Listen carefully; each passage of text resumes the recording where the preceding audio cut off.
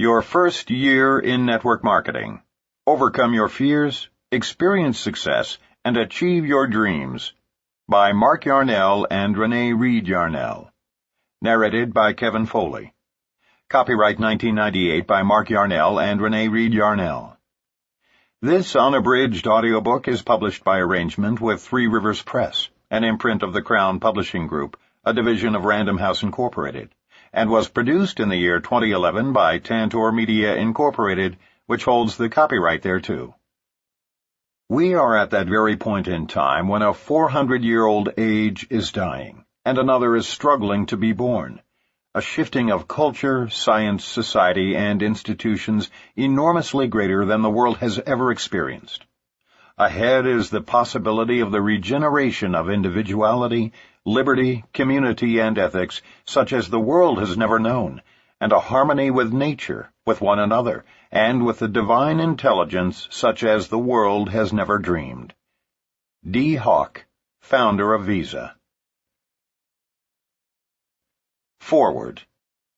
As a business reporter and self-help writer, I have been researching and writing about the network marketing industry for 8 years. During this time, I've had the privilege of interviewing some of the top leaders in the industry and listening as they reveal their hardest-won and most closely held success secrets. Yet I've never found a richer load of hard-edged, practical information on network marketing than I did between the pages of Your First Year in Network Marketing by Mark and Renee Yarnell. I learned more from reading this book than I have during all the years that I've spent exhaustively researching the MLM industry. Of course, I am hardly surprised by the book's high quality. From the first time I ever spoke with Mark Yarnell, I knew that he was a master communicator. Many of the heaviest hitters in network marketing become surprisingly inarticulate when you try to get them to explain the nuts and bolts behind their success. But Mark has always possessed the unique ability to summarize and encapsulate his business wisdom in easy-to-swallow nuggets, delivered with humor and drama, and honed with a keen and subtle intelligence. The stories and insights that Mark imparted to me, through many fascinating interviews, played a big part in making my book, Wave 3, the success that it eventually became. It is clear from reading Your First Year in Network Marketing that Renee Yarnell is cut from the same cloth as her remarkable and talented husband. Together, they make an unbeatable team. These two have been through the wars together. In Your First Year in Network Marketing, they write with brutal candor of the bad times as well as the good, imparting to readers an unusually balanced picture of what it really means to work an MLM business and what it really takes to succeed. You won't find any loose talk in this book about getting rich quick. The Yarnells made their millions the hard way. Their formula for success is severe and merciless. It demands strenuous work and superhuman persistence. But for those who stick it out, it offers the realistic hope of genuine financial freedom. This is a book that every first-time networker needs to read. It shows you exactly where the pitfalls lie and how to avoid them. And it does so in language that anyone can understand, reinforcing each point with inspiring real-life anecdotes. For those networkers who take their business seriously, Your First Year in Network Marketing is, quite simply, indispensable. Richard Poe, author of Wave 3 and The Wave 3 Way to Building Your Downline. Introduction. According to Webster's Dictionary, to survive means to remain alive or in existence, particularly to live on after the death of others. The fascinating thing about network marketing is that, in many instances, survival, i.e. staying in existence after others leave the business, is precisely what leads to dramatic wealth. Attrition is a considerable factor in our business. Yet we have rarely met anyone who has worked steadily in network marketing who doesn't eventually achieve success.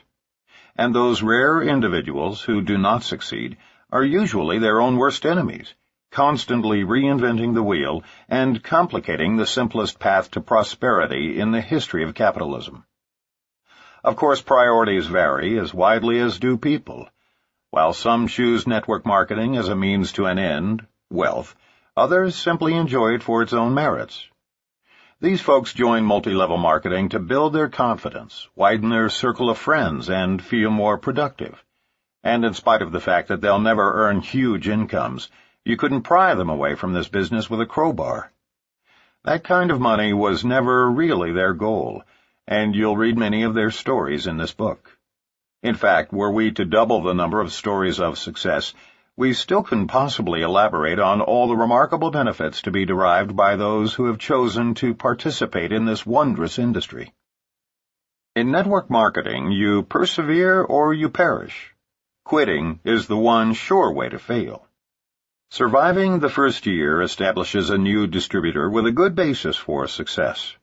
Our analysis shows that an estimated 95% of those who survive 10 years in network marketing become wealthy beyond their wildest expectations.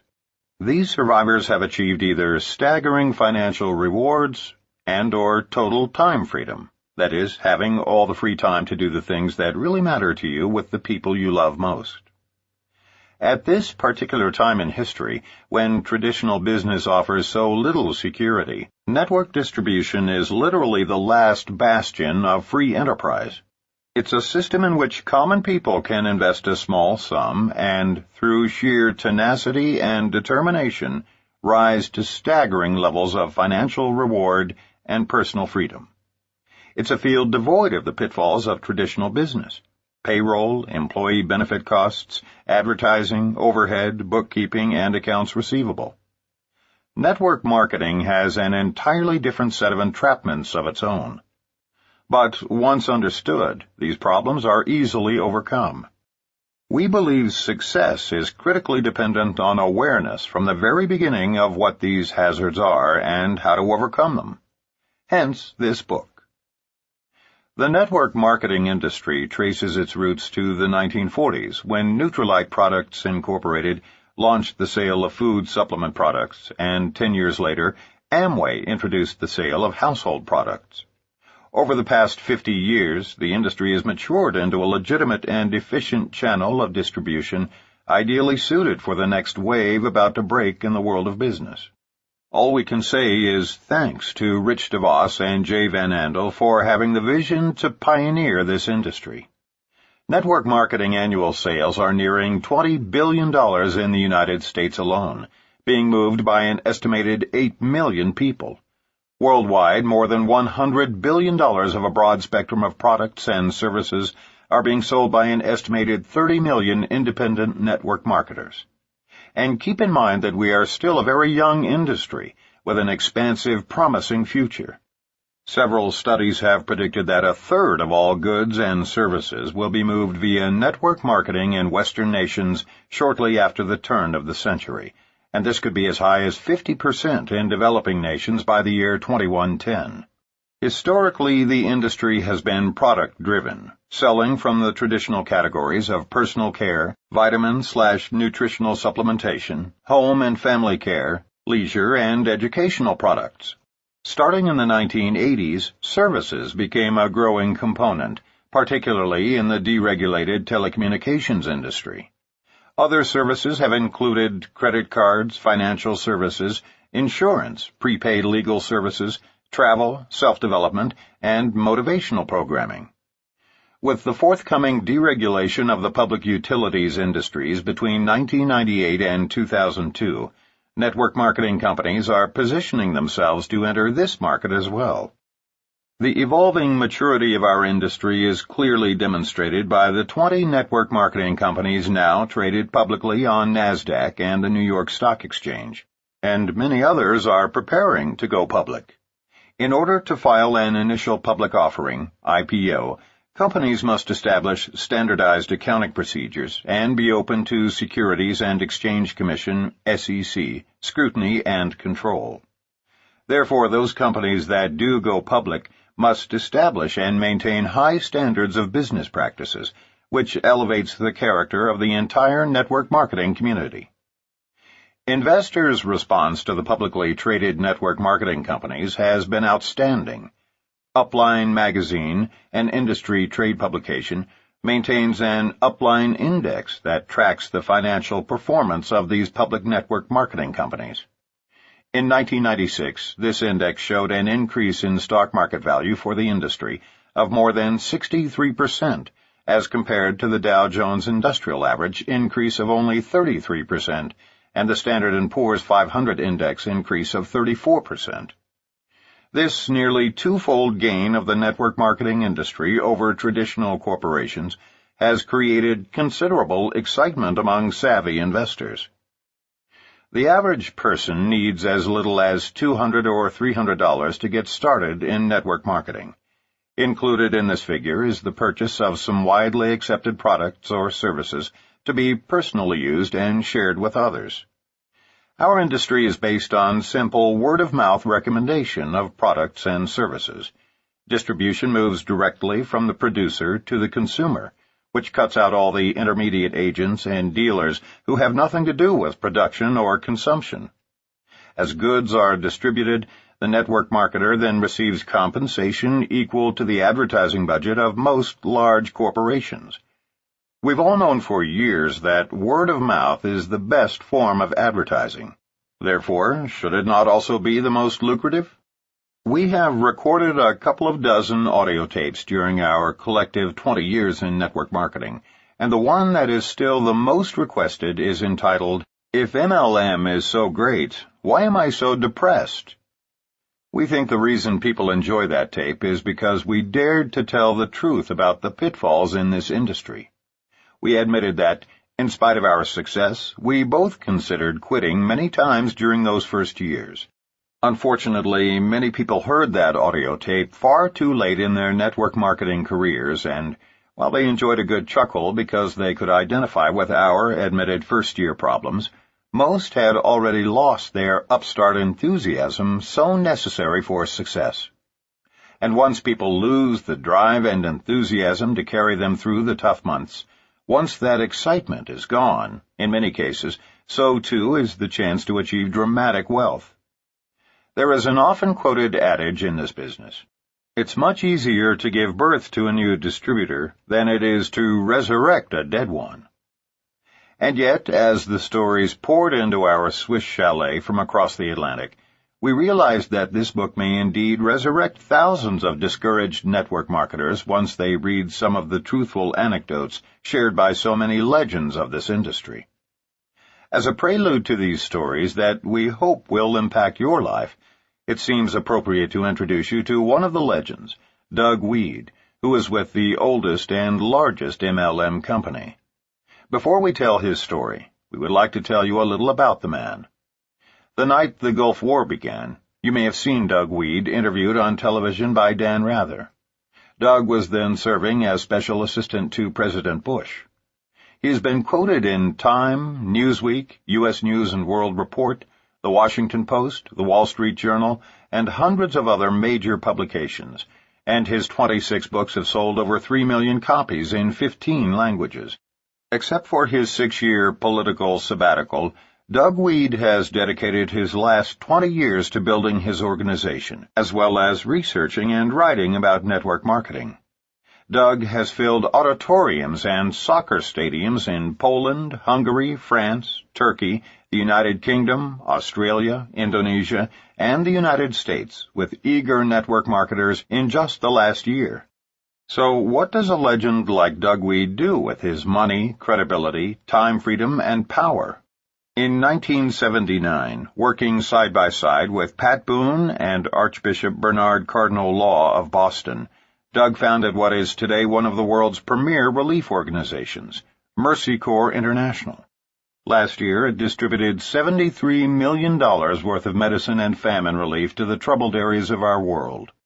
Let's now visit Doug's first year in network marketing through his own eyes, as he writes powerfully and humorously about his life experiences. Most of us involved in network marketing are gluttons for punishment, subconscious sadomasochists. Basically, we hate ourselves. That's why we get into networking in the first place. We see it as almost guaranteed suffering. I need this. This will really make me feel bad, which I so richly deserve. Wouldn't you know that I would end up successful, making money, traveling the world, meeting presidents, feeding the hungry? See? For me, nothing happens the way it's supposed to. I can't even fail right. In that sense, my early anticipated struggles in network marketing were a disappointment. I had no problem with rejection. I enjoyed every one of them. I was much quicker to respect and identify with the people who turned me down than those rare prospects whom I was actually able to recruit. Each rejection was only positive reaffirmation of my own negative self-image. Likewise, going without food or sleep or money was only what I deserved for making such an arrogant assumption that I could survive in network marketing dreamland. No, for me, the very real problem was not physical at all.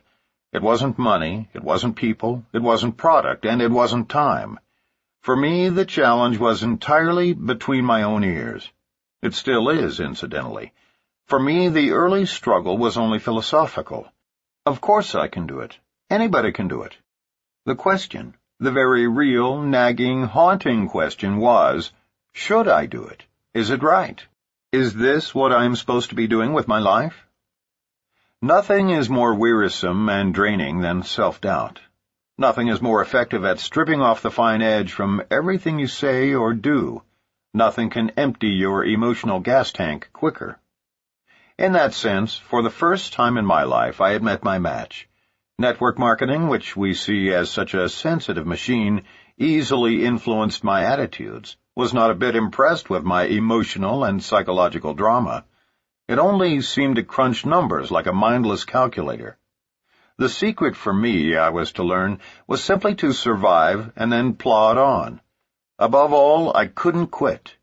Over time, as I slowly fed this monster, it grew and grew exponentially. Believe. You have to believe, they kept telling me. I didn't even have to do that. 2 times 2 equals 4. You don't have to believe it. It is 4 anyway. And my business grew, in spite of myself. Tough? Emotionally, maybe. Spiritually, maybe. But those battles manifest themselves in failure as well as success. Poverty is no refuge for the war-shocked, weary soul. And so I conquered. And with the money, I co-founded Mercy Corps International. Last year, we gave away $73 million in food and medicine around the world. I found my why. We hope this book will help you find your why, too. It is our hope that this book will be given to new network marketers immediately after they sign up in order to warn them of the pitfalls before they lose their initial excitement. Because once it's gone, the chances of ever getting that driving enthusiasm back are virtually nil. The first year in this business is not just challenging. It is more akin to going into combat. It's about survival in the midst of widespread failure.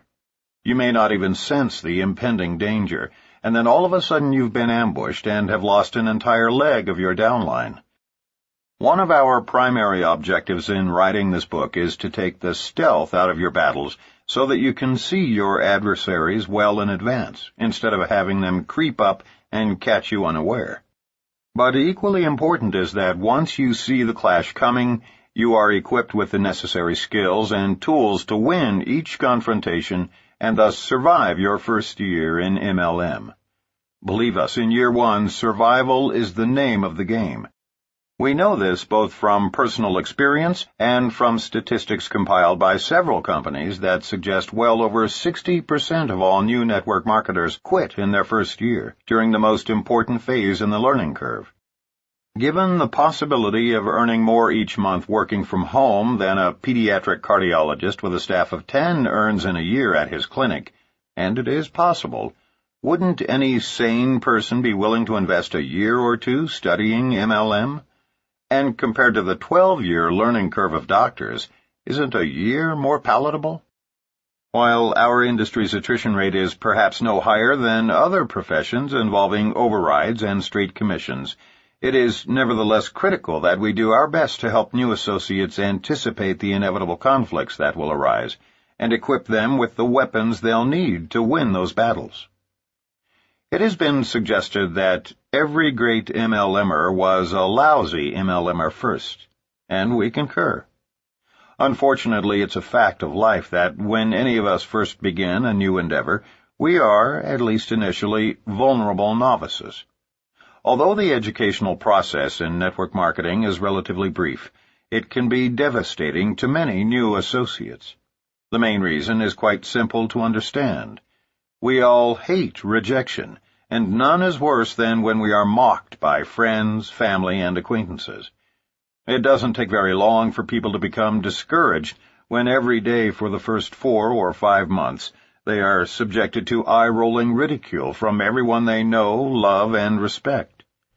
However, if you know exactly what to expect, and you aren't forced to appear foolish by cajoling, deceiving, or pestering those close to you, network marketing, even in the early stages, is quite fun and relatively painless.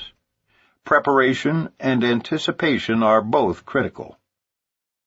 In this book, we will prepare you for most of the inevitable first-year challenges. We will teach you how to survive those conflicts by providing you with tactics that work. No theories, just facts. Most importantly, by preparing you in advance and sharing practical ways to survive each of these first-year challenges, we want to assist you in persevering. And if you do manage to survive the first year without quitting and without losing your sense of humor, the odds are great that you will continue long enough to become quite wealthy and successful. We've had a tremendous resource pool from which to draw our lessons and examples. For the past several years, we've been fortunate to teach America's only college-level certification course in network marketing with Harvard Ph.D. Charles King at the University of Illinois at Chicago. Many of the top networkers from every company, both in America and abroad, as well as many network marketing CEOs, have attended our classes, and we've spent quality personal time with many of them. As course instructors, we learned a great deal from our students. The experiences we share in this book have all happened, if not specifically to us, then to other leaders who have shared them with us. You'll recognize many of their names. So we feel confident that we've left very few stones unturned in our efforts to teach you the best survival strategies available to first-year distributors. Some of our industry's most successful international leaders survived their first year by utilizing the simple maneuvers laid out for you in this book. Survive your first year, and you've got a tremendous opportunity to join those legends. From Mark's father telling him that he is ruining the family name by doing MLM, to a hungry reporter asking the Attorney General of Nevada to investigate our company in hopes of uncovering a scandal or conflict of interest while Rene was serving as chairman of the county commission, the two of us have survived some fairly devastating ambushes. We know what it's like to lose 6 of our 7 best leaders to a new upstart scam, that is, a company that misrepresents its earnings and/or product efficacy. And we've endured the humiliation of a close friend stealing an entire downline leg.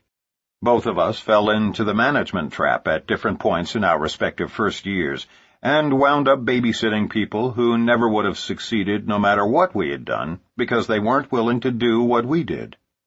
Both of us suffered the misplaced personal guilt of signing up a close friend who just couldn't make it in this business. We'll teach you how to survive all of those booby traps. In fact, we'll show you how to avoid them altogether on your path toward achieving all the money you aspire to earn and the time to enjoy it. In our first book, Power Multilevel Marketing, we presented the theory behind MLM achievement. We tried to provide a paint-by-numbers system for both part-time and full-time success. But in this book, we are vitally concerned with practical applications, that is, with giving specific examples of what can and does happen to cause potentially successful distributors to prematurely end their careers. Many psychiatrists subscribe to the theory that 90% of the solution to any problem consists in the awareness of that problem's existence. We agree. Our fervent hopes and prayers are that by bringing to your attention all the problems that successful network marketers face in their first years, we will enable you to survive yours. We are sharing with you the practical, proven survival tactics used by many of the legends of this industry, so that you also can prosper abundantly.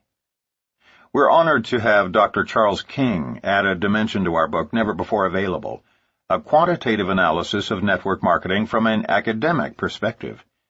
Much of our most important data has been exhaustively researched and compiled by him. We've learned a great deal about the inner workings and technical marketing strategies of our profession from Dr. King. Many of his overviews are sprinkled throughout this book. His keen insights have been invaluable to us over the years, and his dynamic wife Sandra has directed all of our college certification courses. Nearly 1,000 students have graduated from our course to become network marketing professionals. So many thanks to Charles and Sandra King. Network marketing is indeed the greatest opportunity in the history of capitalism, and we consider ourselves very privileged to be able to participate in the industry. So naturally, when Prima Publishing contacted us about doing a book, not long after its marvelous success publishing Richard Poe's legendary Wave 3 books, we jumped at the opportunity with tremendous enthusiasm. As industry advocates, we believe that when any network marketing company fails, we all suffer. The future survival of our industry depends now on cooperation, not antagonism. Industry-wide success depends on elevating MLM companies and products rather than destroying the reputations, hopes, and dreams of our MLM competitors. Only then will network marketing become the most lucrative profession in all of free enterprise. Some network marketers mistakenly believe that the systematic ruin of their competitors is their best strategy for success. Little do they know that's exactly why they haven't begun to reach their potential. Unlike pioneers of the Old West who circled their wagons to fight off attacks, whenever one or more companies in our industry is threatened, we circle our wagons and fire inward. The old tactic of divide and conquer has been quite effective in the traditional business world. The traditional corporate pyramids have skillfully utilized the media and government regulators to similarly attack and stifle our growing industry. And all along they have hoped and prayed that we'd just go away. But we think it's time for them to stop fighting us. We respect all companies, not just those in our own industry, and we think they should do the same. Spanning our collective 20 years in the field of professional network marketing, we have been blessed to speak to hundreds of thousands of marvelous people in every part of the world. And while we've heard our industry denigrated in a variety of ways, not once have we heard it referred to as the rat race. This graphic description has been used on every continent and translated into every language to depict a traditional business. Rat race literally means a sprint between the world's most deplorable rodents, those who actually wiped out half the population of England during the Black Plague. And what is it they are so steadfastly pursuing? Refuse and rotten grain, in a hopeful pursuit to eat enough to see one more day. If for no other reason than to help people avoid that, we feel that this is a book whose time has come, because the human condition should be a joyous flight among eagles, not a frenzied dash among rodents. Betty Carter, formerly Senior Vice President for the Pacific Stock Exchange, recently shared a graphic comparison between the rat race of traditional business and the freedom of network marketing. In her own words, when traditional business grows, an entire population can be reduced to rats. I moved to Seattle several years ago because of the quality of life. Today, as two corporations expand, the entire city has been forced into a mindless trek for several hours each day. The average speed on major highways has been reduced to 21 miles per hour. Crime and other societal problems are rising dramatically. No one can yet predict the negative ecological impact of the several thousand-person influx each month, but environmentalists are clearly worried. The point is this. When MLM corporations experience explosive growth, thousands of people go home and soar like eagles. When traditional corporations explode, people from all over the world assume the posture of rats and take to the streets. Thank God network marketing has given me the freedom to run errands during the times when others are confined to their little cubicles, but it will just be a matter of time before I have to look elsewhere for tranquility. We feel we have an awesome responsibility to educate as many people as possible to the fact that they need no longer participate in the god-awful stress of traditional linear business. We wholeheartedly agree with Art Williams, the author of All You Can Do, when he suggests that we should all become crusaders in an effort to save the masses, at least those who will listen, from their headlong pursuit into 80-hour weeks, mediocre incomes, and stress-induced coronaries. Because the American dream has become a nightmare for so many, and because network distribution is such a viable alternative to more traditional business professions, it is incumbent upon those of us who have reaped so much from this industry to begin to sow seeds for others. The book you are now holding in your hands is the Ultimate Survivor's Manual. Thanks to the hundreds of unselfish leaders from diverse and numerous companies who rose to the occasion by contributing their stories, you will learn how to dramatically alter your life. Knowing full well that they would be educating their competitors, they all dared to tell the unadulterated truth about how to succeed in our industry. That kind of unselfishness alone makes us proud to call ourselves network marketers. If only this book had been written a decade ago, we might not have had to witness the unnecessarily hasty retreat of so many dynamic people from our industry who were simply unprepared for the first year's battles. Because of this book, you won't have to endure the same unnecessary losses we did. And there is one promise we will make to you without reservation. There will be times when your eyes will well up with tears, or you'll laugh so hard at some of these legends' anecdotes about their early challenges that, like us, you will have to put the book down until you can wipe the mist from your eyes. These stories are commensurate with ushering in a new industry. We believe the next decade will bring a noticeable decline in these types of challenges, as new technology and distribution channels make way for network marketing in our world.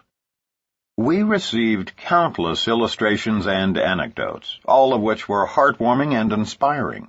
We regret that, due to editorial restrictions, we were unable to include each and every narrative. We want to offer a special thanks to those legends of network marketing who, by sharing their stories, did something unprecedented in business.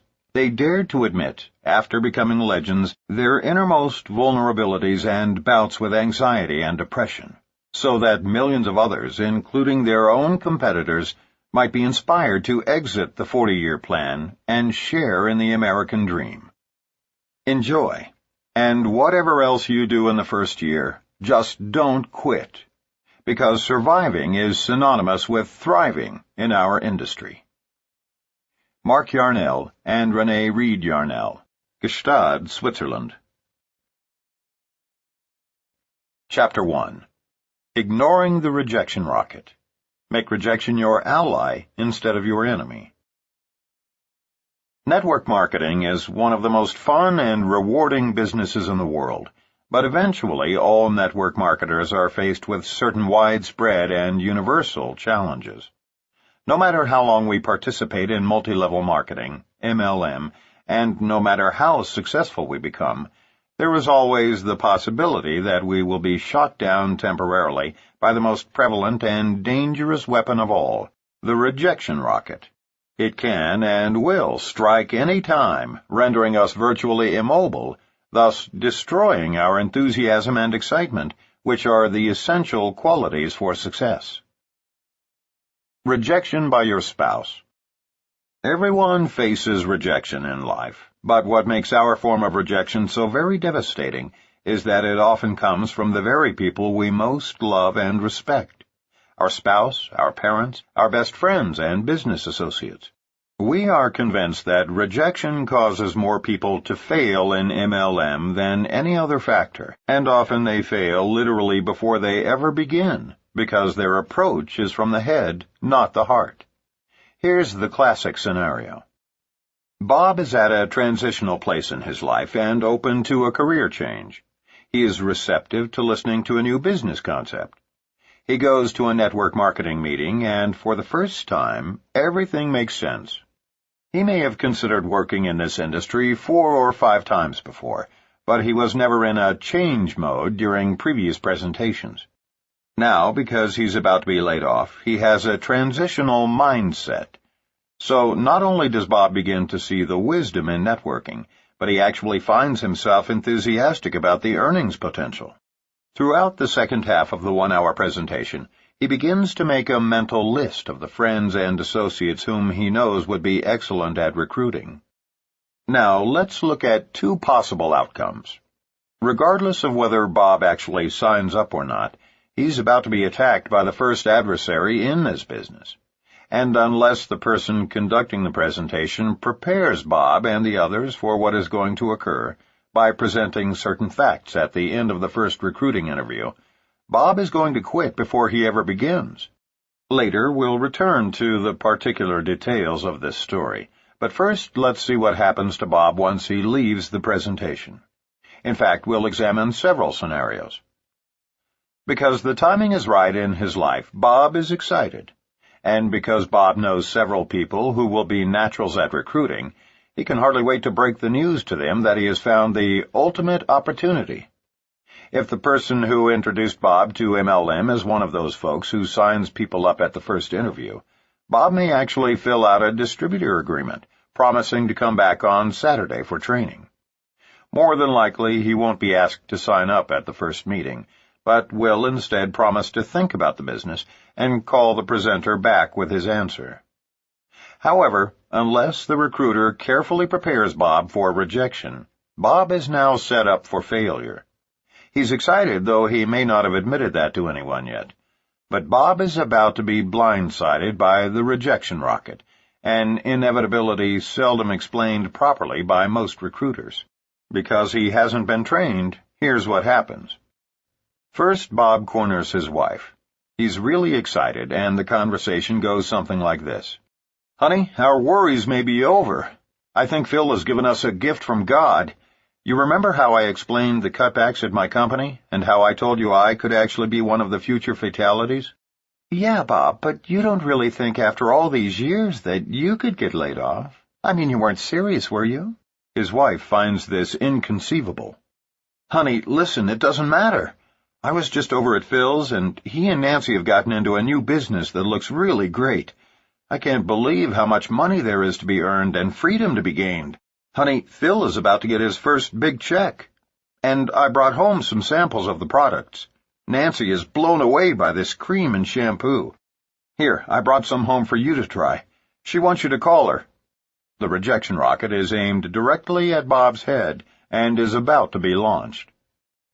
Bob's wife takes the 2 packets of moisturizer and shampoo from him, looks at them, then at him incredulously. "Wait a minute, Bob. You're serious, aren't you? Let me get this straight. You've been with your company for 7 years. We have a company car, health insurance, and we just bought our dream home. Your boss loves you like his own son, and is about to recommend you to the Golden Acres Country Club. They lay off a few lousy executives, and now you're seriously thinking about giving up a legitimate career, and all those years I suffered to put you through your MBA program to do some pyramid scheme. Please, Bob, tell me this is a bad dream. Tell me I'm not hearing you say this." Bob grins and reaches out to touch his wife's arm, and she jerks it away, snarling like a cornered wharf rat. He hasn't seen that look on her face since he accidentally backed over the puppy last summer. "No, honey, you aren't listening. We've got a chance here to get in early. We can be earning over $20,000 a month in a year. Do you realize how many hours I've been working? The baby cries when I pick her up because I'm virtually a stranger. They've laid off 35 men and women this quarter, and I could be next. Honey, look, I'm telling you, Phil and Nancy are our friends. They aren't—" "Oh, come on, Bob," interrupts his wife. "You yourself have said that Phil is irresponsible. He failed at that tire company. He failed at life insurance. Then he tried that stupid greeting card deal, and we both laughed at how dumb that was. Bob, you're not thinking straight." She softens and launches a new tactic. "Bob, honey, we're set. You said so yourself. And besides, what am I going to tell my parents? That you left your company to sell shampoo door to door?"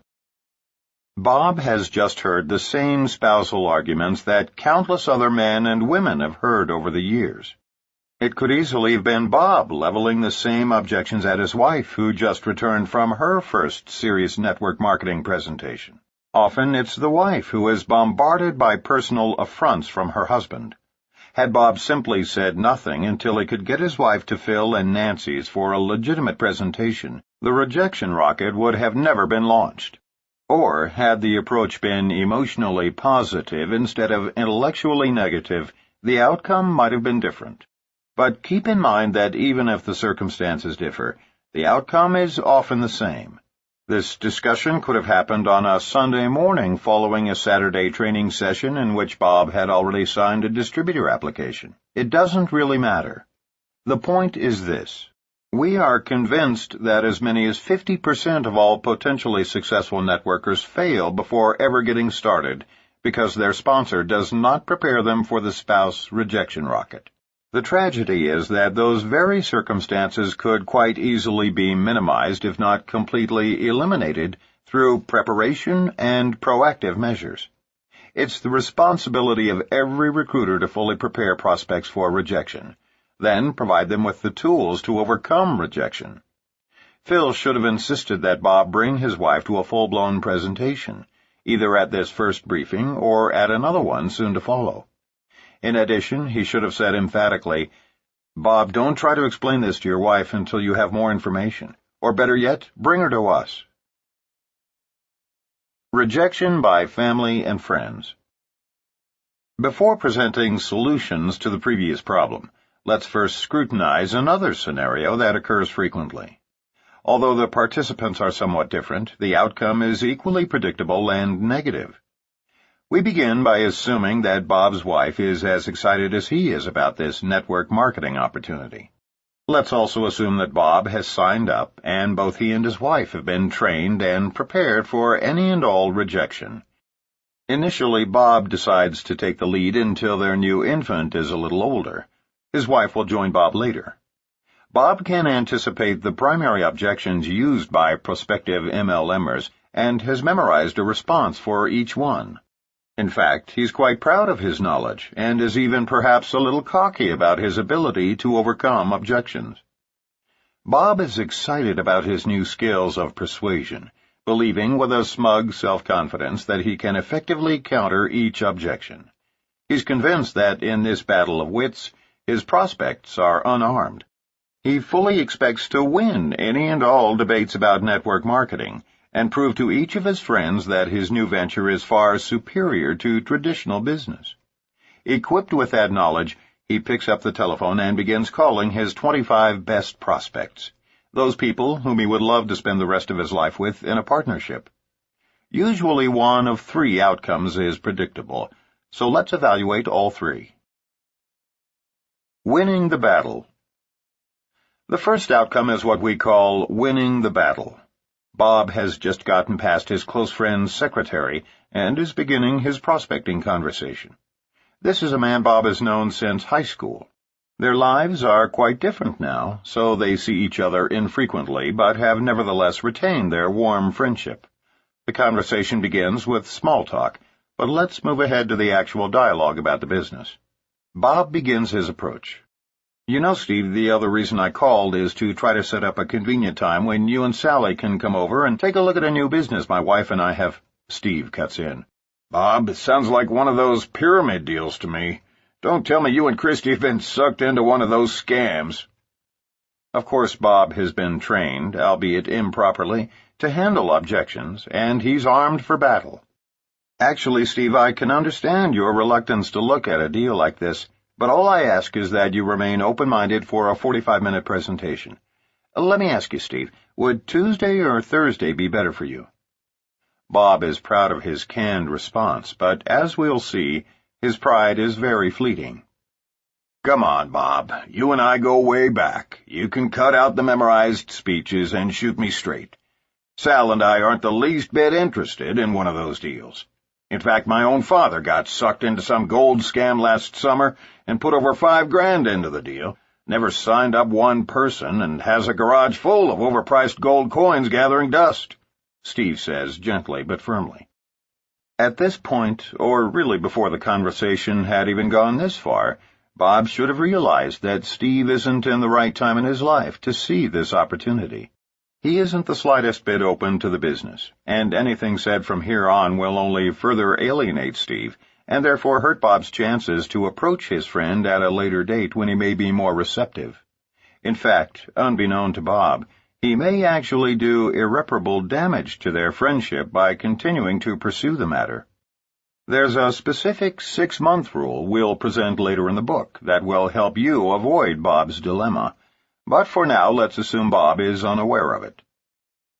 Unfortunately, Bob is relentless. He knows he's in a great business and believes that if he can respond properly to each objection, he can perhaps sign up Steve and his wife. Because Steve is a professional who knows many quality people, Bob is absolutely convinced that, of all his friends, Steve has the greatest potential. Bob believes that all he has to do is skillfully overcome his friend's objections, and he's got a winner on his front line. He's sure he will win the battle. But it won't happen.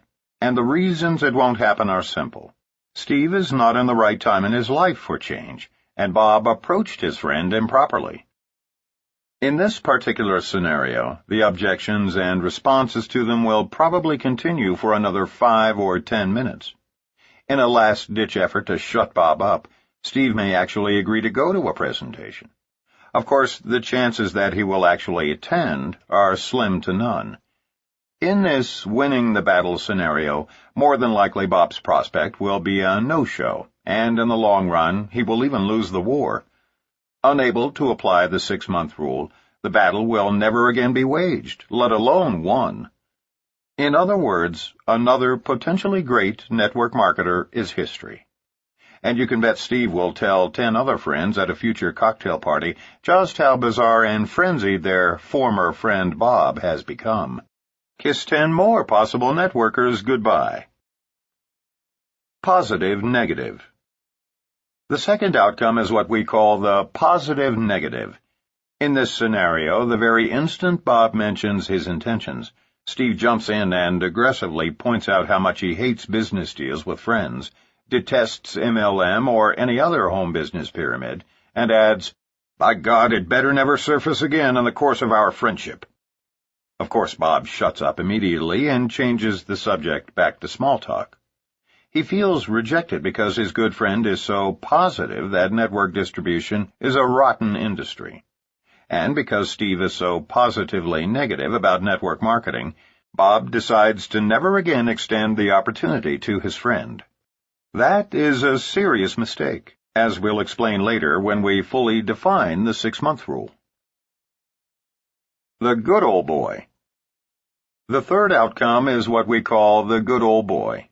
An example of this scenario is as follows. "You know, Steve, the other reason I called is because my wife and I have become involved in a business that we want to share with you. It will take about an hour at the most, and we can see you on Tuesday evening at 8 o'clock or Thursday at 7:30. Which is better for you?" Steve answers pleasantly, "Gosh, Robert, it sounds great. Can you tell me just a little about it?"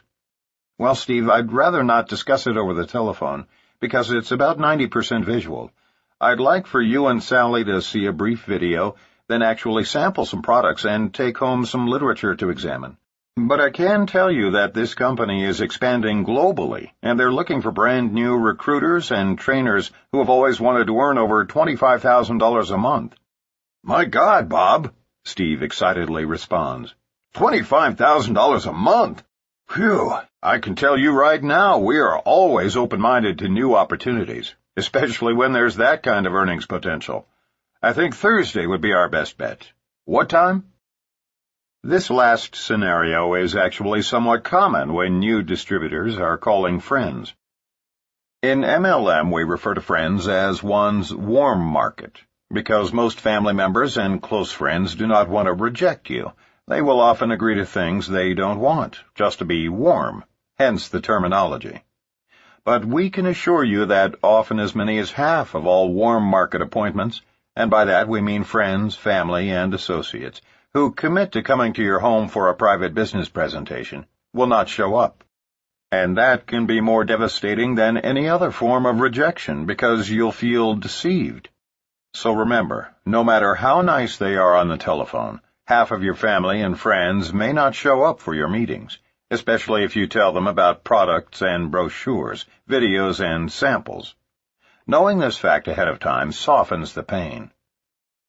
Simply put, all people detest rejection, especially rejection by friends and family.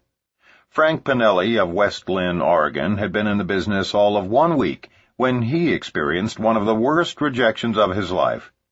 As he explains, "I couldn't wait to meet for breakfast with a man whom I had come to respect and admire. Like me, he was a realtor, and a very successful one. Both of us were in the process of leaving real estate to start our own businesses, and I assumed that would give us grounds for being mutually supportive of each other. As I began to describe my networking business to him, without a moment's hesitation, he told me that even if he was a panhandler on the street, pushing a cart around, the last thing in the world he would ever do is network marketing. I grew numb. My world, for the moment, was destroyed. A respected friend had, in so many words, called me worse than a bum living on the streets. 2 years have passed, and today I truly owe my ex-friend a debt of gratitude. He so enraged me that I vowed to become hugely successful, just to show him how wrong he was. His having treated me like such a jerk is to this day a significant part of what drives me. Today, Frank, together with his wife Joanne, earns about $5,000 per month. But rather than homeless or, even worse, 70-hour-a-week realtors like their ex-friend, they are both stay-at-home parents to 2 young children and, in their words, job share the business around them. Friends are often our biggest dream stealers, and once a dream is stolen, it is not easily recovered. But Frank and Joanne turned what could have been a stolen dream into a burning desire to rise to their full potential. Today they both love what they do and have their sights set on making it all the way to the top. And when they reach the very pinnacle, it will undeniably be because one business associate tried to smash their hopes and dreams. Perhaps once they make it to the very top, their realtor friend will decide to join them in business. Dennis Clifton, who, together with his brother David, built our strongest global organization, remembers how excited he was about his future when he first signed up back in May of 1986, before any of us knew what we were doing. As I began to go down my list, I quickly realized that this wasn't going to be as easy as I had hoped. Almost every person that I called was unwilling to even meet with me. But in spite of this, my positive attitude was holding up, until one morning. I had a friend who worked as a disc jockey at a local radio station. I called him at work and began to explain what I was doing. His response was something I had never experienced before. He actually began to laugh out loud. Now, I don't mean a whimsical smile or friendly chuckle. I mean a wall-rattling, spirit-crushing belly laugh. I was devastated as I hung up the phone. I had never been laughed at quite like that before. Then all the voices began to come to me. Why in the world am I doing this? Nothing is worth this kind of humiliation. Since nobody seems to want to do this, maybe they know something I don't. If I quit now, I'll never have to go through that again. I can remember slipping into that black hole that so many new distributors never come out of. When my phone rang, it was my sponsor, Mark Yarnell. He asked, "Hey, big boy, what's happening?" I responded, "Mark, you're not going to believe this, but I just got laughed at, big time." Then I told him everything that happened, and guess what he did? He started to laugh uncontrollably. After a few minutes, when he regained his composure, he said, "Dennis, don't let yourself worry about that goober. Just send him a copy of your check in 6 months." What a great response. For the first time in my life, I understood the full meaning of the old saying, "He who laughs last, laughs best." Today, more than a decade later, that man who almost laughed me out of the business is still a disc jockey in Austin, Texas. Me? I live in the mountains in Colorado with my wife and kids, and run an international business with distributors in over 20 countries around the world. I've made millions of dollars since that first laugh, and I can assure you it was worth it. Let 'em laugh. Maria Perkins of Santa Barbara has been with her company for 8 years and has made it to the 3rd level of her compensation plan. She sees her role in network marketing as a conduit or bridge for people like herself who cringe at the thought of sales, and recommends that her associates approach the business like professional consultants. In order to sustain herself through these years, she plays her own mental imagery tape in her mind. No matter if it was my 40-year-old baby brother smirking at my efforts, the people who swore they would show up and didn't, or even the friends who suddenly viewed me as some ex-con about to bamboozle them into my newest scam. They all led me to the mountaintop, and it is here I shall remain. Maria is convinced that we all have to operate on our own agenda, not someone else's. May you be as fortunate as Frank, Dennis, and Maria when you have one of your friends put you down or scoff at you.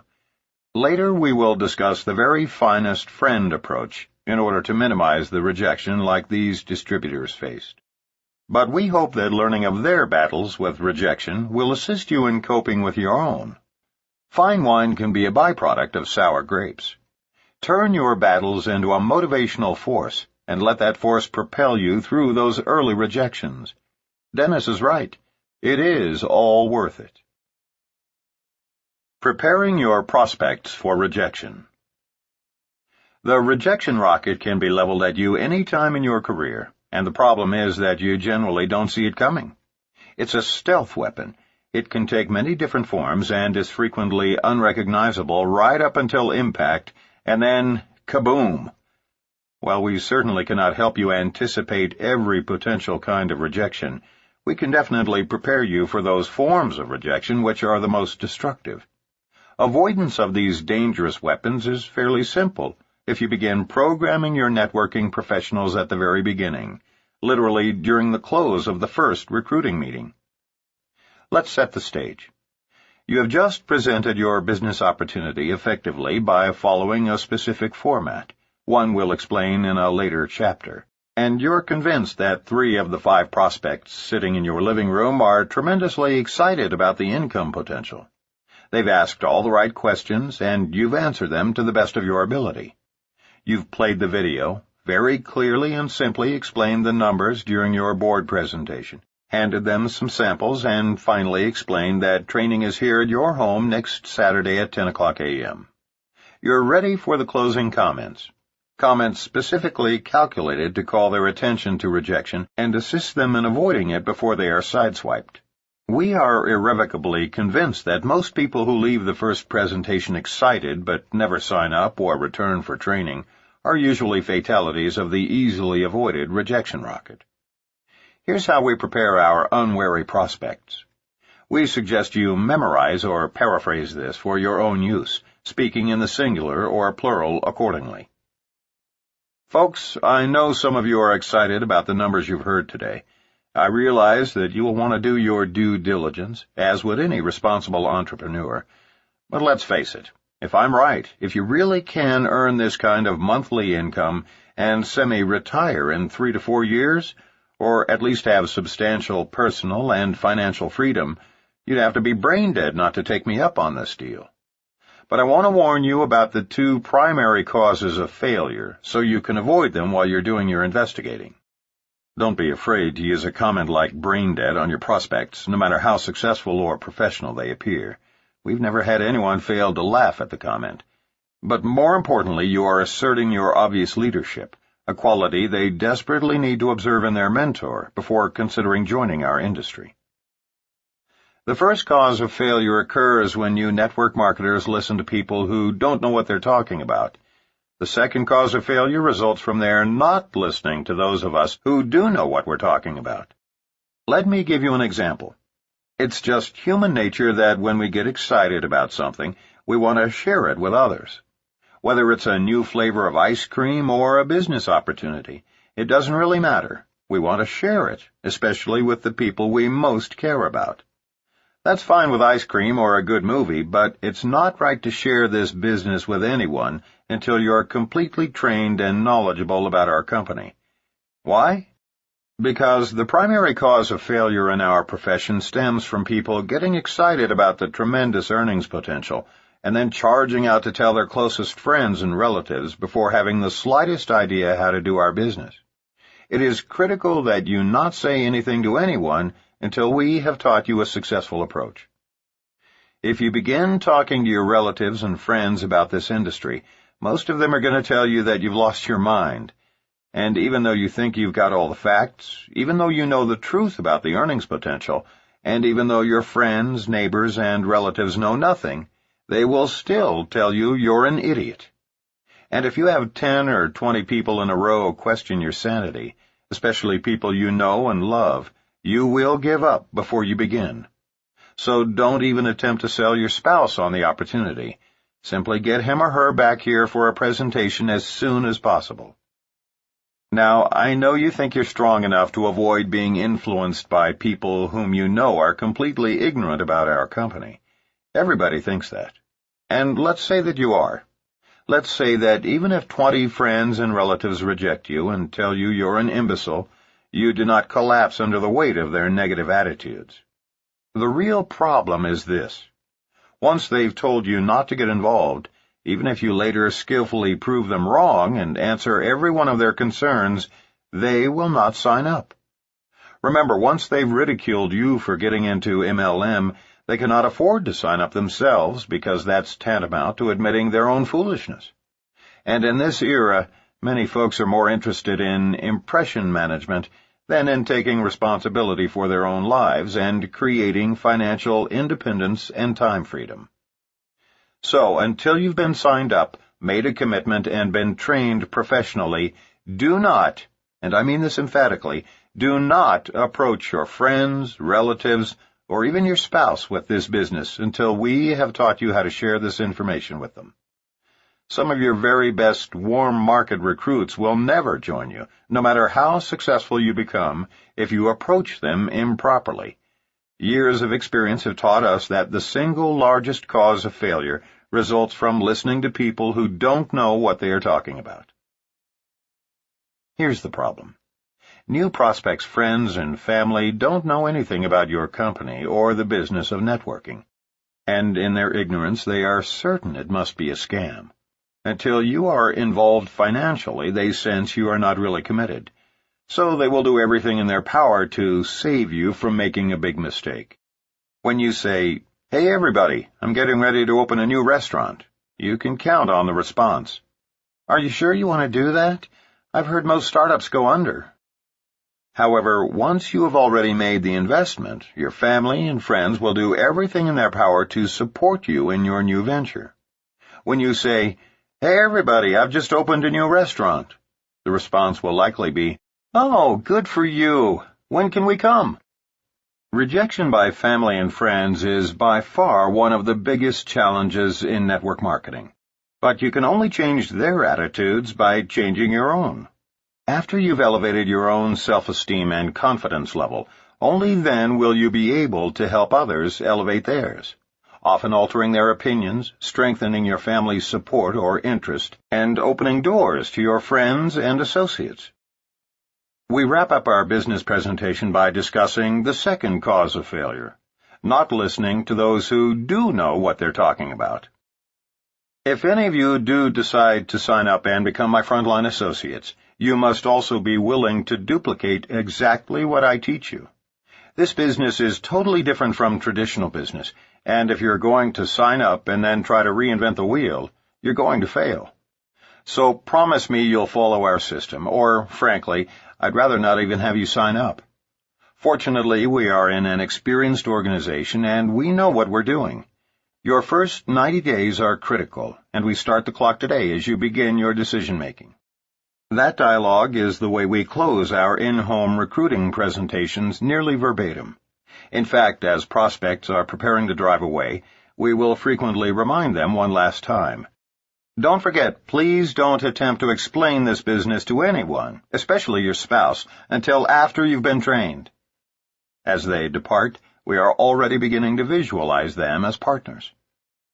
The rejection rocket can be deterred quite effectively if it is anticipated and fully understood by new networkers and prospects. Actually, if you train new frontline people properly based on the systems we will advance throughout this book, rejection will be the least of your worries. In fact, once new distributors finish with their warm market prospects and enter the cold market, rejection is one of their greatest allies. Why? Because the sooner it can be determined that a prospect is not receptive to a network marketing opportunity, the sooner the distributor can file her away for a 6-month follow-up and move on to viable prospects without wasting time. Like so many network marketers, Paul Del Vecchio and Jennifer Tallow of Berkeley, California, are still struggling to build their group. And because of their positive outlook, it is growing, slowly. But rejection has been their single biggest hurdle to overcome, especially that first year. In Paul's own words, "I'm sure there are people who breeze into MLM and skate their way to the top, but this was not my case. I'm a college dropout who spent my young adult years pursuing poetry, the classical guitar, and Eastern philosophy. I had no background in business, spent most of my time in seclusion, and drove an old '76 Chevy pickup with a snaggle-tooth bumper that I couldn't afford to have repaired. Being somewhat introverted by nature, I'd have to describe my first year in MLM like the South American diplomat who, at an elegant embassy function, tried to explain in his halting English why he and his wife had no children. "My wife, she is impregnable." But when that clearly didn't evoke the response he had expected, he tried again.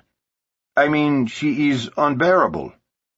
Puzzled by their shocked expressions, he tried one more run at it with, No, what I mean to say is, she is inconceivable."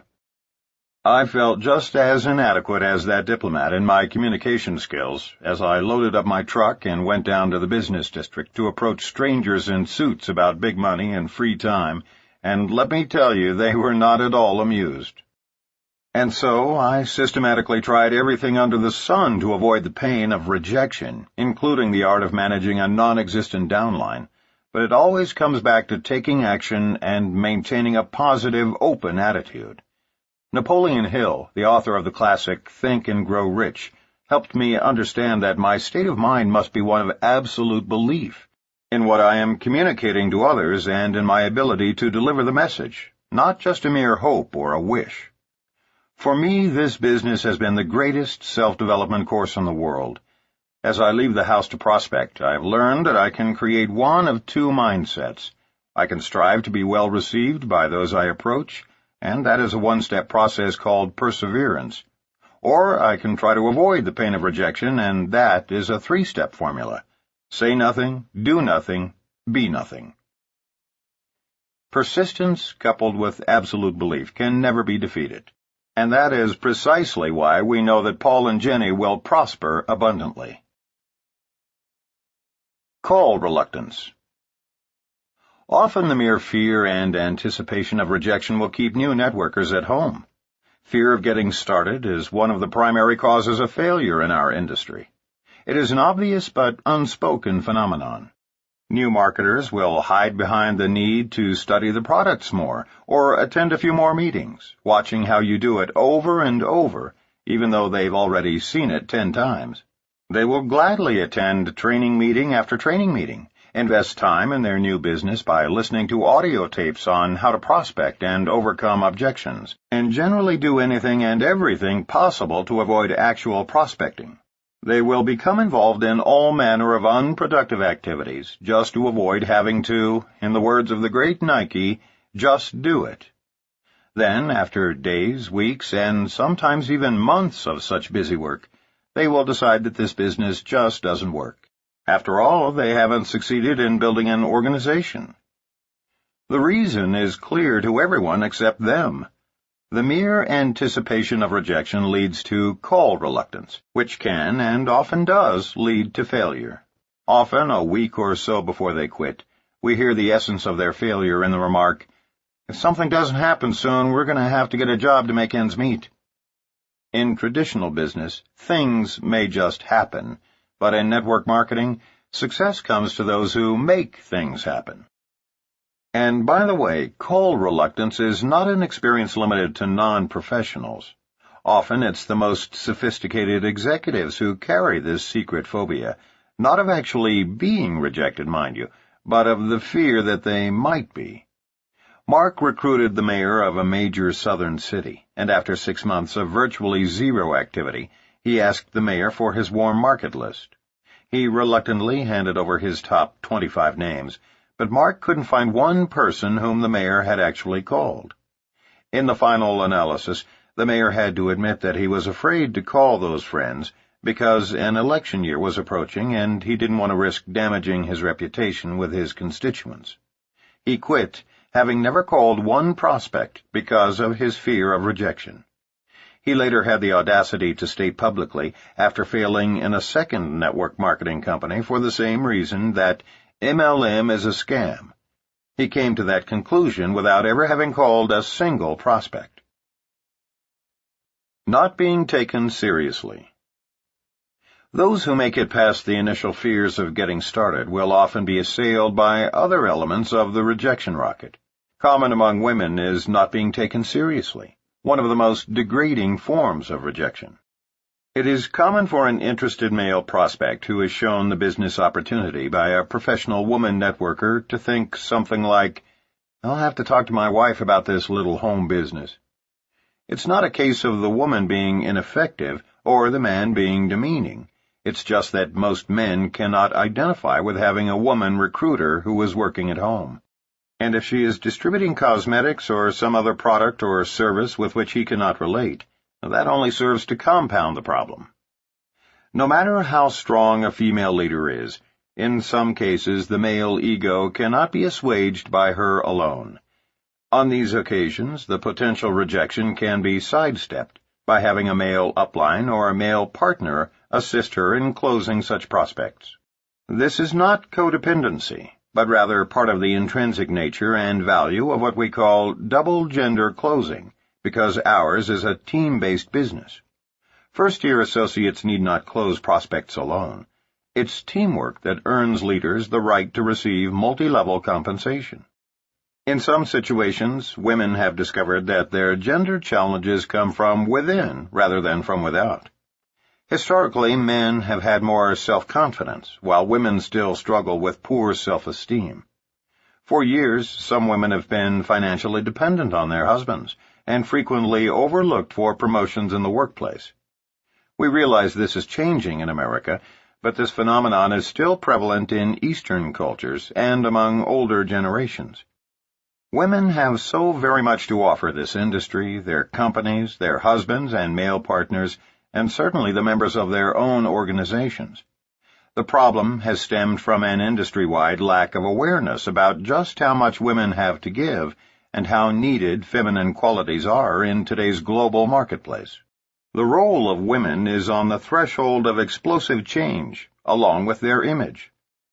If you suspect that you are being rejected because of an attitude you project, then take some time to work on your own personal growth before attempting to build an organization. Read books, attend seminars, and listen to audio tapes to enhance your self-image. Surround yourself with positive people who constantly remind you of your worth as a person and the contributions you are capable of making. Shake off any residue of negative self-esteem, any emotional baggage that you may be carrying around, and take pride in yourself. It is important to understand that you have a greatness and an unlimited potential to elevate everyone around you. Practice exuding your inner strength with your head held high, and you will see an immediate difference in your general acceptance, your leadership success, and your income. Perhaps no woman in network marketing's 45-year span has better exemplified the transition that can occur in a woman's life once she begins to accept and project her strength than Cathy Dennison. At the age of 30, Cathy Dennison awakened to realize that she was living a nightmare. She was in an abusive marriage, and her 12-year-old daughter was suffering the pain of seeing her mother mistreated. She decided it was time to take action. She left her husband and moved to the tiny town of Basalt, Colorado, where she began cleaning houses to support herself and her child. While her personal life improved dramatically over the next few years, her finances were in shambles. But without a degree, there were few options available to her. Cathy had always believed that she had the talent and mindset to become a millionaire. But her introduction to MLM was the very first time she'd ever been exposed to a business with no limits and no major capital investment. Within 5 years, she would be relaxing on the beach in San Diego in her dream home with a husband, Mark Rogao, who shares her goals and dreams. Many people were first introduced to Cathy Dennison and her remarkable story in Richard Poe's bestseller, Wave 3. But no one can write as dramatically and accurately about Cathy as Mark Yarnell, who personally sponsored her and served as her mentor for her first years in this business. When I first met Kathy Dennison in Aspen, Colorado in 1987, she was a single parent, living in a tiny one-bedroom apartment, doing her best to support her family on her meager maid's income. I had begged our realtor to help me find a housekeeper because we were entertaining so many friends, our home rapidly became like a bed and breakfast. By the way, move to Aspen and you'll learn just how many of your friends love you. Kathy agreed to meet me as a favor to her best friend, the realtor, but had actually decided not to accept the job. At that time, she was already cleaning numerous houses and felt burned out. On the other hand, she really needed the money, and she owed the realtor a debt of gratitude for the numerous jobs she had arranged for Kathy after she left her abusive marriage. When Kathy walked into my home that first day, I was immediately impressed with two things. First, she was obviously an extrovert. Second, she had enthusiasm, a very warm smile, and although she was working as a maid, she was definitely a people person. Naturally, the old recruiting Yarnell came out, as he generally does whenever I meet a strong personality. But in Kathy's case, I suppressed my enthusiasm as rapidly as it surfaced, mainly because I wanted to devote a solid year to snow skiing, hang gliding, and writing the first edition of my book, Power Multi-Level Marketing. And truthfully, even though I teach new distributors not to play God, that is, never to qualify prospects and always assume that everyone has the potential to succeed, I violated my own teaching. I decided that in spite of her enthusiasm, I wasn't going to sponsor my housekeeper in a town of 2,000 because the chances of her success were minimal. What a fool I was. After finally awakening from my stupor and signing her up, Kathy promptly signed up every possible prospect in Basalt and Aspen, then moved to San Diego and gradually built a business that transformed her into a millionaire. After recognizing my own stupidity in prejudging a maid, I made the decision to never again violate the one definitive precept in our industry. There's a seed of greatness in everyone. Never qualify prospects for any reason. Nearly a decade later, Kathy Dennison is one of network marketing's true heroines. As more women like Kathy join our industry, and we continue to hear more financial and emotional rags-to-riches stories, women will continue to occupy positions of importance in increasing numbers. And as Richard Poe so correctly pointed out in Wave 3, Dennison's stripped-down approach served her well. She rose from a lowly maid to a millionaire in just a few years. In 1997, Kathy was named one of the top 10 women of distinction in Jerry Hoffman's International Directory of Network Marketing. We spent an afternoon skiing in Switzerland during the winter of 1997, and when we returned home, we saw the familiar red light on our answering machine signaling that we had a message. That simple 2-minute message meant as much to us as any other achievement in either of our lives. Mark flipped the on button, the machine rewound, and there, in a broken voice, was our frontline associate, Kathy Dennison. Her message was a simple, "Thank you for believing in me." That afternoon, Kathy and her wonderful partner/husband, Mark Rogau, had received their millionaire's pin from the Home Office, signifying that they had earned over $1 million, thus inducting themselves into the company's elite millionaires club. So overwhelmed and appreciative was Kathy, so moving was her message, that we sat down and silently shed tears of joy. In that brief moment, the purpose that most forcefully drives us in network marketing was fulfilled. To this day, we can write without equivocation that you could take away everything we own, our income, our entire downline, homes and cars, and our involvement in network marketing would be justified in its entirety because of the joy we felt for Kathy and Mark on that afternoon. Seldom, if ever, has one of life's experiences so touched us at the very core of our beings as did Kathy's short message. Kathy has an inner strength, a personal belief, and an unmistakable self-worth that allowed her to rise from maid to millionaire. We believe there are thousands of women out there just like her, and every one could succeed if they could shake off their limited programming. To any woman who may feel assaulted by the rejection rocket because of her own self-imposed struggle with a negative self-image, we suggest that you select another successful woman as a mentor. Allow her to coach you every step of the way, and duplicate her steps to success. Don't take rejection personally. New associates must be taught that a no thank you is not a personal rebuff. A waitress pouring coffee in a coffee shop might be told, "No thanks," by one, "No more for now," by another. She might be told, "I have plenty, thanks," or even, "I don't like coffee." But none of these responses sends her running to the ladies' room in tears because all of her customers rejected her. And yet that is comparable to what happens to brand-new distributors. They take no, however it is said, too personally.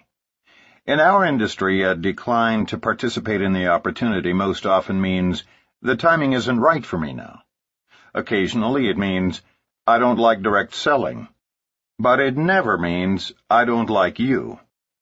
Think of prospecting in MLM as a sifting process. Like the waitress walking around with a coffee pot, we are merely searching for those who would like to have what we have to offer.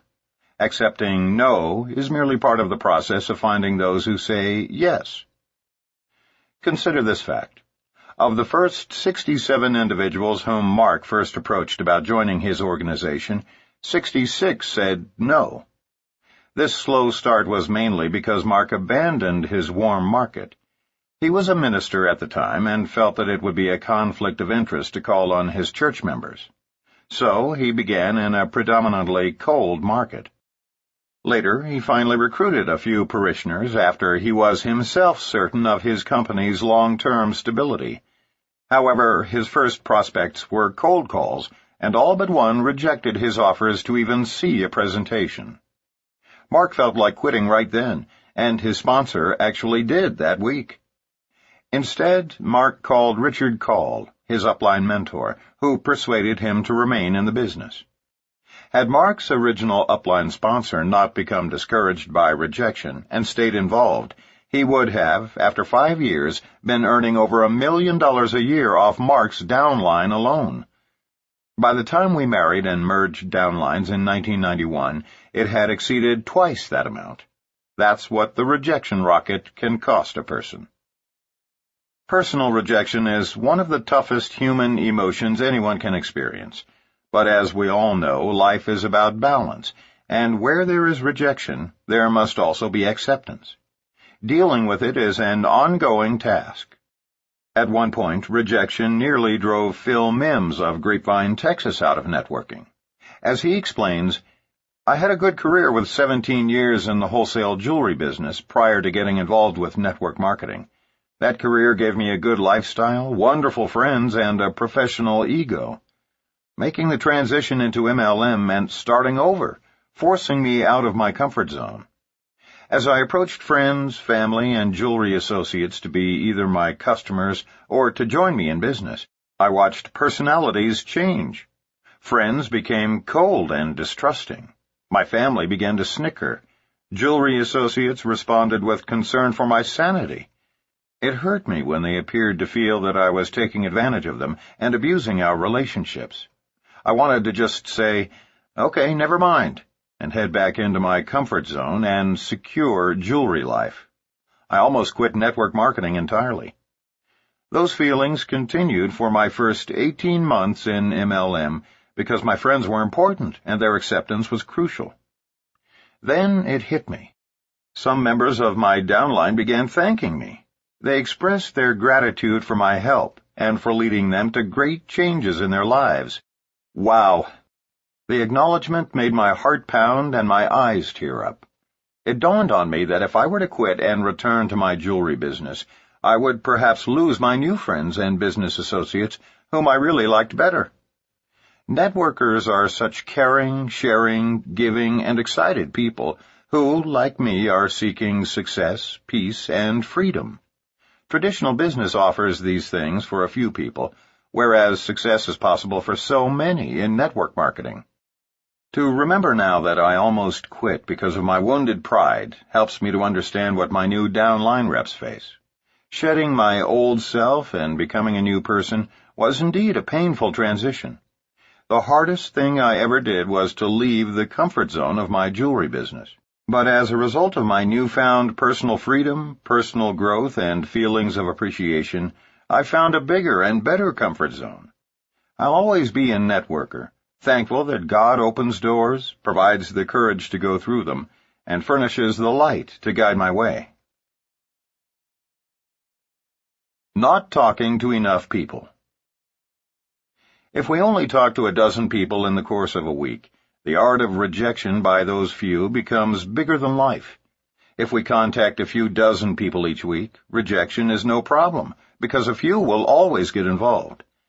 Remember this law of balance. Increase the number of approaches and decrease the impact of rejection. Susan averaged 10 contacts a week in her business because she was working part-time and had an extremely busy schedule. Because she was working from her warm market list, she had a high ratio of positive responses. 5 promised to come to her Tuesday night business briefing to learn more about this opportunity. 2 actually showed, but neither signed. All she could think about were the 3 who didn't show, and the fact that they didn't even have the courtesy to call and cancel. 4 more weeks of that kind of rejection, and she will be out of the business. Why? Because her prospecting numbers are too small. Susan may be a hypothetical prospect in our example, but such low-number prospecting can, and indeed has, forced would-be legends right out of business, shot down by rejection. Unless, as a part-timer, you are approaching at least 5 to 10 prospects per day, you're not serious about succeeding in this business. As a serious part-timer, those numbers should increase, and as a full-timer, they can grow to 30 or more per day once entering the cold market. Meeting attendance and brochure reading doesn't count as real-time. When first launching your business, if your goal is to build an organization, 80% of your time should be spent prospecting.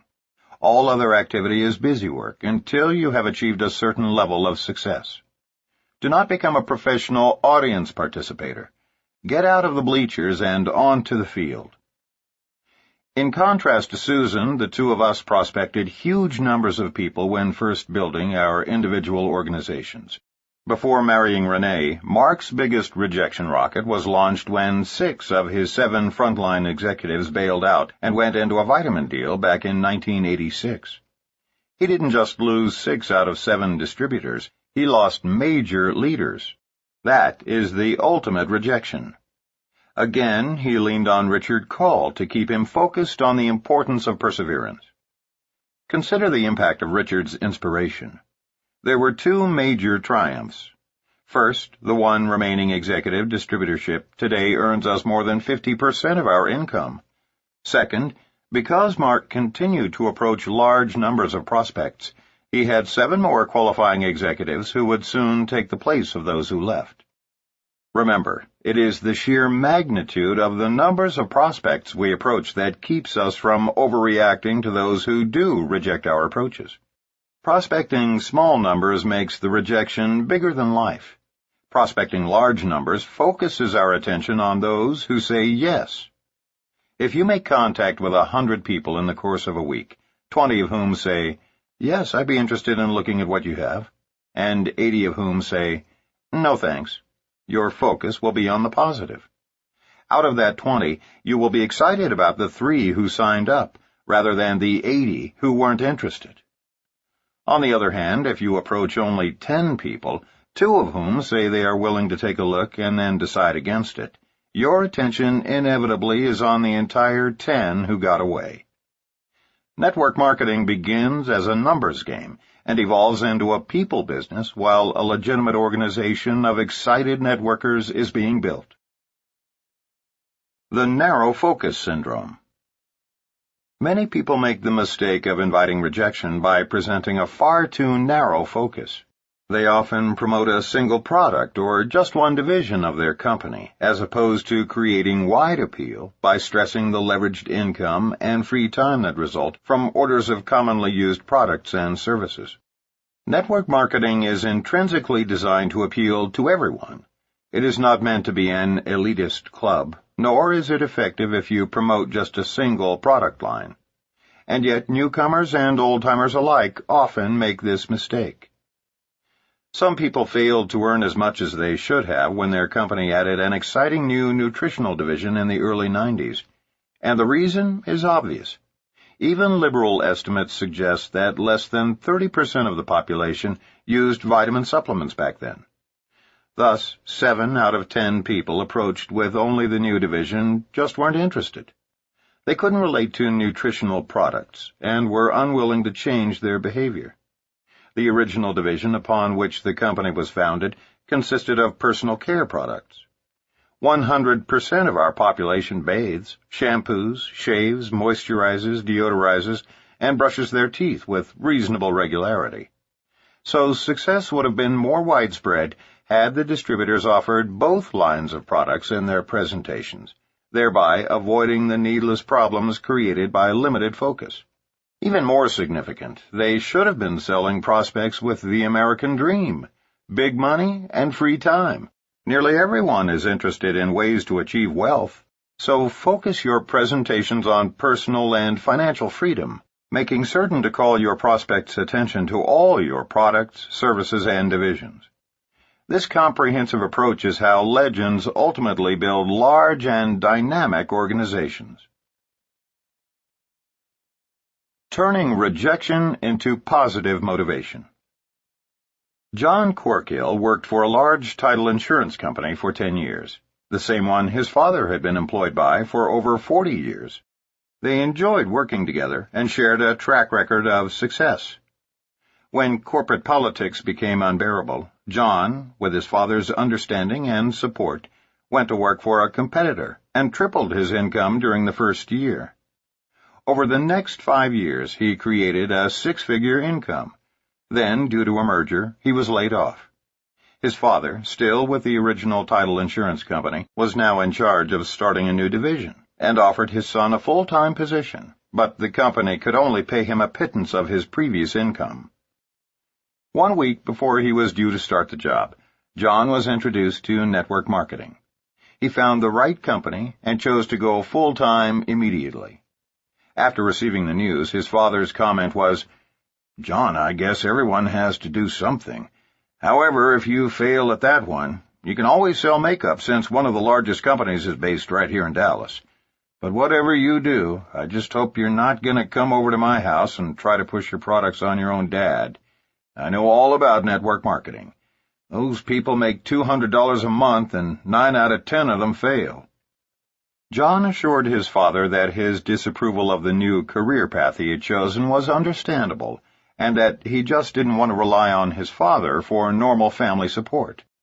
When John did not become defensive, something clicked in his father, who seemed to realize that he was treating his son like a carpetbagger. He asked John to sit down and began inquiring about his goals. When his father was convinced that his son was fully committed to becoming the 1 out of 10 who succeeds, as he had done with the company in which they both worked, the father-son relationship was back on track. For John, the story of his father's rejection-turned-acceptance became a driving force that motivated him to stick with his new network marketing business. Not only is he well on his way, appreciative for his father's rejection and eventual acceptance, but John plans to retire at the same time as his father, so that they can enjoy the wealth together, grateful for his father having started him off on the right foot. Reaction to family rejection can often be redirected, becoming a positive force for building your business. Summary. Failure in network marketing often results from 2 problems. 1. The new distributor's argumentative approach in recruiting frontline people who have already made it obvious that the timing isn't right in their lives. 2. The mistaken belief that the goal is to overcome objections, sign up people at all cost, then drag them across the finish line through motivation and management systems. If warm or cold market prospects are approached properly, they will only reject your offer if the timing is not right, in which case you want to gently back off and reapproach them every 6 months. Rejection is your ally, not your adversary, and if handled properly, it will expedite your recruiting activities and actually set you up for a positive outcome. Don't talk about this business with friends or relatives until after you have made a commitment and have been trained. Make it a point to teach this at the close of your presentation. As you begin talking to prospects, you have the choice of creating one of two mindsets. 1. You can strive to be well received by those you approach by setting yourself up for a friendly callback. 2. You can try to avoid the pain of rejection by saying nothing, doing nothing, being nothing. Persistence, coupled with absolute belief, can never be defeated. When you are not getting the support that you desire from family and friends, begin first by focusing on your own attitude, and changes in their behavior will naturally follow. Once you are trained, begin immediately by picking up the phone and calling the people on your list. Don't let call reluctance and the fear of rejection stop you before you start on your adventure in network marketing. Rely on the credibility of your upline leaders. Remember, you are in business for yourself, but you are never in business by yourself. As their sponsor, prospects look to you as their mentor and leader. If you are feeling low self-esteem, read, study, listen to tapes, attend seminars, and do all that you can to continue working on your personal growth. As you grow personally, so will your networking business, and as your business grows, so will you. Building too slowly is discouraging, and often results in networkers focusing on those who rejected the opportunity, rather than on those who accepted an invitation to look at the business. The growth of your business will be in direct proportion to the numbers of people you are prospecting on a regular, daily basis. Network marketing is a numbers game after the first 90 days of warm marketing. It becomes a people business once distributors begin interacting with their sponsors to build their organizations. Rejection is not to be taken personally, but merely as an indication that the timing isn't right in people's lives. Persevere with every ounce of enthusiasm in order to give yourself the necessary excitement to do this business correctly. Prospecting small numbers makes the act of rejection bigger than life. Prospecting larger numbers focuses your attention on those who said yes. Don't make the mistake of presenting too narrow a focus, that is, by promoting a single product or just one division of your company. Create wide appeal by stressing leveraged income and time freedom based on generating orders of commonly used products and services. When retailing, 1. Offer your customers the opportunity to redirect their spending on commonly used products they are already using. 2. Educate your customers about all your new products or services, thereby undertaking to change their behavior. Rejection can be redirected to become a force for good in building your business. Chapter 2. Avoiding the Management Trap. Reinforce self-sufficiency rather than dependency. Network marketing is based on a team-building philosophy rather than a supervisory one. Perhaps the single most frequent cause of failure in network marketing is the mistaken belief that we must manage our downline distributors. Typically, after new associates spend their first month or two recruiting 10 or 15 friends, they end up devoting the rest of their time attempting to make those few people successful. That's what we call the management trap. Let us quickly point out that there is a significant difference between managing and supporting a downline organization. Playing caretaker to their organization causes new networkers to spend a disproportionate amount of time on a particular leg or legs of their downline, to the exclusion of everyone and everything else. It creates a false codependency, doing for others instead of teaching and encouraging them to do for themselves. The management trap creates two serious problems for a business builder. First, it produces weak and lethargic distributors because someone else is doing their work for them. Second, while managing others, that networker loses valuable time that could be more wisely invested in prospecting and recruiting new frontline distributors. And remember, new blood is the lifeblood of any organization. Continually sponsoring new associates adds vitality to an entire business. If you stop recruiting before you are earning enough to live comfortably, then you lose valuable ground. And worse, since our business is a business of leading by example, your leaders will emulate you so that everyone ends up managing and no one is prospecting or recruiting. Supporting an organization, on the other hand, is part of the team approach inherent in network marketing. It involves responding to legitimate requests on the part of any and all of your associates to help close a serious prospect or give them encouragement when they are feeling down. In this chapter, we intend to describe the difference between creating dependency in your organization and reinforcing self-sufficiency. It is critical that novice network marketers recognize the difference between productive activity and ineffectual, time-wasting practices. Sponsoring family members and building for them. Mark discovered the pitfalls of supervising his family's line the hard way when he recruited his own father. As he tells the story, "It really hurt when my father said, 'Son, you're embarrassing me and ridiculing the family name in Missouri by selling snake oil in one of those damn pyramid scams.' It hurt because I had always loved and respected my father. He never made much money while we were growing up, but he did start his own advertising and public relations firm. He also wrote 2 novels, one of which, Man Trap, became a bestseller in 1948. Dad was a proud man who always told me that integrity is more important than wealth, and to never do business with a man whom you can't trust with a handshake." By the time I was a 16-year-old sophomore at Glendale High School in Springfield, Missouri, Dad left the field of writing novels and magazine articles to launch an advertising agency. I was so proud when he trusted me to go out and solicit clients. He said that if I could get a client to use our agency, he would let me have a shot at writing the copy.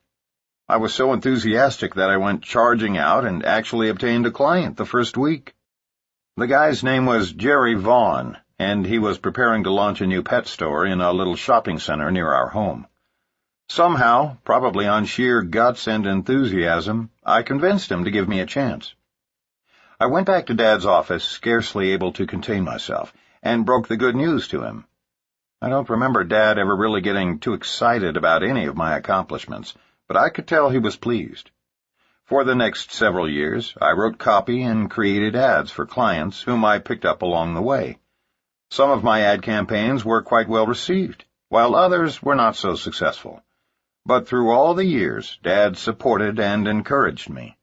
That is, until 6 months before my graduation. I didn't realize it at the time, but Dad really wanted out of the stress.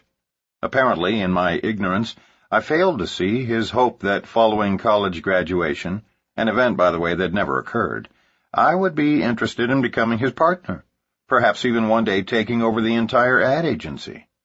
I had other plans. In hindsight, I suppose my pronouncement at our 1971 family reunion that I intended to enter seminary and ultimately become a minister really caused him pain. I later found out from Mom that he saw it as a real slap in the face after all the years of working together. But that's life. I was to become a minister several years later, after a series of sales jobs. Just about the time my father was accepting my ministry and actually beginning to tell our friends with pride how his son's church was growing, I told him something that would result in our not speaking for nearly a year. I told him on the telephone that I had become a distributor in a new company in the field of network marketing. I'll never forget the uncomfortable 2-minute silence that occurred when I asked, "Dad, can I send you some shampoo and conditioner? I know you're going to love them." Silence. After a couple of minutes that felt like an hour each, I broke the uncomfortable silence by asking him to which address he wished me to mail the shampoo. That's when it hit the proverbial fan. "What the hell, son? You go to seminary, become a minister, now you're quitting that too? You're a quitter. And how could you disgrace the family name by getting into a pyramid?" He abruptly hung up. Naturally, I was miserable with rejection. That all changed, however, when I received an apology call a year later. Dad had heard from my sister that I'd built a sizable downline and was earning more each month than he was earning in a year. He called and congratulated me for my success. Then he came clean about his health. The stress was causing him heart problems, and in addition to apologizing for judging me so harshly, he also intimated that maybe I could help him get out of the rat race of public relations. That was all I needed. The next week I was on a plane to Missouri to sign up my father and get him out of traditional business. I was very excited about the prospect of helping my dad change his life. And the reason I explained our backgrounds here in such detail is to help you understand my reason for wanting so desperately to help him. You see, this was my first experience with the formidable management trap, that is, the supervision of one's downline. Before pointing out my mistakes, I want the reader to fully understand the situation, and I want to do everything possible to help you avoid this devastating trap, because it is very counterproductive and most often leads to failure. Our parents, siblings, and closest friends are usually the ones who lure us into the management trap. I spent 4 months in Springfield, Missouri, helping my father build his organization. The problem was that all Dad's people looked to me for leadership because I was doing everything for him. Not only that, but the rest of my entire group was suffering because I wasn't available to respond to their questions. Those 4 months that I dedicated to managing my father and his entire group were the most counterproductive of my entire career in networking. The only real value to come out of it was that I learned about the devastation of playing nursemaid to one leg of my downline, and began immediately to incorporate it into our training sessions in order to keep others from making the same mistake. When I left Springfield, everything I had built began to crumble immediately. The new people on my father's front line regarded me as their mentor, and when I no longer had time to support them as effectively as I had while living in Springfield, several became despondent and quit in the first month. Dad was frustrated because he had no idea how to lead his people, and they didn't look to him for leadership anyway. I created a cripple of my own father because, for all practical purposes, I became the director of an adult daycare center. But here's the real tragedy. Dad had the ability to succeed dramatically in network marketing. He had great communication skills, loved working with people, and had the overall competence in business that would have allowed him to build and run a quite successful organization worldwide. But I ruined it for him. You see, I loved him so much and was so committed to his success that I inadvertently created a weak person out of a strong one. My father's gone now. He passed away last year. And sometimes while sitting in the solitude of my study thinking of Dad, I secretly wish an angel would appear and wave a magic wand, leaving behind a tiny golden plaque above his ashes which reads, "Here lies a great man, Dwayne Yarnell, who could have been greater had his son not loved him too much." But because I didn't know then what I know now, I feel no real guilt. Dad and I had a great friendship to the very end. Next, I headed straight to Orlando, where my sister Melissa was a very successful executive analyst for the Tupperware Company. With my sister, I had a legitimate reason to enter the management trap, or so I then mistakenly thought, because I felt that she had a personal conflict of interest. Because Tupperware is a direct sales company, Melissa felt that for her to build a network in another company would be entirely inappropriate. I admired her decision and decided, once again, to manage my sister's entire downline. I recruited her frontline leaders, trained them, and supported them, because Melissa just couldn't violate the trust Tupperware had placed in her. Once again, I fell unwittingly victim to this administrative role. Meanwhile, all my other organizations across the country were feeling the frustration of seldom reaching me because I was so vitally focused on managing my own family's groups. To make a long story short, when I went back to my own home in Aspen, Colorado, I had successfully wasted over 8 months building my executive downlines for both my father and sister. Within a year, both relatives had quit, and virtually everyone in both of their organizations had either quit or become wholesale buyers of the product. I had wasted so much time, and worse, by loving them too much, had unwittingly stripped them of their leadership roles. Fortunately, Dad had managed to recruit a couple of my old high school and college buddies, Gary Turner and Jim Grundy. Over the years, they did quite well, but in the end, both opted to pursue other avenues, and today we earn not one penny from the efforts of extensively working with relatives. Taking on the position of caretaker to my group served to lower my income, spoil both my father's and sister's chances to succeed, and throw me off track for nearly a year. The truth is, I should have spent only 1 week in each city training Dad and Melissa. Then they might have both been prepared to build their groups.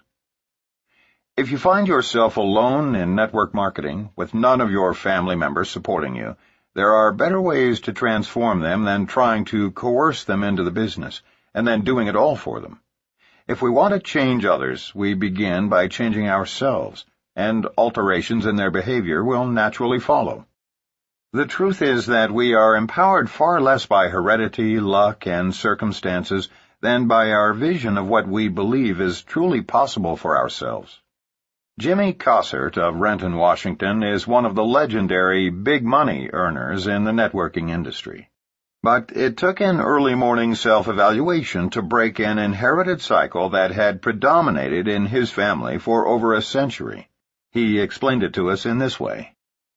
It was near the end of my first year in MLM that I chose, early one morning at 5:00 a.m., to break the cycle of poverty that had been in my family for generations. Everyone I recruited had quit. Everyone. Everyone I loved had told me no. I had no money coming in, no chance to return to a downward spiraling real estate market with any hope of financial recovery, no experience in other fields, no college education, and no will to persevere. My great-grandfather had been poor and uneducated, as had my grandfather, my father, and now me. Poverty, I thought, just ran in the family. My wife and children slept silently, and as I sat contemplating these people I so loved, and our uncertain future, a blinding flash hit me. Everyone in my past, perhaps at one time or another, had probably lamented the rotten hand they'd been dealt. But unlike them, I had one ace in the hole. Unlike my ancestors, I was now privileged to be in a great company, where people were actually earning unlimited income. None of my forefathers had ever been given that option. I, Jimmy Cossert, had been chosen to lead the charge out of generations of servitude and mediocrity for an entire ancestry who, before me, were never so privileged as to be able to restore dignity to our family tree. As I tiptoed to the bedsides of my 1- and 3-year-olds, I silently affirmed, "I will do for you what my great-grandfather would have done given the same opportunity. I will finish this race, and I will win." From that moment on, I set out to break the cycle of poverty. I know my predecessors might have done so themselves, had they been blessed with an unlimited income opportunity.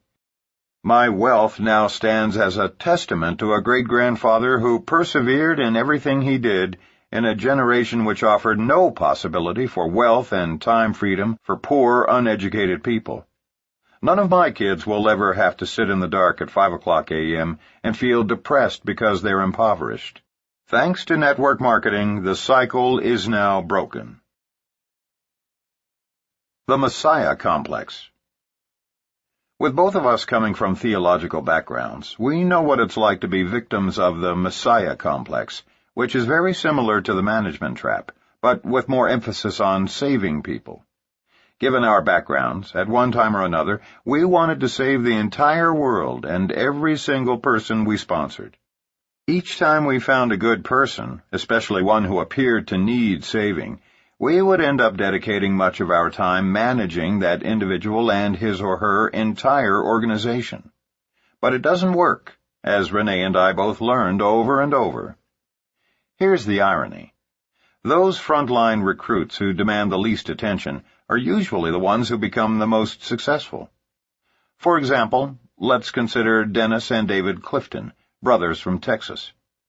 At the time, Dennis was a student in the doctoral program at the University of Texas, and David was a detective with the Houston Police Department. After only about a month in the business, Mark recruited Dennis and taught him everything he knew, and Dennis then taught David what Mark had shared with him. Mark initially thought he had offended them somehow when their phone calls ceased to come daily, but he discovered that they didn't need him like they did in the very beginning. They had their serious prospects call him to confirm the authenticity of this business and to be closed, but otherwise they understood the simplicity of recruiting and training others, and they just did it. If there's one primary lesson we learned during our first few years in networking, it's that those recruits who need us the most usually succeed the least, and those who prosper self-sufficiently deserve all the credit. Mark recalls, "I remember it feeling like a real slap to my ego the first time Dennis Clifton went an entire month without calling for help. Yet when I awakened from my need-to-be-needed stupor, I was astounded to discover that the Clifton boys had passed me by. Only in MLM is it rewarding to have our downline members reach the very top level of our compensation plan before us." Kathy Dennison and Terry Hill needed no messiah either. In spite of the fact that neither had ever participated in MLM before, even as frontline distributors, they simply didn't need Mark to save them. Except for a few telephone calls their first month or two, and some help closing prospects in their first years, they became totally self-sufficient immediately. The new people who whined and moaned and complained were all out of the business in a few months. Those who have become millionaires did it primarily on their own. Mark gave them the support and the duplicable system Richard Call taught him, and they proceeded to successfully accomplish great things. They are all winners. The last thing a winner needs is a manager or a savior. Remember, if new recruits finish their training and go to work without calling you every day and asking you to do everything for them, don't be offended. Be joyous. In this business, everyone has the ability to do great things, but those who lean on their uplines for everything are usually the ones who fail the most rapidly. What makes our industry so much grander than traditional employment opportunities is the fact that we are compensated for our productivity. We aren't like some traditional corporations, such as TWA, who, at the time of this printing, haven't given their hardest-working employees a raise in 10 years, while their CEO allegedly continues to earn $3,000 a day. If new associates want to earn more than a particular leader above them, they just need to be more productive, i.e., find more frontline distributors and customers who will use and share the products. That's what we love most about our business. While we can never actually lose our downlines, unless we stop ordering products, our downline leaders can certainly pass us in earnings. And some of ours have, especially since 1992, when we chose to dedicate ourselves to enhancing this industry's image through positive articles and media reports, lectures to universities, clubs, and organizations, and books such as this. We haven't actively pursued frontline recruiting nearly to the extent we did our first few years because we've elected to use the freedom earned for other causes. Additionally, we are upline leaders to some very sizable international organizations, all of which expect us to be present in their cities at least once a year. We travel extensively in some 20 countries. From Tokyo to Dallas and Sydney to London, we love to spend time with our friends and associates throughout the world. And even now, while we conscientiously avoid sinking into the director's seat, we do nevertheless feel a definite desire to spend quality time in each leader's city. Due to our travel agenda, several key players in our downline, some who have been in the business half as long as us, have become more prosperous. Why? Because they kept on frontline recruiting. That's the primary way to increase income. Yet we still have a significant number of people who deserve to earn more but don't because they are bogged down in the management trap or caught up in the Messiah complex. To be frank, there have been times when people earning $1 million a month, far more than us, question our sanity for choosing to try to elevate the entire industry instead of becoming gazillionaires by continuing to frontline recruit globally. Our response to them is simple. Read Living with Passion by Peter Hirsch. We found our passion. We are irrevocably convinced that network marketing is the very best, high-integrity economic system for global solutions to some very pressing problems in such places as third-world countries. And lest you not understand what we mean by pressing problems, we'll give you just one example. It has now been estimated that by the year 2000, some 40 million people worldwide will have died of AIDS, leaving behind some 5 million orphans, 90% of whom live in Africa and other third-world countries. As of this printing, not one agency has yet been created to deal with this problem. There are so many enormous global problems just waiting for us out there. Many network marketers earning millions each year have joined us in projects to make the world a better place. There are indeed things more pressing than becoming excessively wealthy, and we in MLM have the money and time freedom to make a difference. We aren't alone in being plagued with the Messiah complex. Joe Tonita is one idealistic network marketer who, like many, shares this phenomenon. The biggest challenge to me was figuring out who was really going to build a business once they showed an interest. To succeed, one must have belief before evidence. That is, they have to be able to picture themselves there and feel the emotions of it long before it actually happens. I didn't understand that initially, so I simply worked and managed others who were unable to see the end results, and then became quite frustrated when they quit.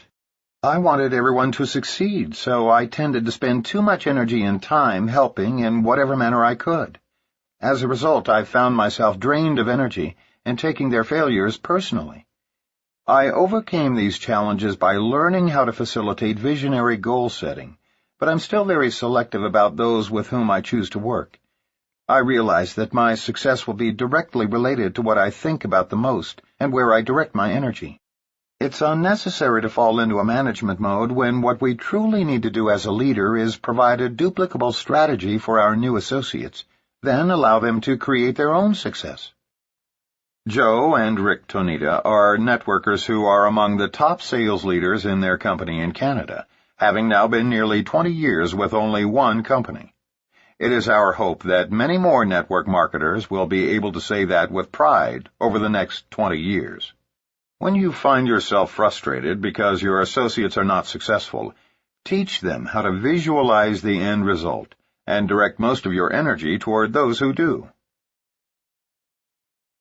Just recruit a few and drive their lines deep. One common misconception in the network marketing industry has led people down into the administration pit.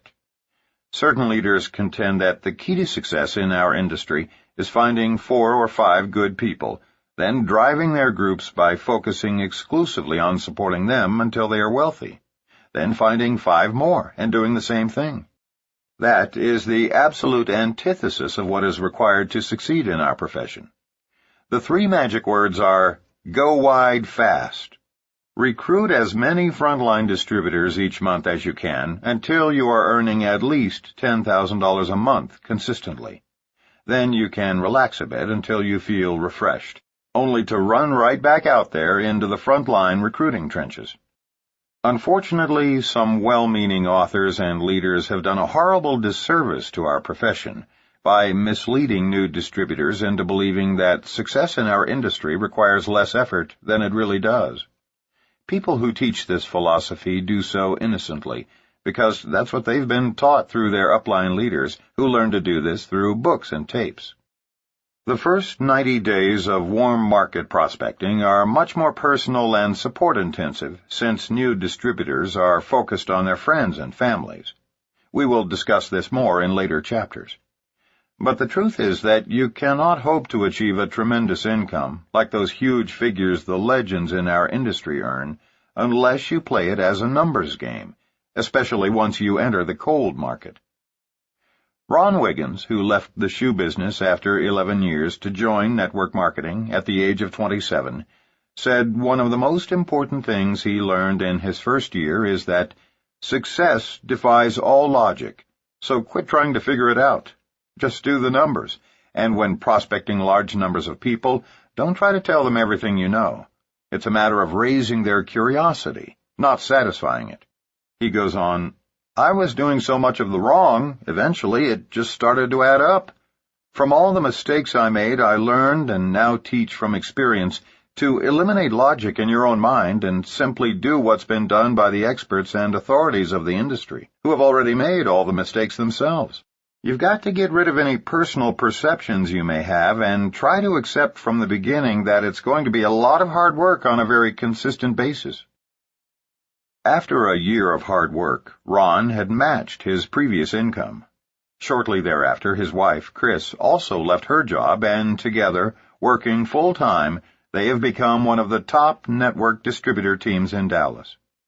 It took Ron and Chris 4.5 years to reach the very pinnacle of their company's compensation plan.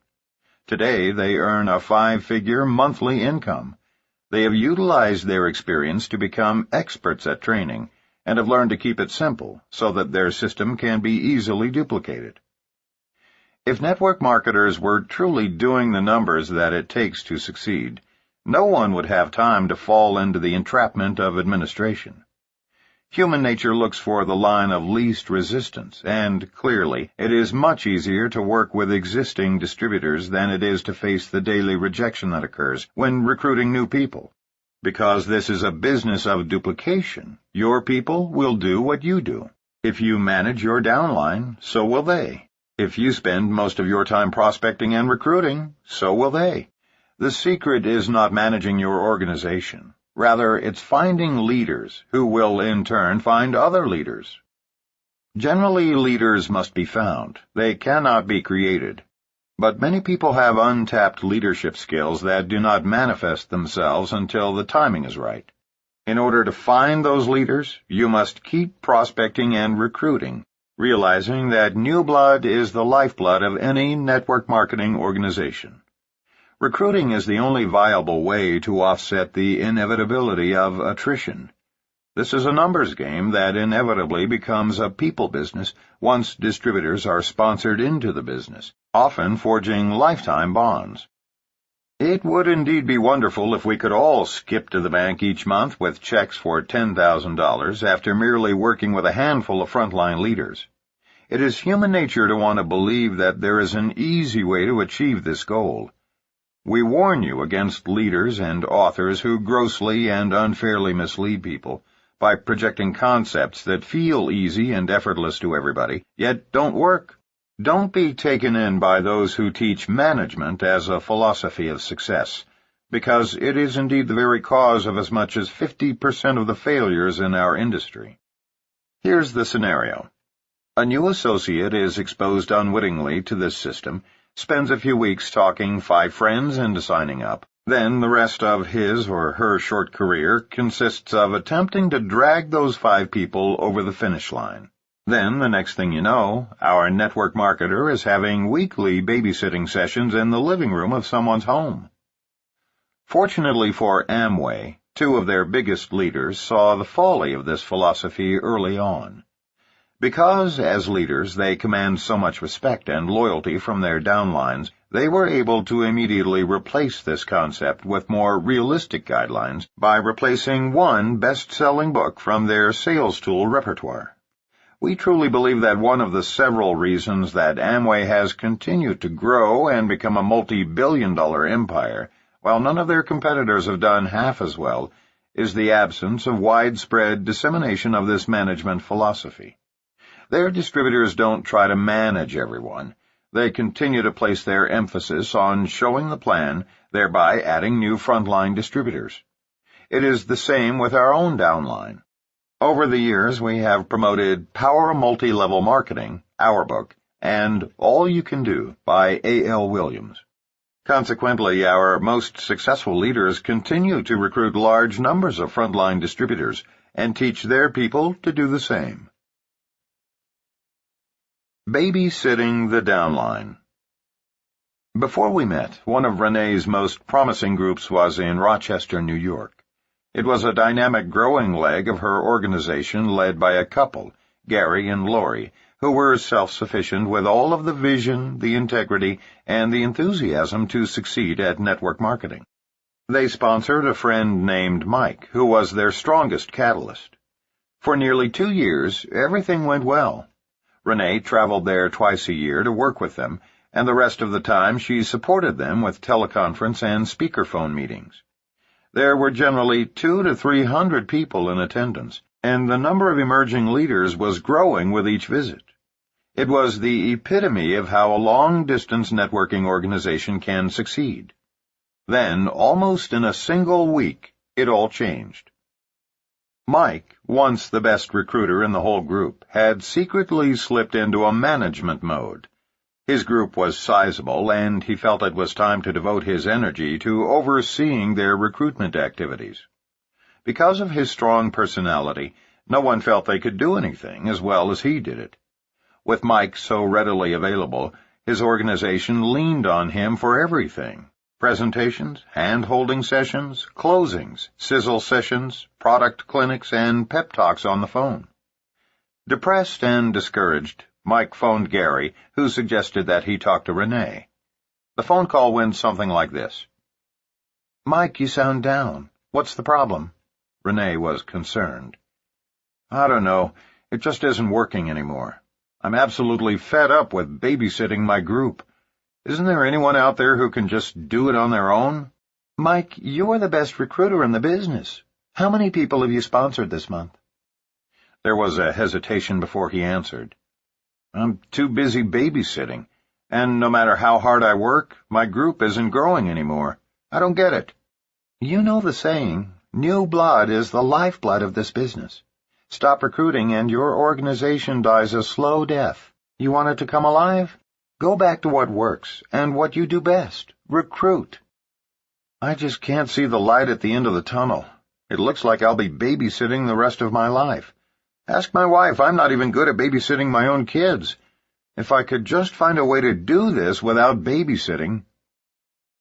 1 month later, Mike found a new company, a wholesale buyers club. It was exactly what Mike was looking for. A deal with no inventory, no product information to learn, no training required, and no babysitting a downline. Just sponsor people, and when they order anything, the upline gets a cut. Or so he thought. He told everyone in Rochester about this great new company. Gary and Lori were horrified, but fearing that they would lose out, they also signed up in the new company, just in case. Nearly all the leaders followed Mike into this new deal, but only as a backup to our company, of course. Yet because of this distraction, many of Gary and Lori's downline lost focus. The last time Renee went to Rochester, Gary and Lori were out of the business, and the number of serious players had dwindled from a few hundred down to about 25. 6 months later, the Wholesale Buyers Club was out of business. When we stopped to analyze what happened, we realized it all started when Mike stopped recruiting and became discouraged with babysitting his group. This was the time to give extensive support to the Rochester group, a time for new leaders to emerge. Had Gary and Lori been able to stay focused themselves and not let Mike divert them and their entire organization, this group could have become one of our largest legs. If the clock of time could be rewound, Renee would love to have them all back. "I'd built a close relationship, both upline and downline, to Gary and Lori, and I miss these friendships that were once a regular part of my life." But once an organization has fallen apart, it is far easier to give birth to new people than it is to try to revive the dead. Experience abroad. One of our most graphic examples of the management trap occurred when we opened a foreign market. We sponsored one couple, taught them everything we knew, and worked through them to build a dynasty in the new country.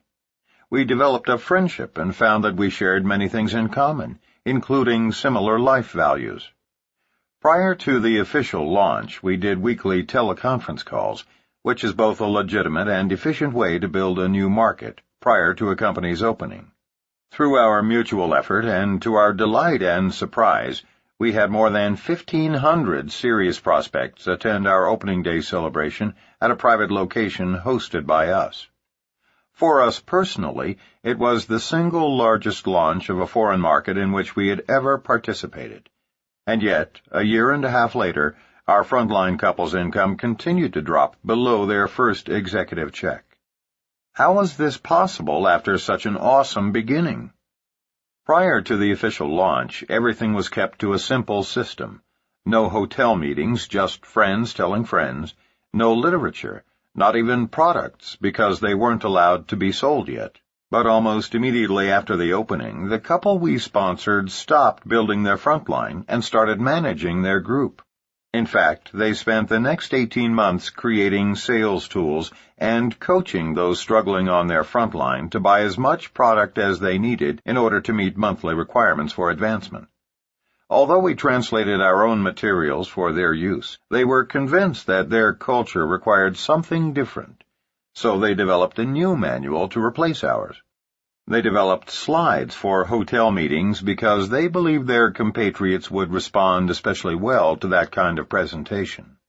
They worked with flip chart presenters and overhead projectors, and then, of course, wound up continually updating all those materials because their downline leaders were never quite satisfied.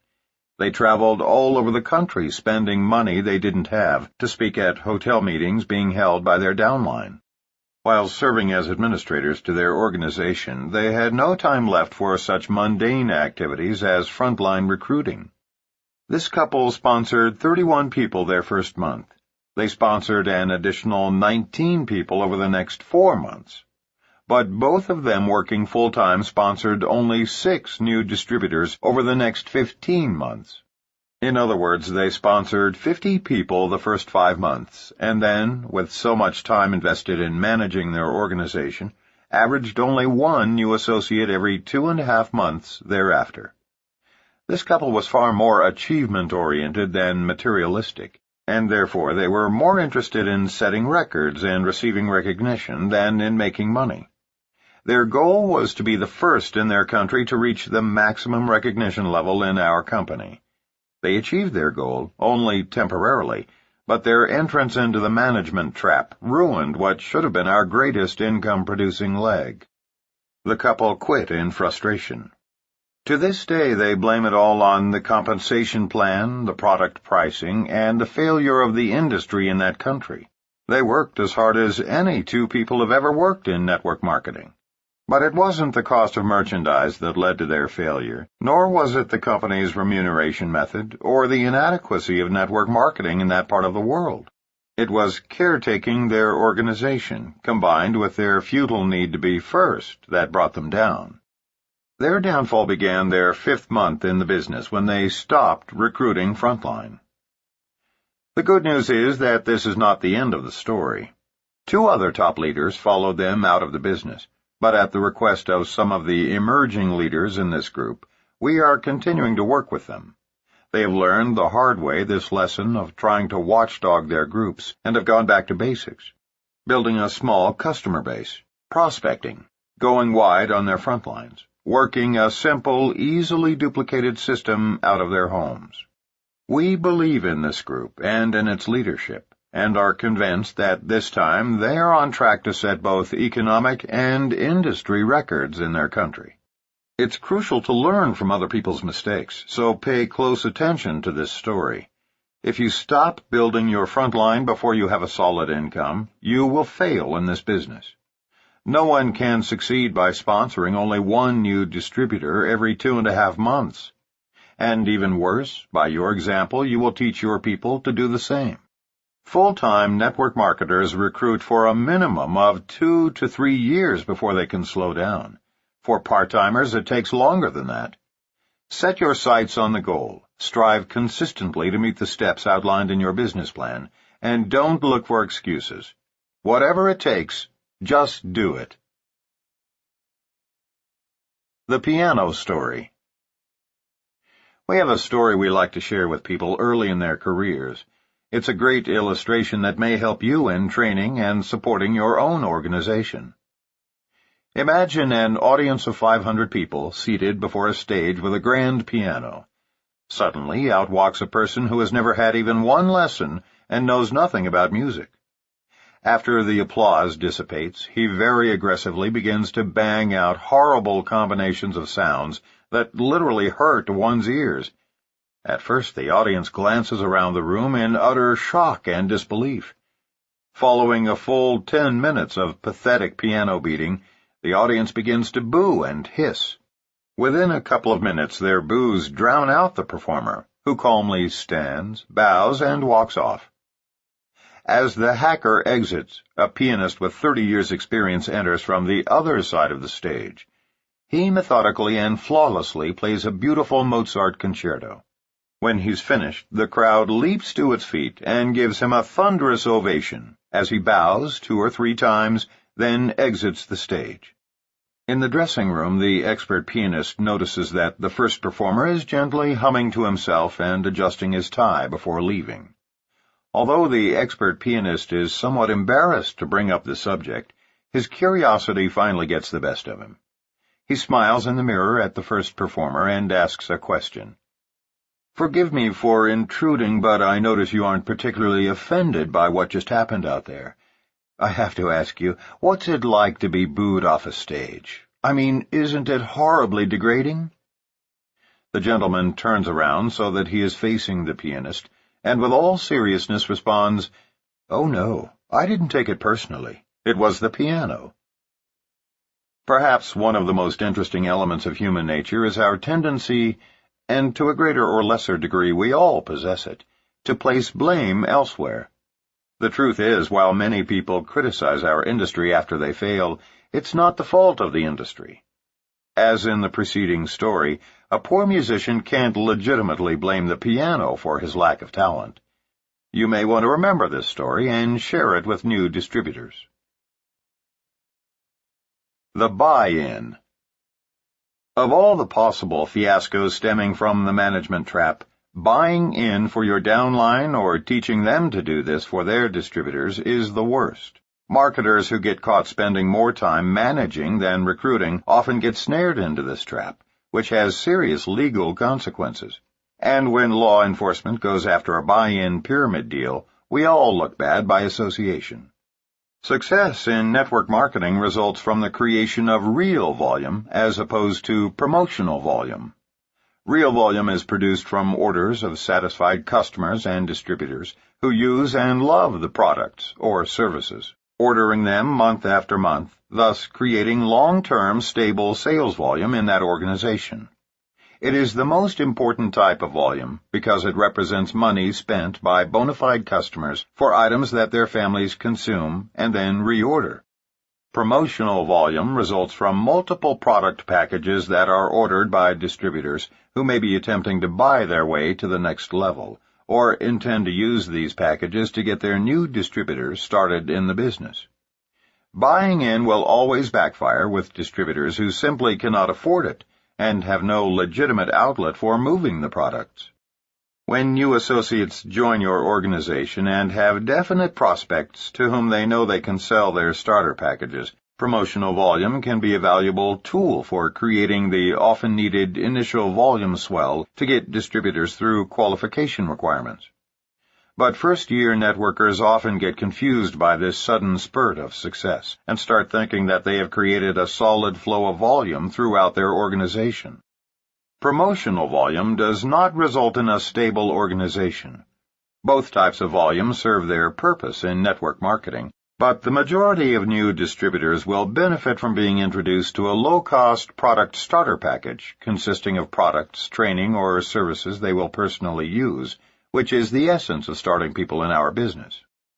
Some people caught up in supervising their groups who are simultaneously working toward promotions and higher rankings within their companies will often purchase unneeded products and then teach their personally sponsored frontline distributors to do the same thing in order to meet requirements for advancement. However, if distributors are doing this business right, they will be recruiting enough new people each month in order to advance through the ranks properly. But if they start attempting to manage a small group of marketers, they may find at the end of the month that their sales volume requirements are not adequate.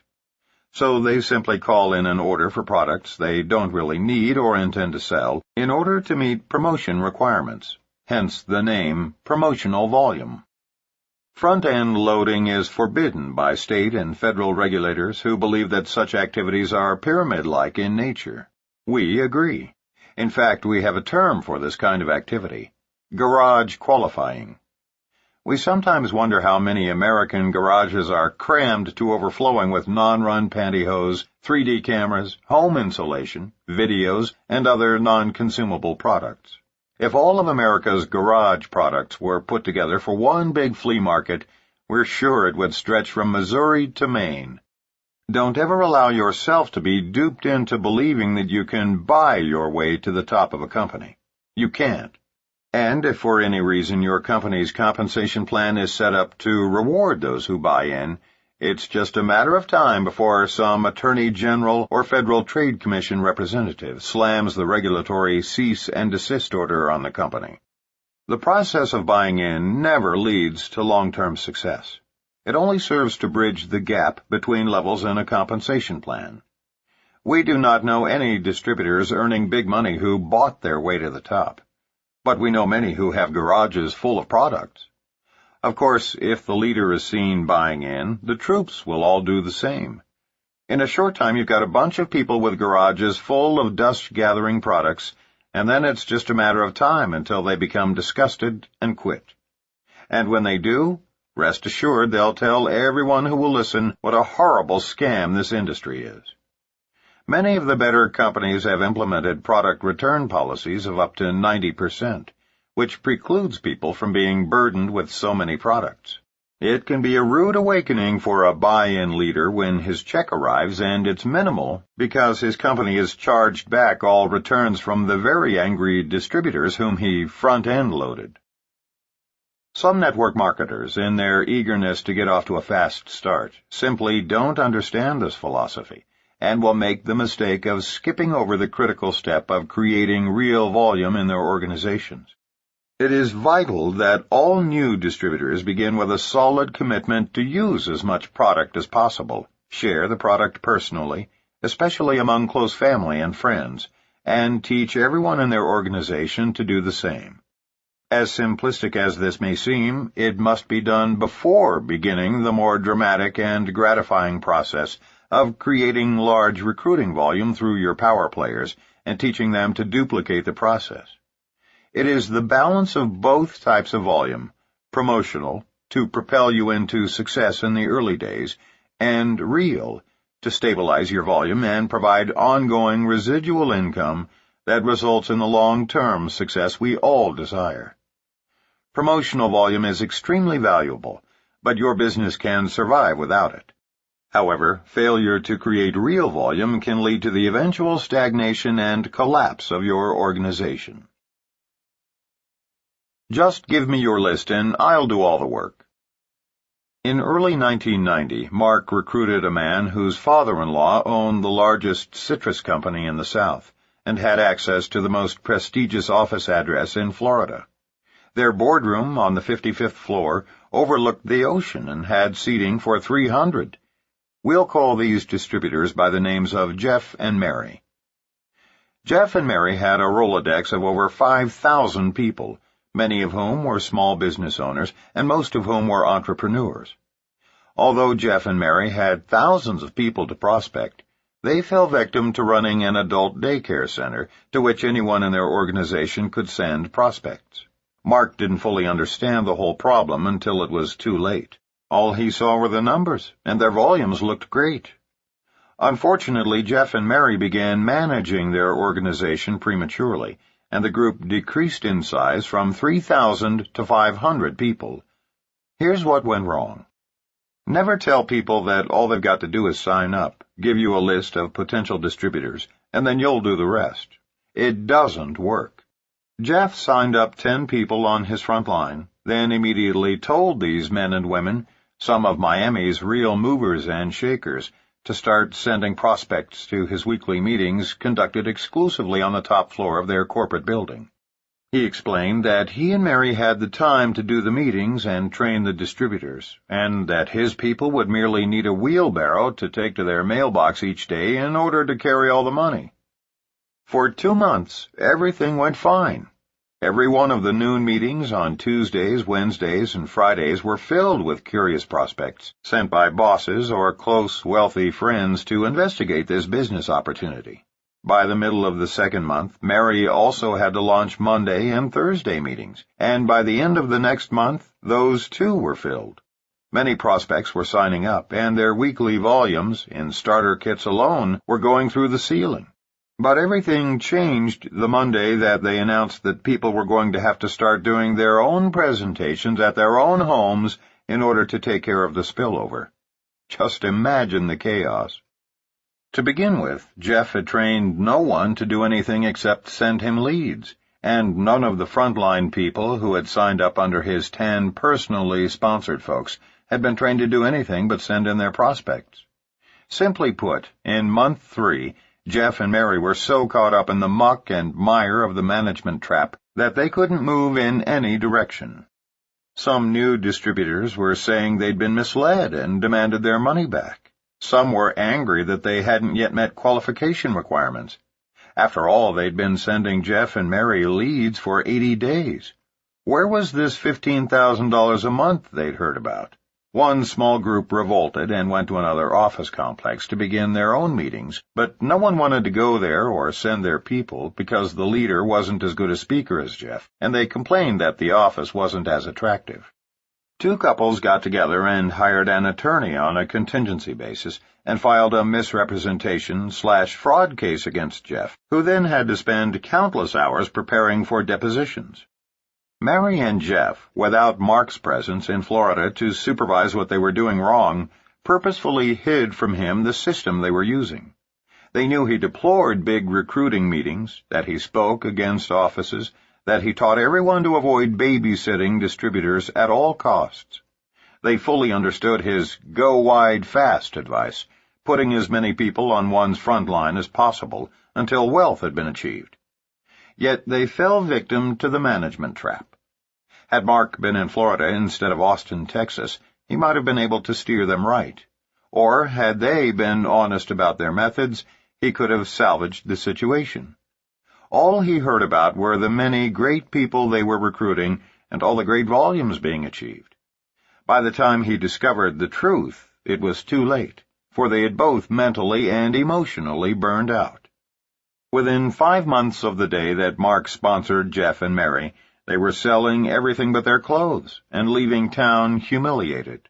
Mary's father had virtually disowned the 2 of them for embarrassing an old-money family in the Deep South, where image is everything. And we can tell you unequivocally that with their talent and with all the names in their Rolodex of reputable entrepreneurs whom they knew on a first-name basis, all they had to do to succeed was teach the big hitters to begin with their 25 prime contacts, do in-homes, and go wide fast. Those 3 magic words are synonymous with building your front line, not your depth, as quickly as you can. The depth takes care of itself with sufficient numbers and width. Jeff and Mary needed to do only 2 simple things in order to avoid their problems and ultimately become successful. First, look for close friends who were entrepreneurial types, ready for change and fed up with stress, and then show them by example the wonderful simplicity of in-home recruiting meetings. Second, do the first couple of meetings for each new distributor, then cut the cord, thus enabling their distributors to become leaders themselves. Ours is a business of leaders building their front lines and teaching their people to do the same. Those with leadership ability will seek out other top leaders to mentor them and give them help in closing serious prospects. It is in this way that genuine support is given. Rather than working your new associates list, teach your distributors how to work their own. They can come to you for support, that is, assistance in closing, after their prospects have been shown the presentation. How do you support a large group, you may ask? By teaching them 3 words. You call me. And when those calls come, be there for them. Be there to render moral support, coaching assistance, help in closing prospects. But don't do for them what they must do for themselves. They must prospect, recruit, and train their own frontline associates. Quit or take it to the moon. The truth is that success in our industry does not result from extensive management. Success comes from a person with leadership skills having the vision, enthusiasm, and willingness to recruit other frontline leaders who, in turn, use and share the products or services. Then simply teach them to duplicate the process. Larry Pepe was a new networker who experienced a series of nightmares starting up his business. His sponsor quit almost immediately. His upline executive tried to talk him out of going forward on the accelerated program. Of his first 23 distributors, 22 quit, and of his first 3 in qualification, all failed. One of his gold stars was arrested 1 month before becoming his first executive. Another turned out to be a con man who was being sued for fraud, and a heavy hitter from Australia was diagnosed with terminal cancer. All of this in the first 3 months of Larry's new network marketing business. Then came the crowning blow. The upline leader who had supported him called to say she would not be available for a while because of personal problems that she needed to resolve. Larry remembered sitting on the edge of his bed after hanging up the phone, staring blankly into space, thinking, God is testing me. This is it. I either quit or become a leader right now and take this thing to the moon. A few minutes later, his mother called and said, for the life of her, she couldn't understand why a talented young attorney with a master's degree in clinical psychology, who owned a successful business, would give all of that up to be a vitamin salesman. Larry is convinced that all of those experiences, especially being left on his own, which forced him to become a leader to his organization, were the best things that ever happened to him in business. He went to work frontline recruiting and refused to slow down until he achieved his first goal. Today, he and his upline leader work closely together, and she fondly refers to him as Hercules. And the best part, says Larry, is, my mom doesn't think of me as a vitamin salesman anymore. Thank God for small miracles. This story teaches us that we need not be managers, and demonstrates that people who have the will to succeed will succeed, regardless of the circumstances. Summary. Managing an organization is a time-wasting practice that does for others what they should be doing for themselves, thereby creating codependency. Supporting the members of your group means being there for them when they call to ask for guidance, moral support, or request that you talk to one of their serious prospects. Managing organizations for our families and friends often causes the very people we love most to fail. Practicing a management mode is counterproductive for both those being managed and those doing the managing. We are empowered far less by heredity, luck, and circumstances than by our vision of what we believe is truly possible for ourselves. Don't be offended. Be joyous when new recruits finish their training and go to work without calling you every day and asking you to do everything for them. In this business, everyone has the ability to do great things, but those who lean on their uplines for every single thing are usually the ones who fail. What makes our industry so much grander than traditional employment opportunities is the fact that we are compensated ethically and generously for our productivity. If new associates want to earn more than the leader above them, they just need to be more productive, i.e., recruit more active frontline distributors and customers than do their uplines. If you become frustrated because your associates are not successful, teach them to visualize the end result and direct most of your energy toward those who do. Because this is a business of duplication, your people will do what you do. If you manage your downline, so will they. If you spend most of your time prospecting and recruiting, so will they. Babysitting a downline is not an effective way to build a business. The key to successfully building a large, dynamic organization is to steadily continue to prospect and recruit, creating a wide front line. Don't make the mistake that results in nearly 50% of the failures in our industry, building your front line for the first few months, then stopping to manage your people. Merely overseeing the activities of your organization is not leading them, but rather misleading them into rearranging their deck chairs on the Titanic.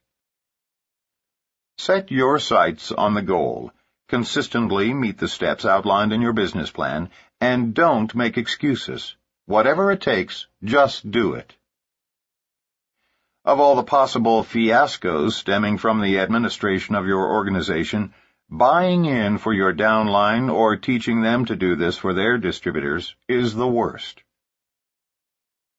Promotional volume, that is, money spent on products, samples, and multiple kits, is initially a means of helping distributors meet volume requirements for qualification.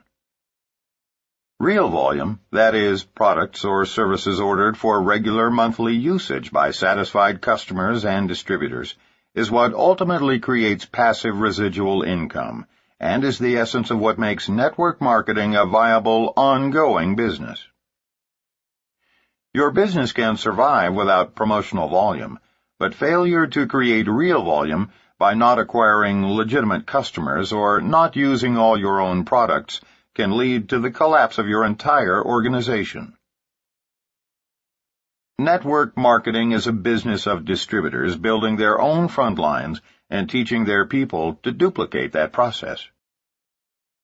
If each network marketer builds his own front line, following the advice, "Go wide fast," the depth will take care of itself, and the cream will always rise to the top.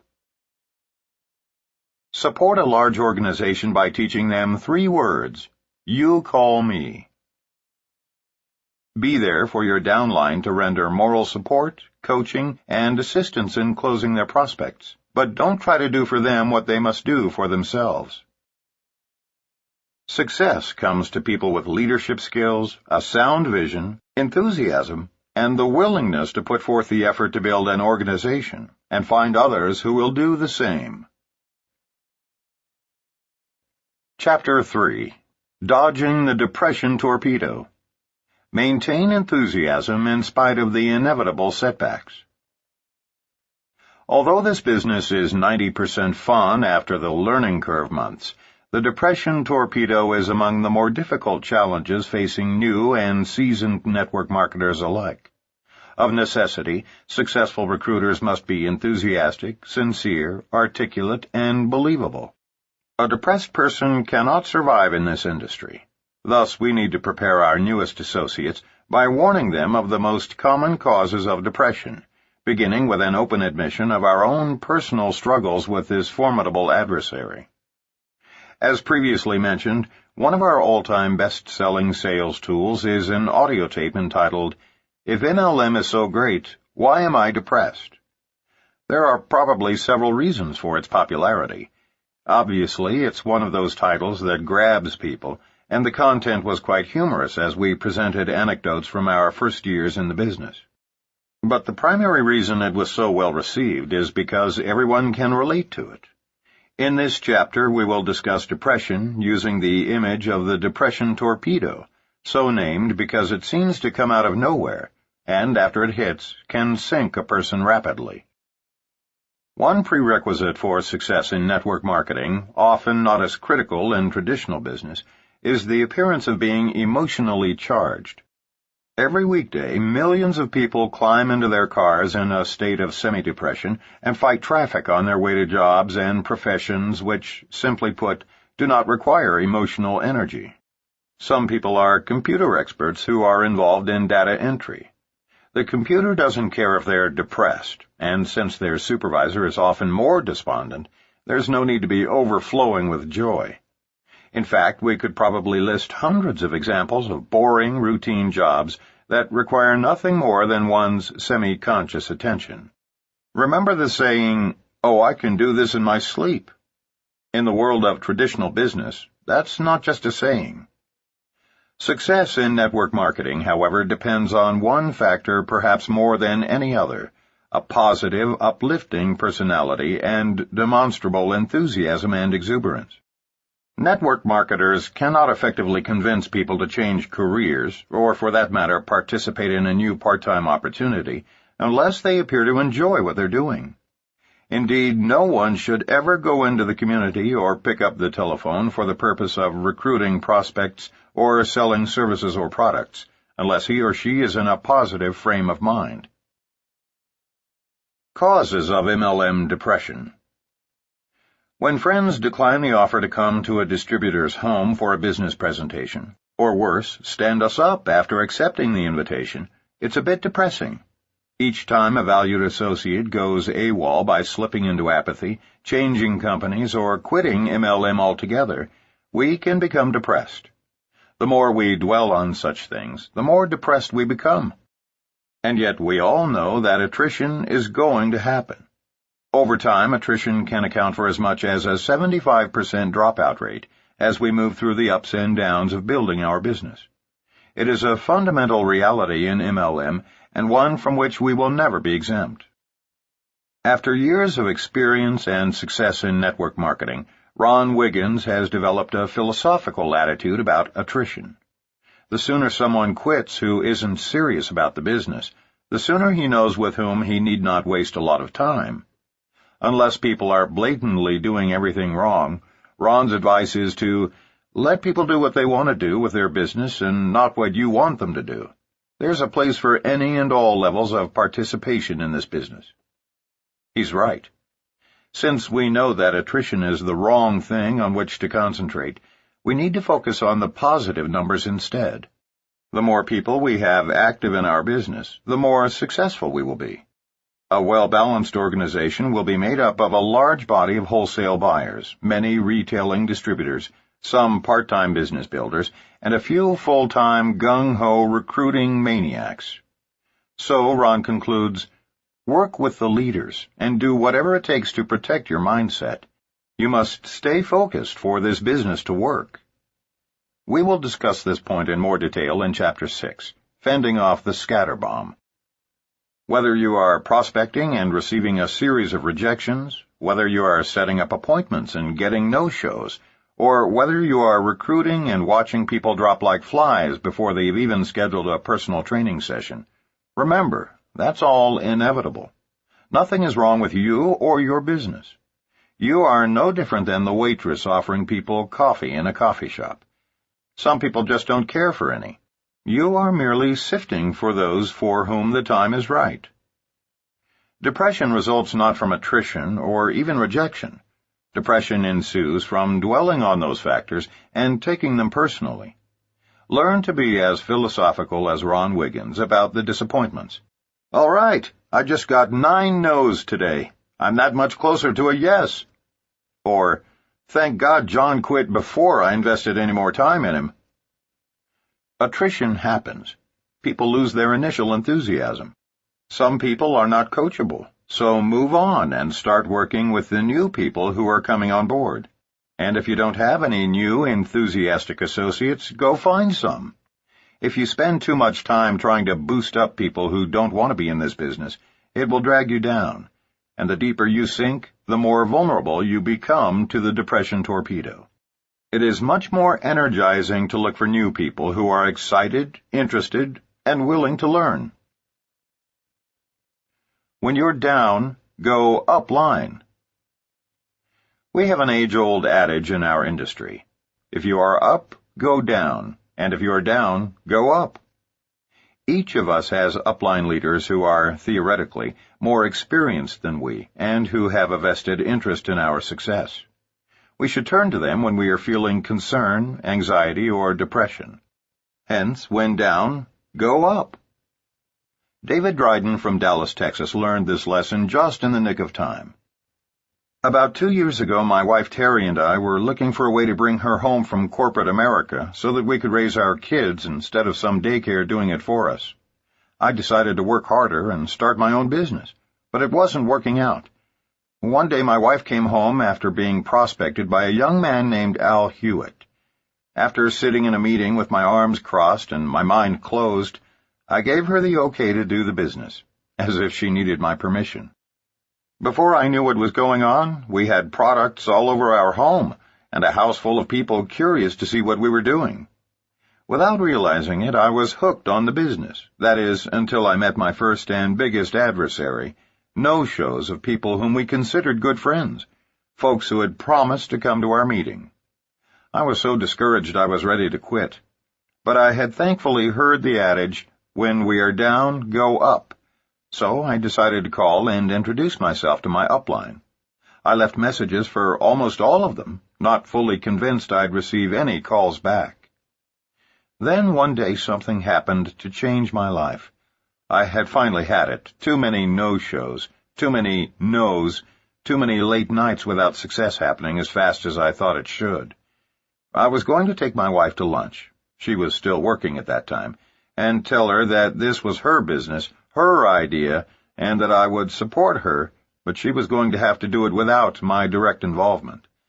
I was walking out the door when the telephone rang, and I almost let it go for the answering machine to pick up. Something told me to answer. On the line was a strangely familiar voice with this outrageous Texas twang, asking if David Dryden was in. The call was from Mark Yarnell, who was actually returning my call. We very casually discussed the business and the successes possible, but I never mentioned my immediate plans to quit. His last comments were focused on perseverance and how many people similar to me had hung in there and how successful they were now just because they didn't quit. Well, this obviously changed my plans for our lunch conversation, and it goes without saying that Terry and I are still working our way toward our goals. Thanks to upline support from Al Hewitt all the way up to Mark Yarnell, we now know that we will achieve our dreams. David added as a postscript that it took him nearly 2 years to figure out why he didn't quit back then. It was only while writing out this story from his heart late one night that he completely understood why he is still in this business, and how it changed from his wife's way out of the corporate world to their shared dream. We must always remember to return calls to our downline. A simple 5-minute conversation can often be the only thing necessary to protect them from vulnerability to the depression torpedo. Upline support can make or break a new networker's early months in this business. Vera Holub of San Diego, California, has relied heavily on her upline and, in turn, tried to emulate them in working with her downline. As she explains, "I grew up in the cotton fields of South Texas in a tin-roofed shack with no running water or electricity. I lost my only brother to suicide at age 33. I worked my way through junior college in a kitchen cabinet factory and finished my BS degree in dental hygiene. I achieved the American dream/nightmare by busting my chops, working with a bunch of neurotic dentists for $50,000 a year. Finally, I realized there had to be a better way. That day in 1988, when I saw Mark Yarnell's video explaining network marketing, I knew my prayers had been answered, and that I would do this business for the rest of my life. Quitting was never an option. Today, I have a life about which many people only dream, and I am able to take care of my aging mother, who was responsible for giving me the dream to rise above our early situation. I've taken some time to enjoy life and touch other people's lives while building my business. I am so grateful to Mark Yarnell and Kathy Dennison as my upline coaches, and for their having turned me on to this marvelous industry." Never convey a down attitude to your downline. The last thing we want to do is negatively impact our downline organization by taking our negativity down. Thus, when you are up emotionally, that's the best time to talk with your downline. This industry is so much fun that you may find yourself seldom negative. But don't ever share your negativity with anyone in your downline, or you could poison a huge percentage of your entire group. You see, it's quite devastating, especially to a new distributor, to discover that their leaders are down emotionally. If you have ever played the game of gossip as a child, you remember how, once in a circle with your friends, one individual would whisper a quick story to the person sitting next to her. Then, after being repeated by each person, it would reach the original storyteller, often distorted completely beyond recognition. If you've never played that game, let me assure you, by the time a simple story has gone through a mere 5 or 6 individuals, that story can become dramatically distorted. And that's just 5 retellings. In networking, a simple story can be told, on the telephone or in person, as many as 5,000 or 6,000 times over a period of a week or less. Can you even begin to imagine the distortions that inevitably occur? If not, here's a graphic example. Mark describes a situation that happened to him in his first 6 months. Even though my group was naturally smaller in this early stage, I discovered the dramatic impact that can occur by a leader talking to downline members when he is down himself. I was angry when a pro football player on my third level decided to quit in his second month of our business. It troubled me for 2 reasons. First, I had invested numerous hours in personally training him. After all, how often does a simple country boy from the Boston Mountains of northern Arkansas get a chance to coach an NFL star? Second, everyone knew him, and I was in ego heaven each time I told anyone, especially my close friends and family members back in Missouri, that I was spending quality time coaching my great friend and associate, Mr. NFL. So when he quit and took 5 of his best friends with him into the old USA Vitamin deal, I was depressed and angry. I made the mistake of mentioning to a new frontline leader what he'd done and why I was so angered by his actions. 2 weeks later, by the time I'd all but forgotten Mr. NFL, I received a disturbing message on my answering machine from a tearful downline member of another completely separate organization. This lady was not even in my own downline. I didn't know her, had not talked to her before, and have not spoken to her since this incident. She didn't tell me what was disturbing her, but merely suggested that I call her immediately so I could help her make an important decision. As best I can recall, and it's going to be reasonably accurate because it was such an emotionally charged 30-minute conversation, here's how the dialogue played out. Following the 2 minutes of ice-breaking small talk, she began her story in a depressed and, at one point, sobbing manner. Mr. Yarnell, I can't blame you for leaving the company and bettering your finances, if that was your problem. Your family deserves prosperity, especially considering the amount of effort you've put into network marketing. But what upsets me is that, from what your upline has told us, you were making a ton of money. It shakes my confidence that you would believe that, at your age, playing professional football in the NFL could be as lucrative and long-term as the passive residual income from this business. My husband thinks you're gutsy to go for it, but I can't for the life of me. I cut her off. I was shocked, literally shocked beyond comprehension. What did you just say, Sally? I said my husband thinks you're gutsy. No, I interjected. Before that, something about joining the NFL? Are you kidding? I mean, I'm 36 years old and never even played college ball. There was dead silence, though I could hear her clear her throat. Then she softly asked, You mean you didn't try out for the 49ers last month? You didn't really trade in MLM for NFL? I must confess it was the most comical distortion of facts I'd ever heard. When I assured her of this impossibility, I could hear her let out an audible sigh. She was so relieved to find out that I was not getting out of the business. I'll run off any mountain or glacier in the world with a paraglider, the open parachute form of hang gliding, but that's a sissy sport compared to pro ball of any kind. If I were hit just once by a mediocre NFL tackle, I truly believe I'd be lucky to live through it. I'd tremble at the thought of being hit by a guy like Steve Bach, a former NFLer from Portland. So I decided that this misconstrued rumor was so absurd that I needed to track it back to see if I could find its source.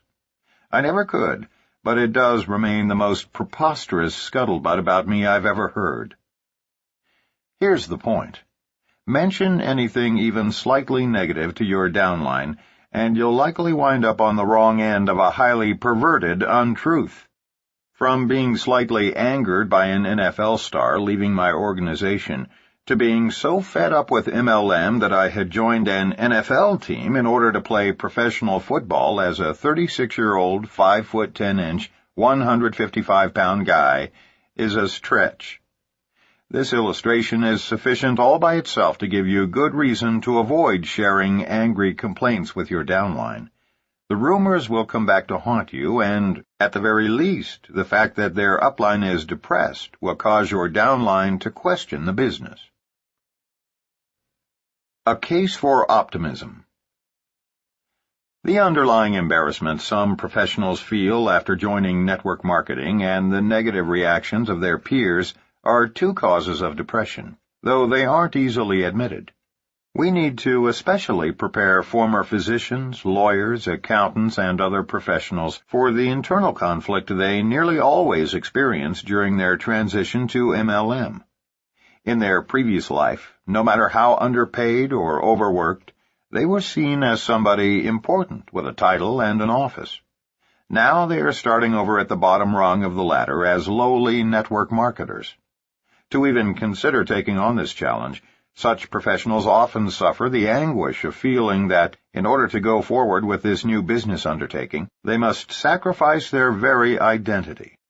In order for professionals to be successful in network marketing, they must be willing to use their reputations and credibility toward building their business. By hiding behind the pretense that it's their spouse's business or that it is just an insignificant little side business, they will set themselves up for failure by subtly denying their commitment to their warm market. It is the responsibility of serious players in network marketing to provide such professionals with a real vision of why MLM is a remarkable industry, and how many people they will help avoid the rat race, and perhaps even stress-induced coronaries. Without an optimistic outlook, people are doomed to failure in this business. One of the greatest books Mark ever encountered as a minister was entitled A Case for Optimism by James Dillett Freeman. Mr. Freeman is a poet, minister, and scholar from Lee's Summit, Missouri, who devoted a significant part of his adult life to a prayer ministry called Silent Unity. As a part of the worldwide unity movement, Silent Unity receives thousands of prayer requests each day by telephone and mail, and has a vigil of quiet prayers 24 hours a day for those who request them. Who better than a man devoted to prayer and meditation to write a book on optimism about our often pessimistic species? Read any chapter and you will feel just a little bit better about yourself, your life, and your world. We've come to realize that in network marketing we have literally the greatest case for optimism in the history of free enterprise. We want to share a few of the reasons for stating this and encourage you to mark this place in the book. When one of our reasons for optimism is particularly relevant to you, underline it, then come back to it when it's necessary to lift your spirits. First, we have the only entrepreneurial home business with literally no downside risk. You see, most businesses require significant capital before you can even hang up a sign. Not network marketing. So we are, first of all, extremely pleased with the fact that anyone can get involved with us for the nominal price of a few products and sales aids, and even that is optional. Thus, in the competitive world of home businesses and franchises, we have no equals. Second, there is literally no ceiling, no limits on earnings. A lawyer can only bill so many hours in a day, and a doctor can only perform a handful of surgeries a day. Some great people working in traditional business haven't had a raise in 10 years. But in our case, we can create a raise for our family every day if we choose. Since we can recruit an unlimited number of people who each can do the same, we are ultimately paid on the efforts of hundreds of thousands of individuals. We can't speak for you or any other, but we can tell you this. We absolutely love the fact that it's possible to earn $1 million a month. There's just something appealing about life when you first catch the vision that, if you apply yourself, your grandchildren will be considered old money in your town. Third, and most exhilarating of all, in network marketing, time freedom is directly commensurate with wealth and prosperity. In our opinion, nothing in life equals the joy of spending quality time doing the things we most enjoy with the people we most love. In traditional professions, small businesses, sales, or corporate management, everyone is struggling through 80-hour weeks doing mundane, boring work in order to have, maybe, a Sunday afternoon with their family. Nothing is more precious than free time, and those of us who have achieved it are optimistic about an industry that offers this precious commodity to others, thereby improving the possibility of family values throughout the world. Fourth, there need not be any stress at all in MLM. According to a late 80s cover story in Georgia Trends magazine, the #1 trend in America is stress-induced coronary. And as the article suggests, it's no longer just a risk for men. Death from coronary disease has increased 100% among women since 1980. In network marketing, if you aren't having fun, you aren't doing it right. We've had a blast the last few years in spite of the fact that our business required large-scale recruiting and a lot of good old-fashioned rejection. So, like us, if you pay the price in the first few years, stress need no longer exist in your life. That brings us to our fifth reason for optimism, the 4-year plan. The 40-year plan is the best that folks can hope for in traditional businesses. So, what's the 40-year plan, you ask? By age 25, most people have an idea of what profession they'll enter, anything from a fishing guide to a surgeon. But 40 years later, out of a typical 100 people, 5 are still working, 36 are dead, 54 are dead broke, or at least earning far less than when they were employed, 4 are well off, and 1 person is wealthy. Thus, the 40-year plan means that for 4 decades, most of us go back and forth from home to work, back and forth, like a silly, sick, caged lion. And yet, at the end of that time, only 1 out of 100 persons has something to show for it. In stark contrast is the 4-year plan. Work diligently for one MLM company for 4 years, build an income based on the honest movement of products or services, and you're set for life. Even more exciting, so are your heirs. Every person's MLM business is fully inheritable. If trading the 40-year plan for the 4-year plan doesn't get your heart pumping, you may need to be checked for Alzheimer's.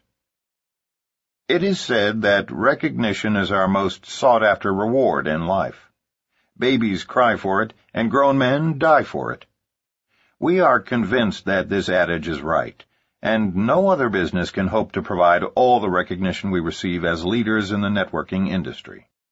The only times either of us have broken down and cried publicly in front of large audiences have been on 2 occasions when we were presented with recognition plaques from our downline.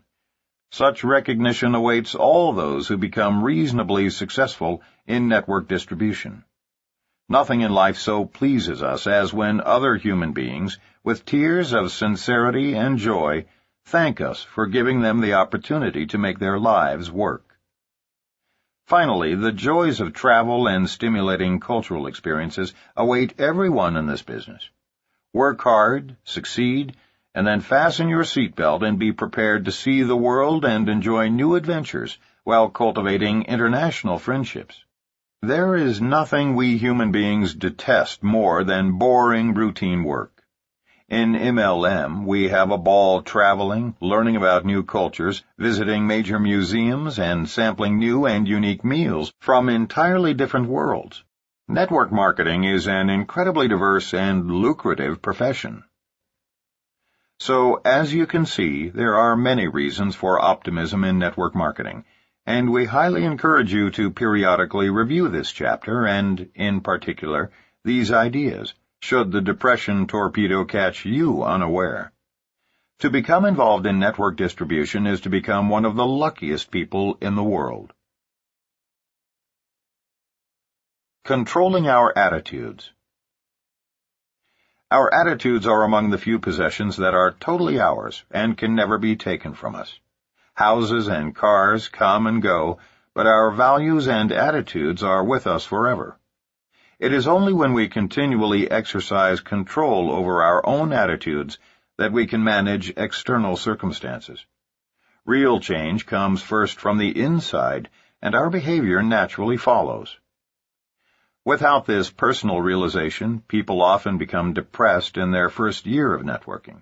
There's a natural tendency to feel personally rejected when a relative or close friend decides not to participate in your business, or to take it as a personal insult when someone whom you've spent hours supporting and training decides to quit the business for no obvious reason. More than likely, those events will occur, but it is up to you to determine how you react to them. No one can successfully perform the tasks necessary to succeed when he is depressed, especially in a business in which success results more often from attitude than ability. Many people fail simply because of their attitudes. And as we pointed out earlier, it is virtually impossible to convince people to change careers if you don't show them your enthusiasm and joy. We can't expect others to join us in business if it is obvious to them that we are less than satisfied. Always remember, enthusiasm is contagious. In our own recruiting, we freely express excitement and effervescence as key tools in convincing others to join our business. Our prospects can tell how excited we are, while many of them know their lives are boring and routine.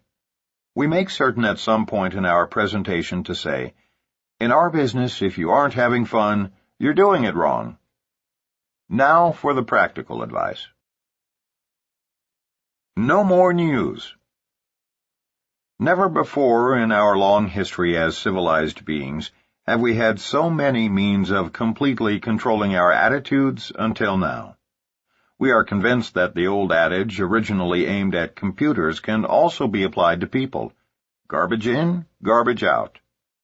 Because of our backgrounds in theology, both of us have participated in extensive counseling. Often we found that depression was the result of the garbage people allowed into their brains. One man who showed up for marital counseling explained how he'd lost the fire in his relationship. In fact, his whole life was becoming increasingly more depressing.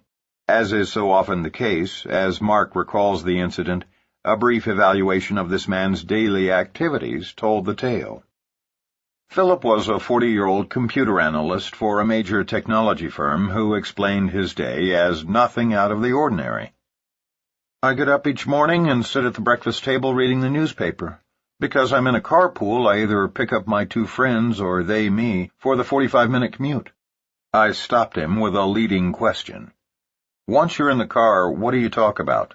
I wondered for an important reason. "Oh, you know, the usual small talk," he replied. "But we really only spend a few minutes talking. Then we flip on the radio because one news station gives traffic reports every 10 minutes, which helps us strategize our commute. If there's a serious traffic problem ahead, we avoid it. And besides, during that time, those who aren't driving normally have business files to examine." It was just as I expected. Philip then proceeded to detail his mundane day. He and his co-workers had permission to listen to the radio at work. "That breaks some of the monotony," Philip explained. When he got home from work, he first read the paper while sipping a glass of wine. He had dinner with his 2 kids and wife, during which they all discussed their days. He spent less than 2 hours with any paperwork he brought home. Then he and his wife curled up in bed in time to see an A&E program entitled Law and Order, followed by the 10 o'clock news. He again emphasized that he led a reasonably good life, but nothing extraordinary. At the end of 45 minutes of reflective listening, I recommended that Philip go 6 months without reading one newspaper, watching one television show about crime or newscasts of any kind, and no radio news at all. 6 months without news. Following 2 more counseling sessions in which routine marriage counseling techniques were employed, Philip and Nancy never returned. We bumped into them 2 years later at a conference, and they both beamed. Their marriage had taken a positive turn, and Philip thanked me profusely. He made a point of mentioning that he really didn't know for certain what changed, but something had surely improved his life. "By the way," he said as he turned to walk away, "except for the weekend edition of USA Today, I don't mess with the news anymore. Not that that has helped a great deal." Wrong, Phil. The entire marriage turnaround could probably be traced right back to the elimination of those meaningless newscasts. If you are troubled by depression, read this next sentence 3 times. No more news. If Martians land anywhere in the world, you'll hear about it within 15 minutes from someone in your circle of friends. If a princess dies, you'll hear about it even if you're on a boat in the Caribbean. We did. Of all the absurdities in modern life, nothing creates as much depression and misery as news. We are bombarded each day of our lives with radio, television, computer, and print news. To truly understand the effect it has on us, consider the philosophy of the news media. Remember that they are in business to make money, and that to be profitable, they must be interesting. And consider the often quoted philosophy in the news industry. Good news is no news. They know that the American public lusts for the extraordinary. A murder is more fascinating than a man who donates $150,000 to charity. Donald Trump divorces Marla Maples, so naturally the tabloids cover every angle of the story. But last year, Trump gave $2 million to programs for New York's homeless, but we would have never known had a mutual friend not told us. We subscribed to The New Yorker because of the great stories, but no mention was made of Trump's altruism. Why? Because the public isn't interested in and will not buy good news. So what does that have to do with us? Plenty. When we sign up new frontline distributors, we give them one specific assignment prior to their one-on-one personal training, to which they are invited following the completion of these assignments. We'll cover them in depth in a later chapter, but suffice to say they are quite simple. 1. Define your goals. Visualize the end result. See yourself there, then commit your goals to writing. 2. Make a list of 2,000 warm market leads, people with whom you want to share the opportunity. Then prioritize your prime 25 family members and friends. 3. After personally using our products, find 10 customers who enjoy them as well. 4. For the sake of preserving your positive attitude, avoid any and all news for 6 months.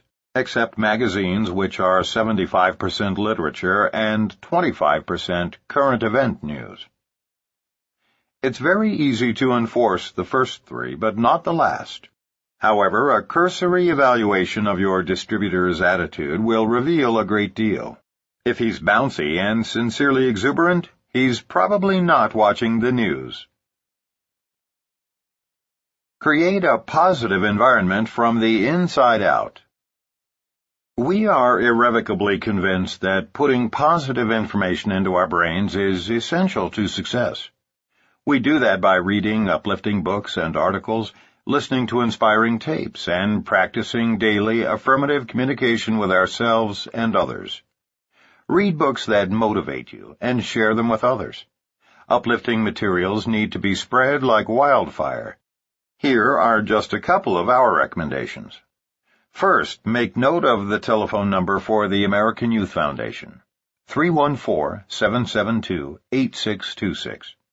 They distribute 2 of the most important, yet seldom read books that we encourage each new distributor to order and read.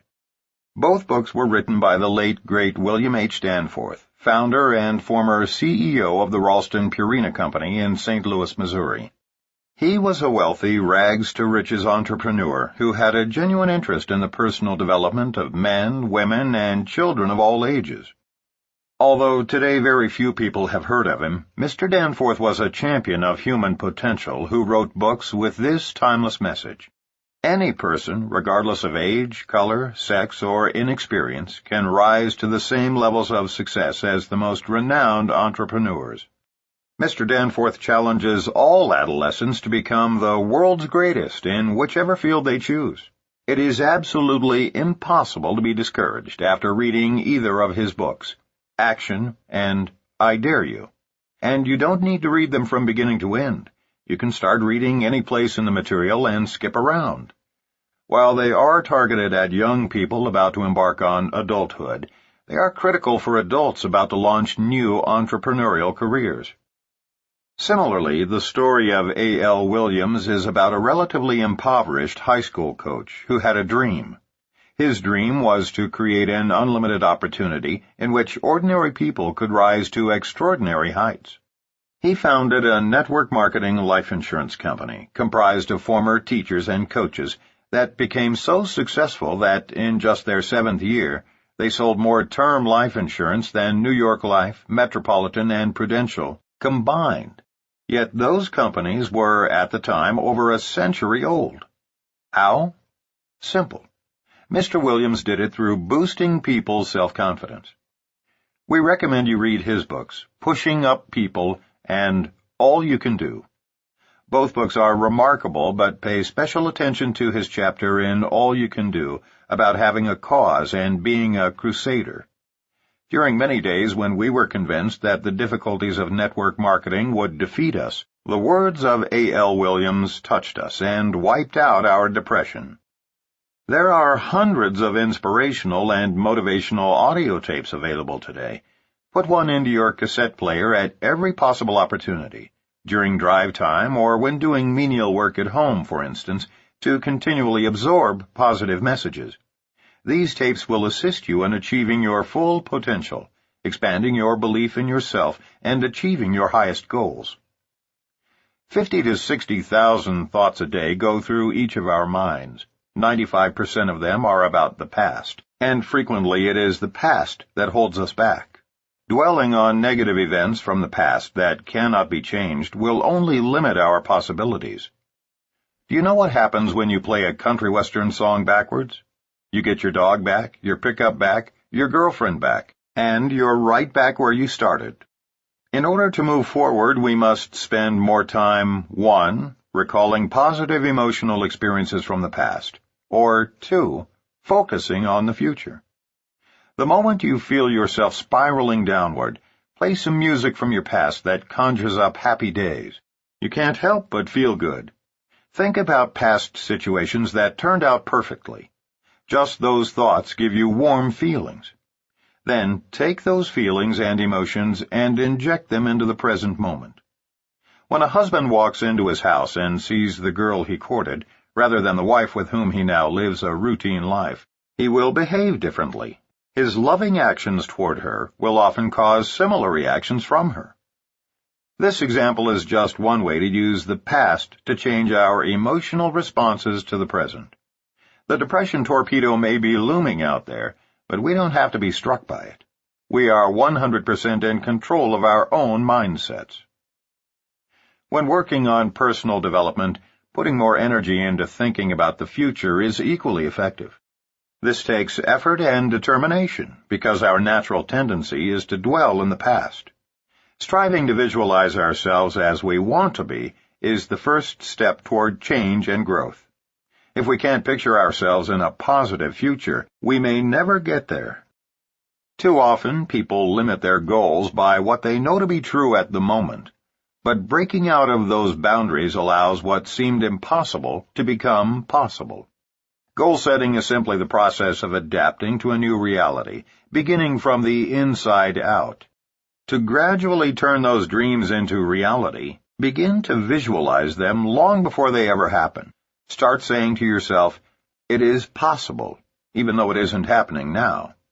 Think in the future tense and visualize goals as already accomplished. Allow yourself to feel as if your dreams were happening now. Successful people always concentrate on the end result, while others get stuck focusing on the process, the how. People with limited thinking ask, why? Those with unlimited thinking ask, why not? The skeptics among you may worry about setting unrealistic goals or an inability to make them happen. If you believe in the value of your goals, trust us, you'll find the resources to make them happen. Set big goals and then strive to meet them. Whatever you do, don't ever give up on your goals. Just change your attitudes. When the belief that we are locked into our present reality is stronger than our vision of what we really want, our growth becomes stifled. Think about what's coming in order to effect change. Use affirmations. An affirmation is a trigger tool, a statement of belief, written and repeated as if the goal were already an accomplished fact. Affirmations have the power to effect that outcome. Many prominent behavioral scientists have documented in several landmark studies the effectiveness of autogenics. We can now state to the most cynical, conservative pragmatists that self-talk, affirmations, visualization, and autogenic programming work. Prior to the release of Dr. Bandura's studies at Stanford and those of Dr. Charles Garfield at the Performance Sciences Institute at Berkeley, California, as well as the pioneering human potential research of Lou Tice at the Pacific Institute, we would lose some of our audience when we got into affirmations and autogenic commands. Now only those who have been living in a closet could doubt the effectiveness of visualization and daily affirmations. Today, we know that one of the best defenses against depression or any other form of mental anguish is the daily process of drafting and repeating positive statements about yourself. Write a few down on a slip of paper and keep them in your wallet or day timer, or on your bathroom mirror for daily recitation. Here are a few affirmations that seem to work for everyone, but we encourage you to write some of your own, related specifically to your wants and needs. Read them silently every morning when you wake up, and every night before the lights go out. After reading each one, visualize the written statement as if it is transpiring right now. Read the words, picture them happening, and feel the emotions that go with the vision. As the affirmations are gradually assimilated into your daily life, creativity, positive decision-making, and goal-setting become free-flowing events. I am powerful, knowing that I alone am accountable for the results of my decisions and actions. I enjoy every facet of life because I easily and enthusiastically create fun, joy, and adventure. I feel supported working with a team of positive people who share my values. People listen to me when I talk because I have something of value to say. I clearly communicate my business vision to others in such a way that they are inspired to join me and become a part of it. Because of my high self-esteem, I feel enormous satisfaction reaching my goals. I value myself as a person, and I know that I am worth at least $50,000 a month and more. I am proud to be building an MLM dynasty as I recruit dozens of excited people who rapidly duplicate my success. What you'll notice about this exercise is this. As you visualize the new, you gradually begin to shed the old, believing with every fiber of your being that what you visualize is happening to you at that very moment. That is when change begins to occur. Change is often 2 steps forward and 1 step back. When you do well, say to yourself, "That's like me." When you make a mistake, say, "That's not like me. I'll do better next time." We have used each of these affirmations repeatedly and have shared them with many other people who have seen dramatic results by repeating them regularly. Dr. Bob Sharp, a dentist from Big Rapids, Michigan, fell on tough times back in 1989. Divorce, dissolution of my professional corporation, the premature death of my partner in my new dental practice, an office building project gone sour, and finally, my wife's 6-month battle with cancer had left me over $1 million in debt. By January of 1996, the IRS was threatening to seize what assets I had, until $90,000 in back taxes were paid in full. The moment the IRS actually withheld payment from my major insurance vendor, the situation finally looked hopelessly bleak to me. I had recently attended a vision workshop with the president of my network marketing company and came away reading and repeating the following affirmations every morning and every night. I am sitting on my deck overlooking my pond stocked with bass, pike, and bluegill. My wife, Susan, and I are free to travel wherever and whenever we wish. People seek my advice because of my talent and religious conviction.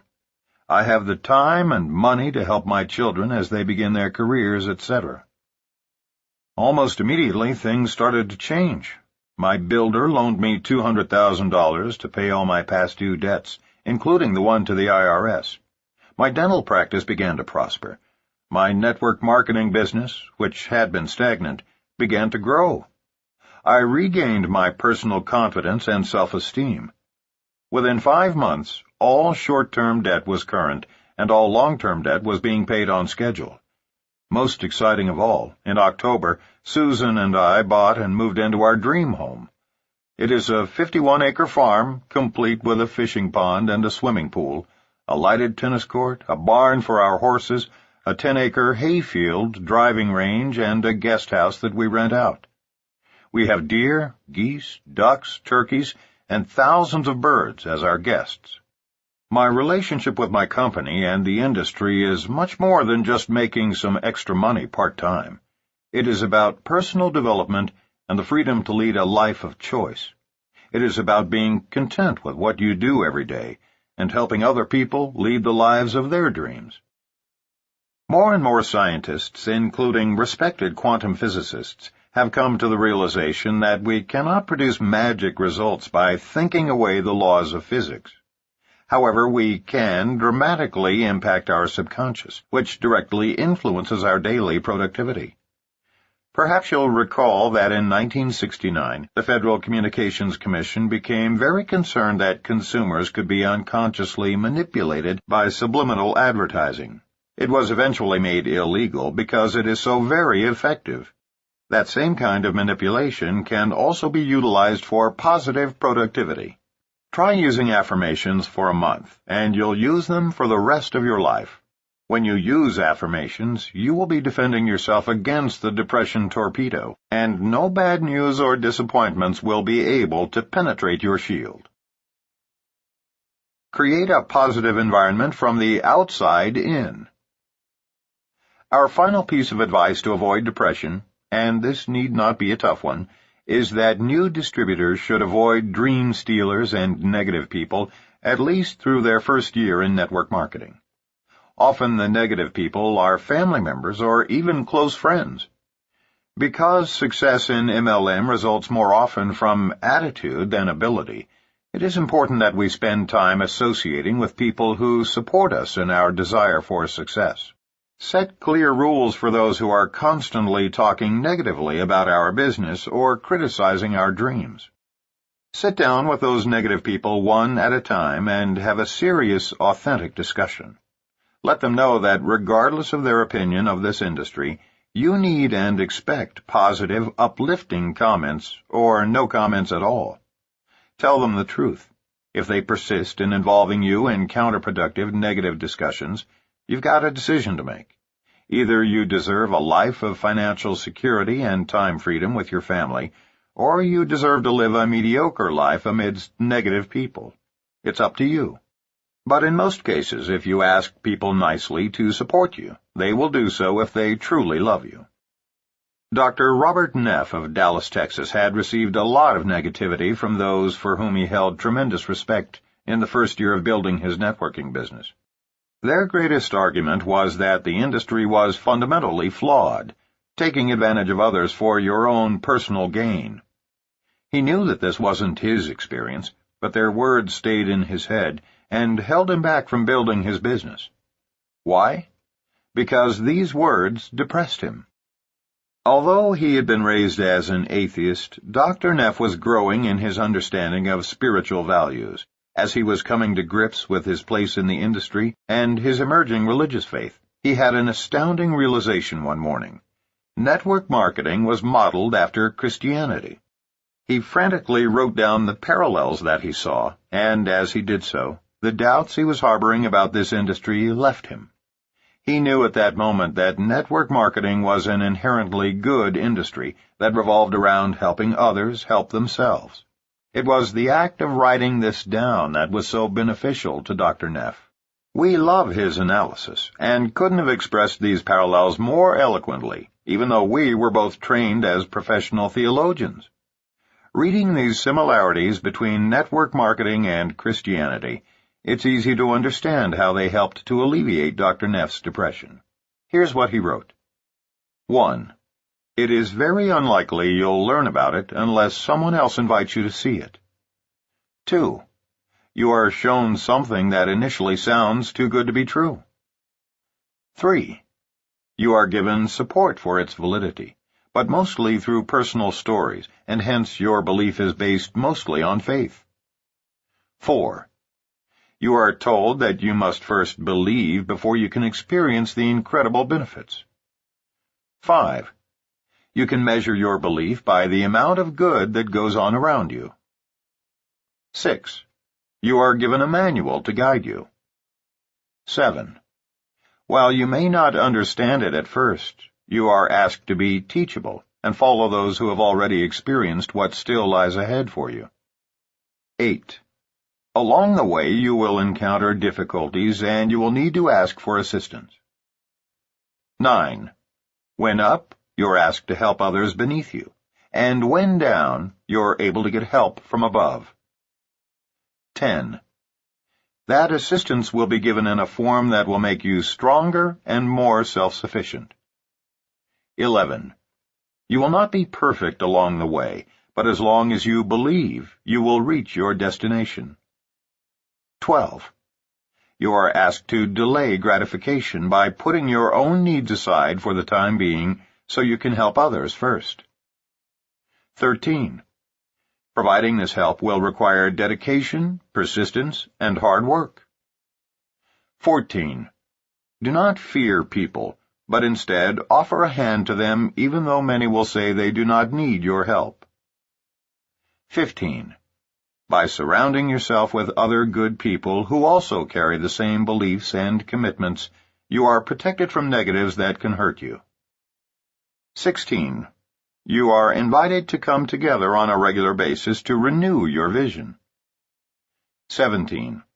As a result, you will learn more about yourself, about others, and about life. 18. In the end, you will have directly or indirectly helped thousands of people to live better lives and move on to a better place. Network marketing is the great equalizer because it is built on attitude. Charles Swindoll, a minister and best-selling author, wrote, "The longer I live, the more I realize the impact of attitude on life. Attitude to me is more important than facts.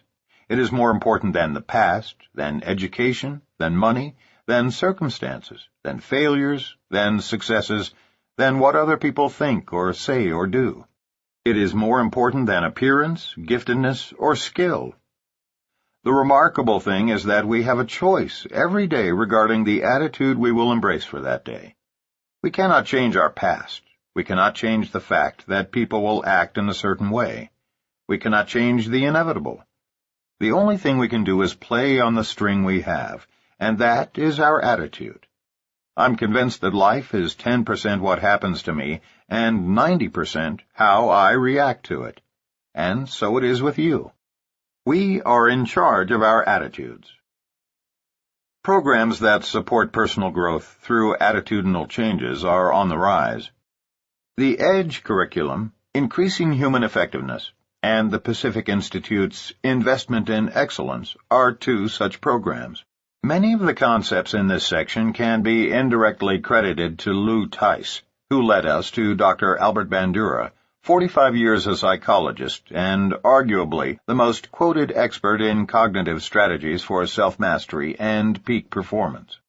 It was from Dr. Bandura that we learned the most important new developments in self-efficacy and human potential, which today form the basis of our own personal development curriculum. Just believe and keep going. It seems obvious, but we'll say it anyway. The secret of survival is simply to not give up. The way to avoid despondency is to keep the faith. Of course, they're both true. Life's challenges are essential to our growth. Without them, we would fall into a comfort zone, bringing our creativity to a screeching halt.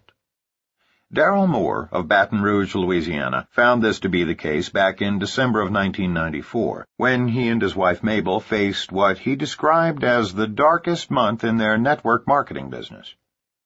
In August, we filed our letter of intent, LOI, putting the company on notice that we were planning to pursue an executive status.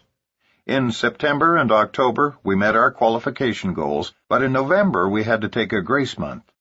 We already had one frontline distributor who had completed his executive qualification the previous September, so we saw December as our do-or-die month in the business. If we didn't make it, we would not only have to start all over again, but we would lose our only executive who would roll past us. We were both worn down to a nub. All we had ever heard was that December was the worst month of the year because you could not get people to do anything but think about the coming holidays. Mabel spoke to me in a tone of voice that implied we had reached the end of the line. I felt like a doctor in an emergency room who had finally emerged from tending a loved one and said, "We've done all we can do." There was my wife, looking forlornly at me, asking, "So what else can we do now?" The only answer I could come up with was to keep doing what we had been doing and not give up. I believed that hard work, coupled with faith in what we were doing, would carry us through this moment of crisis.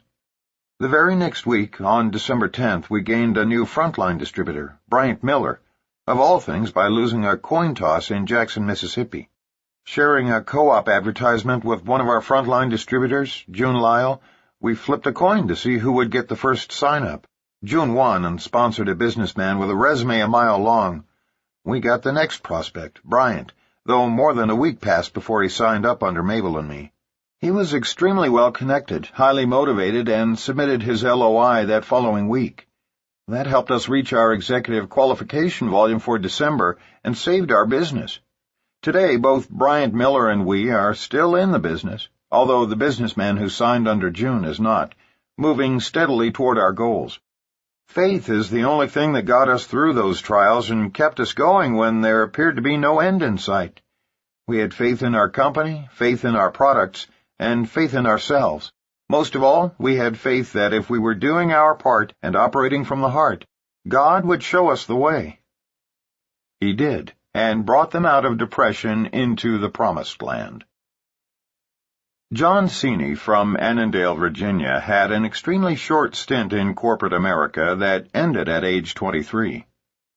After 2 years of college, 2 years in the Army, and 2 more years as a computer geek, I discovered I'd never make a fortune working for somebody else.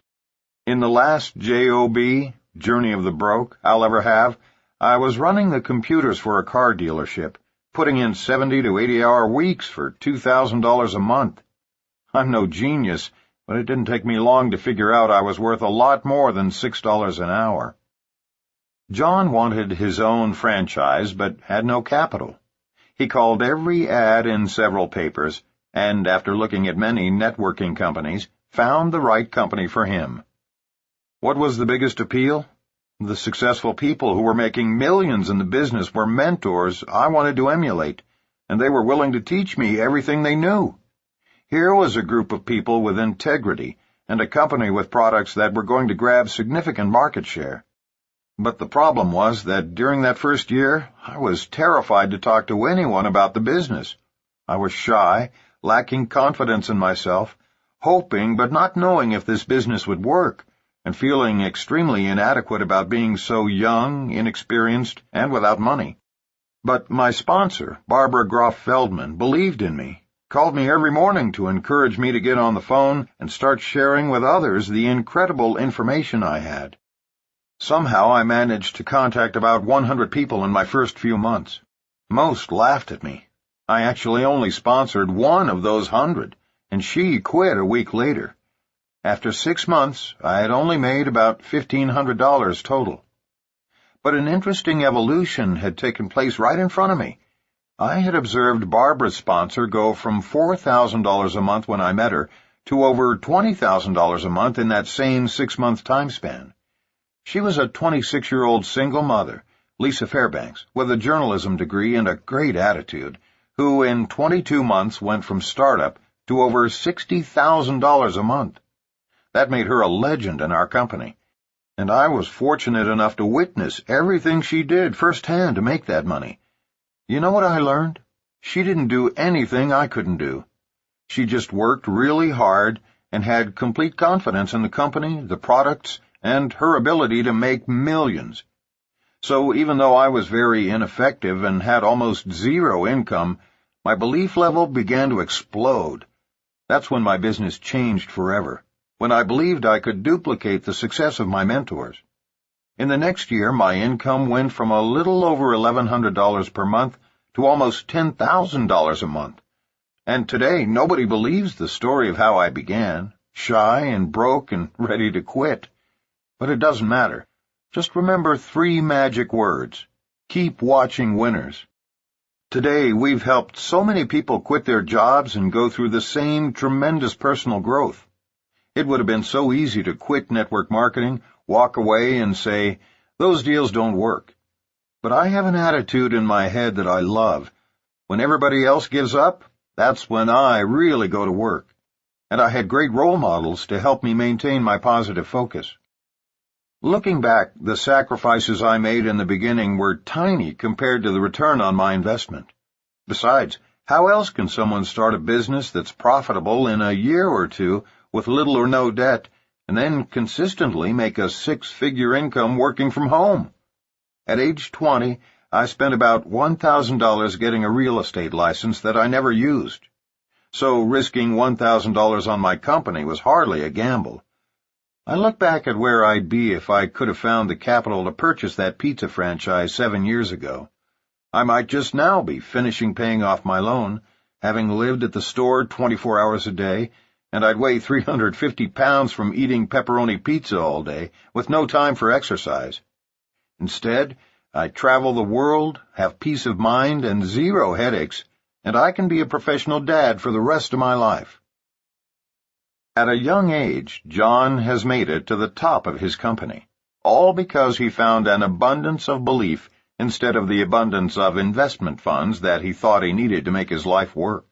Negative beliefs about ourselves are the only barriers to our success. There's an important lesson to be learned from John. Instead of yielding to depression, simply observe other successful people and recognize that if they can do it, so can you. Keep watching winners and believe in yourself. Whatever you do, just don't quit.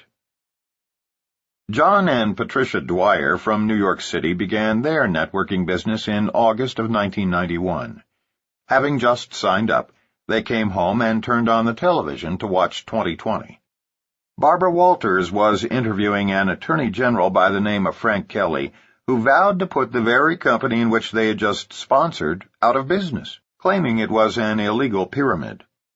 Absurd as it may sound, what kept them going was the fact that many friends called to make sure they knew about the program airing.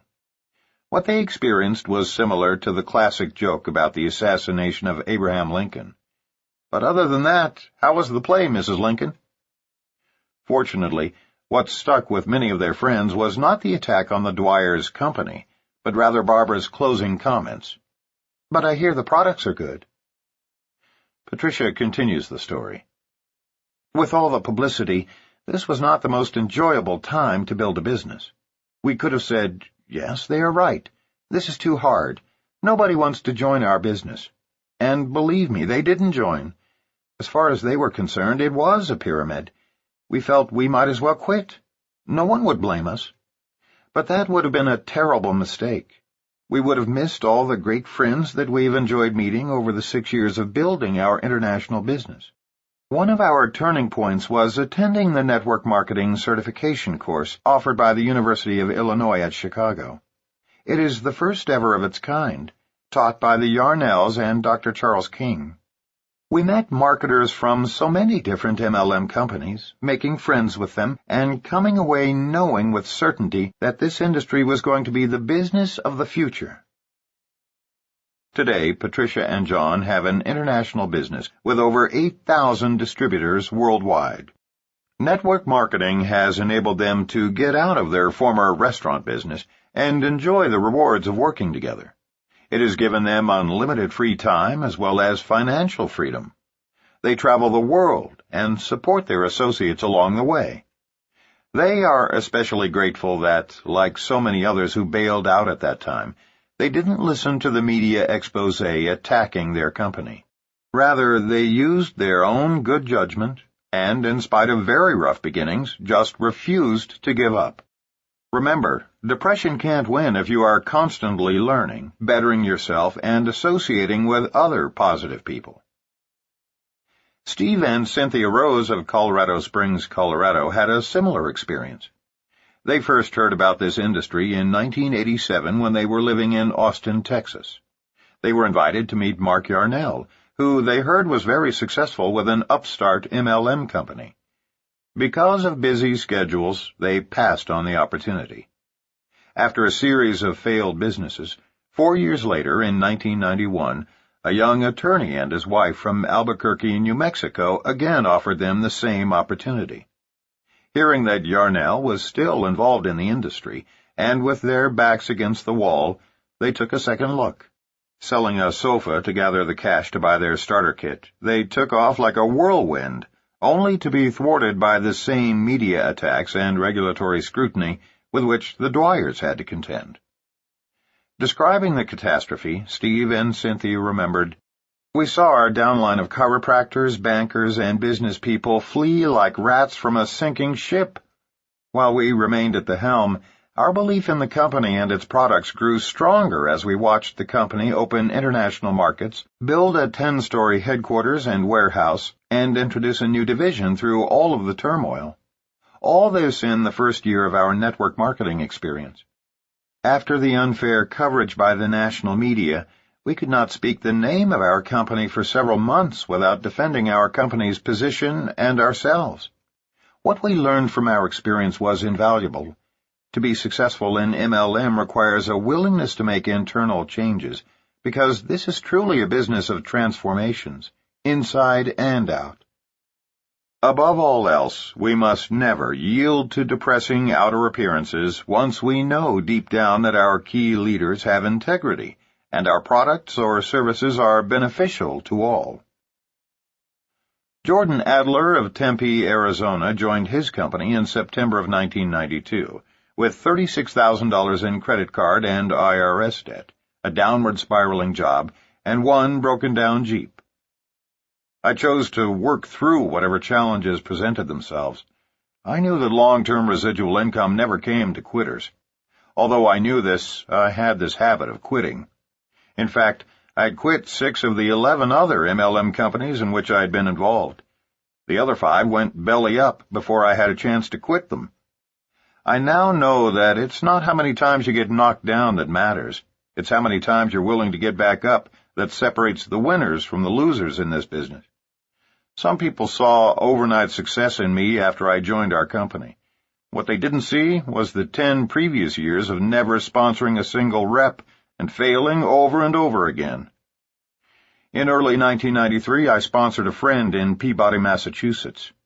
After 2 $1,000 trips to Boston on borrowed money to work with his organization, we built up a group of about 30 representatives. My friend and his buddy had been promoted twice. We were excited. A few months later, I put another airline ticket and rental car on my credit card to do a meeting for them back east. I flew over 1,000 miles and drove through a nasty snowstorm to get to the meeting. I couldn't believe it. All the guests no-showed or canceled, and my friend and his buddy quit that night and were never seen again. All 30 of their downline quit as a reaction to them. I couldn't revive a single one. Half my group vaporized that cold winter, but the fire still burned in me, and I went back to Phoenix and continued to build. Today, my organization has tens of thousands of representatives and continues to grow each month. Failure can't handle persistence, but clearly, persistence always wins in the end. Jordan, a living example of persistence paying off, is now a senior director and top 100 money earner with his company. All of these stories share one thing in common. When people just like you met their darkest moments, all of which were in their earliest stages of this business, they didn't let the depression torpedo sink them. When they were hit by circumstances outside their control, they just didn't give up. Throughout the industry, it has been observed that, statistically speaking, an enormous percentage of people quit the business in their first year. Of more interest to us, however, is this revealing fact. As many as 95% of those people who remain in this industry for 10 years or longer reach the highest pay levels in their respective companies. Whatever you do, just don't quit. Summary. Network marketing requires an upbeat, enthusiastic person who will, in turn, attract others seeking their own well-being. Attrition is a basic fact in the network marketing industry. The disappointment about those who fail to show up at meetings, or worse, those who quit, can be alleviated by putting your energy into approaching a greater number of new prospects. Don't waste your energy supporting those who resist you. Just think, next, and move on. Work with people who show an interest and will keep your spirits up. If you feel like quitting, call Upline for support and encouragement. Share your enthusiasm, never your negativity, with your downline. In order for professionals to be successful in network marketing, they must be willing to use their reputations and credibility toward building their business. Denying their commitment to their warm markets will only set themselves up for failure. These are the reasons to be proud and optimistic about sharing our business with others. 1. We have the only entrepreneurial home business with no upside limits and no serious downside risks. 2. Total time freedom goes hand in hand with the wealth and prosperity we achieve. 3. By working diligently in the beginning, we can ultimately have a stress-free life. Better to trade in the traditional 40-year plan for a new 4-year plan. 4. Recognition and travel await all those who are successful in building a network organization. 5.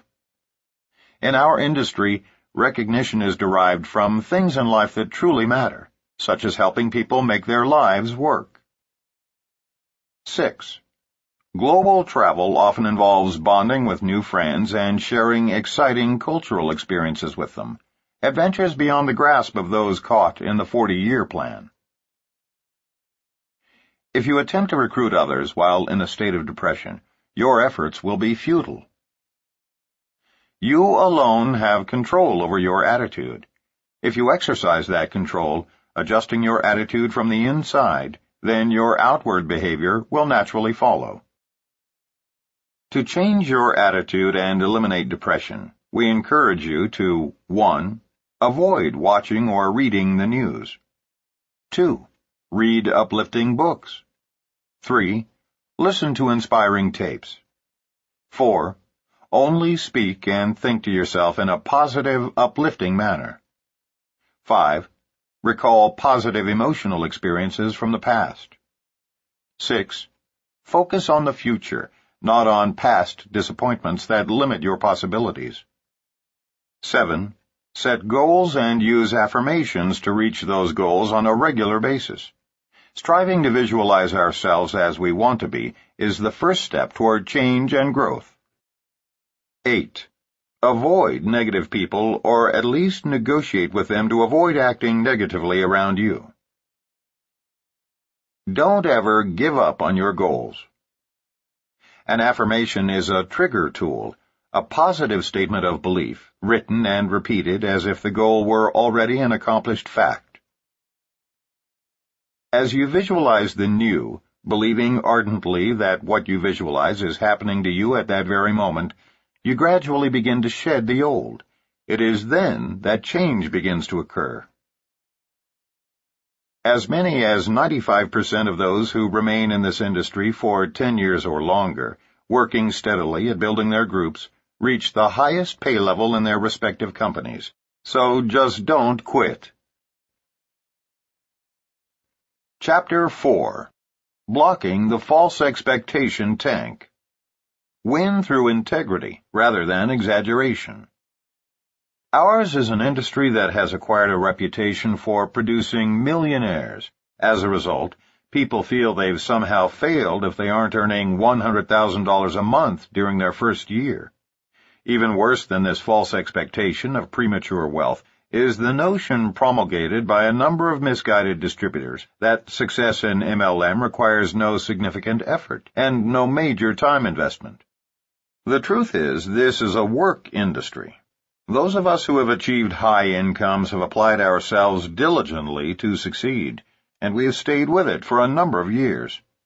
Equally wrong is the idea that you need not do anything except send people to a weekly hotel meeting, and the leaders will do all the rest. In those meetings, some leaders have been known to indeed do it all, including signing up your prospects for themselves. This is a home-based industry where rewards are commensurate with effort. In this chapter, we will take a close look at what we call the false expectation tank, by exposing and carefully refuting many of the myths used to recruit unwitting distributors. We will replace them with the actual facts about your first-year efforts. An analogy. Imagine the following scenario. Basketball superstar Michael Jordan just happens to be sitting in a coffee shop in Chicago, where you and a friend have chosen to eat breakfast. You recognize him immediately, of course, but the last thing you want to do is pester him on a Sunday morning. The table next to him is vacant, so you sit at that one to be near him. As you are sitting down, you notice that Michael's two companions are both in wheelchairs. One of them is a paraplegic, and the other has a metal brace on his leg, probably indicative of multiple sclerosis or some other muscle disease. They are both in their late teens. You sit down with your back to Michael, but you're so close you can hear his dialogue. You don't mean to eavesdrop, but you can't help but overhear the conversation. Jim, Danny, I know you both may not believe me, but many of us in the NBA earn over $30 million a year because we were willing to pay the price of hard work and countless hours of effort. I started practicing when I was your age, and I never stopped believing that one day I'd make the team. You owe it to yourselves to look at this. Michael, you notice out of the corner of your eye, hands one of the boys a piece of paper. The adolescent looks at it closely and exclaims, "My God, Mr. Jordan, that's more than my dad made over the past 10 years, and he's a doctor."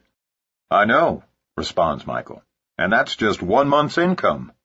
"Jimmy, look at this," Danny says as he stretches just as far as he can across the table to hand him the check. Jimmy takes one look at the $2.8 million check and shakes his head in utter disbelief. He's never seen this kind of money, and can hardly imagine it's possible to earn so much in 1 month. As they both continue to stare at the check, Michael then interjects, "And you know what, guys? You can do it too. Why get involved with some menial job when you can get into something with unlimited potential like playing for a pro basketball team?" You shake your head and glance back quickly to make sure your eyes have not played tricks on you. Nope, they're both in wheelchairs. He continues, "I'm not saying you won't have it tough. We all did. I was actually cut from my high school team, so I understand the pain of failure. But I didn't give up. I practiced and practiced until I could shoot from anywhere on the court and even rip the nets half the time." "I've seen you do some remarkable things, Mr. Jordan." "Yes, Danny, and you can too. I'm not discounting for a minute the difficulties and challenges you'll both face, but I want you to know that you can do anything that you set your mind to do. You really do have unlimited potential, and don't let the fact that you're both confined to wheelchairs keep you from trying. Make me proud. Work hard, give it everything, and one day you too can live the life you want to live, and I know you'll deserve whatever you earn." Of course, such a scenario could never occur because Michael Jordan knows good and well that those wheelchair-bound adolescents cannot reach the NBA. Impairments of some kind keep millions of people from having the opportunity to rise to the top of virtually every field of endeavor. Physical, educational, intellectual, and experiential handicaps keep most people at the bottom of the traditional corporate pyramids, such as IBM or Coca-Cola. These are the real pyramids in our society, where workers at the bottom are the lowest paid and the first to be let go in times of crisis. While some few move up through the system, no one has a prayer of earning what the man at the top earns, much less of replacing or surpassing him. Yet it is conceivable for virtually anyone to reach the top in MLM, because there is no challenge that can't be overcome. And every word spoken by Michael Jordan in this hypothetical scene could genuinely be addressed to these two physically handicapped young men regarding the network distribution industry. In MLM, even those who are timid, uneducated, or have no track record of success are often encouraged to believe that they can earn $1 million a year, just like so many leaders in this industry.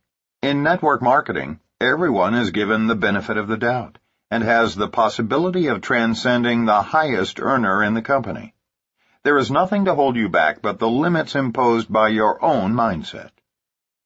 Having said that, we now want to distinguish between the potential of this business and the reality of what it takes to achieve success.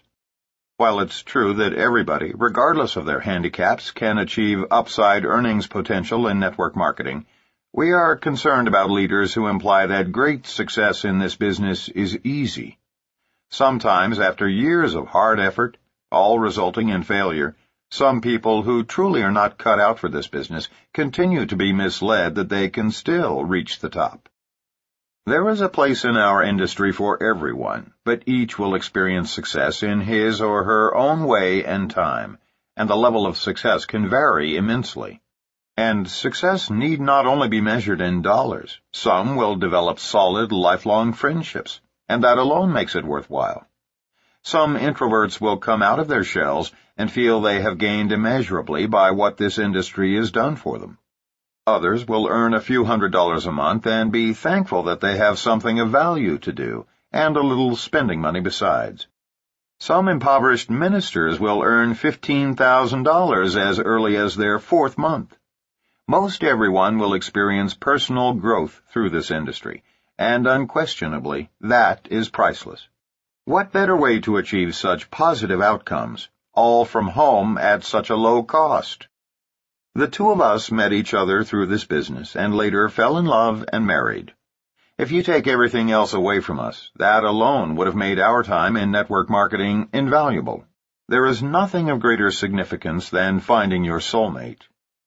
So, by all means, show prospects the inherent potential of this business, but allow all distributors the right to discover their own levels of success. And by success, we mean having worthwhile goals and taking the necessary steps to achieve them. As long as you are taking a step forward, you are successful. Balance upside potential with the realistic picture. Incomes in MLM can become quite dramatic. We believe that anyone who has reasonable self-confidence, enjoys communicating with small groups of people while sitting at home, is coachable, and has a sincere desire to make a difference in people's lives can potentially earn $100,000 a month. However, it is important to paint a realistic picture of just how much hard work is involved in achieving financial security and time freedom. Too many distributors fail to tell the truth about the necessary effort. A recent advertisement in USA Today offered the following description of an MLM opportunity. No sales, no inventory, no monthly quotas, no personal or group sales volume requirements, no meetings, just call, phone number, to get started. This ad was intentionally misleading. We called the number to check it out and discovered that while no purchases were mandatory, in order to receive full compensation on several levels, substantial sales volumes were required. Here's the question. If a leader is going to advertise in the business section to find other entrepreneurial leaders interested in big money, why imply that no inventory or monthly sales are necessary? That's not only misleading, it's fraud. And we believe the Federal Trade Commission and other regulatory agencies are correct to go after such marketers and companies. They deceive innocent people into believing that MLM, like the lottery, is getting something for nothing. And in case you think most people are smart enough to avoid such preposterous claims, take a close look at how many men and women bet family food money on a 1 in 10 million chance lottery. Let's examine what is required to earn big incomes. Network marketing income is a direct result of the amount of wholesale products and/or services purchased by those individuals in your organization. Since most families only purchase as much as they need and use, a sizable organization is necessary to provide a large income. Lots of people ordering and using a little bit. Huge organizations are developed by individuals who personally recruit large numbers of frontline distributors and, as capable educators, teach them to duplicate their process. Our industry's leading company built a multi-billion-dollar global empire, one person at a time, over a 4-decade period. In essence, MLM is much more a teaching profession than a sales profession. Those who make it to the pinnacle of any company are usually good communicators in a one-on-one sense. Being able to deliver a speech to a large crowd is absolutely unnecessary. Duplication is what is critical. It doesn't matter how tremendous we are as individuals, but rather how great we are at teaching others to duplicate our system, as you've already read in many of our stories. But we don't want to create false expectations by waving the oversized checks in front of people without also discussing what it honestly takes to earn them. Understating the hard work and perseverance to achieve great success is the most often utilized strategy by those who create false expectations. Most people will quickly see through the false promises in a very short time and then quit. We are irrevocably convinced that the extremely high attrition rate among first-year distributors stems directly from being bashed by the false expectation tank. In this chapter, we'll take time to address many aspects of this problem, including the one that catches so many newcomers to our industry completely unaware, an unrealistic assessment of how much work is required to earn the huge incomes. Misguided belief that this business requires no effort. Consider a hypothetical situation. Steve goes to his first network marketing presentation and is immediately struck by the exponential growth potential. For the very first time in his life, he realizes the possibility of unlimited income. But here is his problem. Even though Steve knows literally hundreds of excellent prospects, he is currently earning $100,000 a year in a management position with a software firm and is spending as much as he makes. So the thought of quitting before he has replaced his income is simply irrational. During the question and answer period of the presentation, Steve asks if he can stay behind and visit with the presenters, Bill and Angela. Of course, they agree to speak with him privately. After everyone is gone, Steve explains his money situation to the successful couple.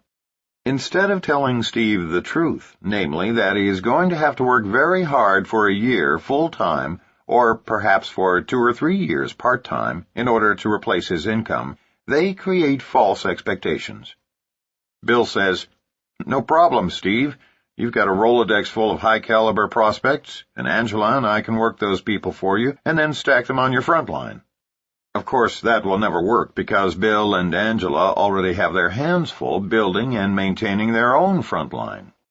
They might try, but experience has taught us that no one can do this business for anyone else. And we all know that friends respond best to hearing about a business opportunity from friends first. Then a successful sponsor or upline can reinforce what the curious prospect has learned from his friend. The power of networking is at its highest peak when it is friend telling friend. But Steve cannot possibly know all of that at this stage, having just been introduced to the industry. So, to him, it sounds good. Based on what Bill has told him, he signs up, makes a list of his top 200 prospects, and turns it over to his sponsor. The false expectation tank hits Steve hard and fast. It doesn't take very long for him to realize that he is not going to get something for nothing in this business. Even if Bill makes good on his promise and signs up a few quality distributors on Steve's front line, Steve will still have to roll up his sleeves and work extremely hard, or the people beneath him could roll past his pay levels. But what ordinarily happens is that Bill can't convince Steve's friends to do something when Steve is not actually approaching them himself. Here's the point. Rarely, if ever, has a person in network marketing had the time and energy to recruit, build, and train more than one large frontline.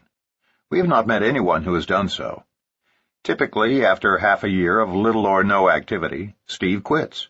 But he doesn't really go away. From that day forward, whenever network marketing is mentioned in his presence, Steve remarks, "Yeah, MLM is such a scam. I gave it my best shot for half a year and had a sponsor who was supposedly making big money, but I never saw a penny. There are thousands of Steves out there bad-mouthing our industry because of unrealistic claims that lead to overblown expectations. And unfortunately, there are numerous Bills and Angelas who have been taught to be sifters instead of relationship builders. Their underlying motivation is to simply blast through Steve's Rolodex, hoping to find one winner, instead of helping Steve build a business based on his close relationships with friends. So what should have been done? Well, Bill and Angela should have been honest about Steve's chances.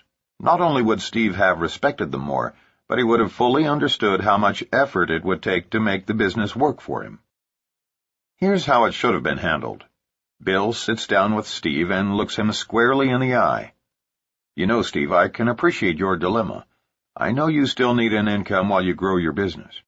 But if your corporation was to decide to enhance their profit structure by downsizing and you were targeted, they wouldn't even consider keeping you on salary until you found a replacement income. You'd be gone overnight with some severance package designed to placate you, but not meet long-term needs. The truth is, in our business, it's only those of us who treat it like a profession who get to the big money. Give it all of your energy and you'll naturally get there sooner. Undertake it part-time and stay with it steadily and you'll get there eventually. But there is no way for you to earn big money by exerting only minimal effort. That is, by simply turning all your prospects over to your sponsor. Steve listens but still doesn't fully understand. He responds, "Well, how do guys like me do this business? How does anyone ever get to the kind of money I've been hearing about?" Steve, it's true that many leaders in our industry earn over $50,000 a month, and most could afford to retire on that income in half a decade. Compared to retirement on a little pension after 40 years in your profession, our offer is very attractive. But I'd be doing you a disservice if I didn't tell you the truth. And the truth is, to hit those numbers, you would have to tighten your belt and do this business full-time. The other option is to work very aggressively part-time until you've replaced your income, and then go full-time. If you decide to do it either way, great. Angela and I will work with you side by side until you reach your goals. Otherwise, let's just sign you up so your family can use our products and services at wholesale prices, and I'll touch base with you again in 6 months to see if your circumstances have changed. Can you guess what Steve will do? He's going to go home and give this business serious consideration.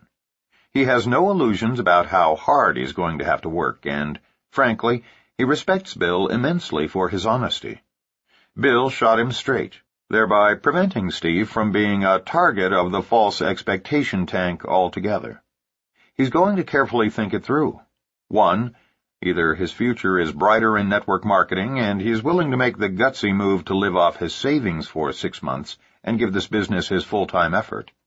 2, he'll choose to take the precautionary approach and replace his income first by remaining on his job and working the business part-time, which will take substantially longer.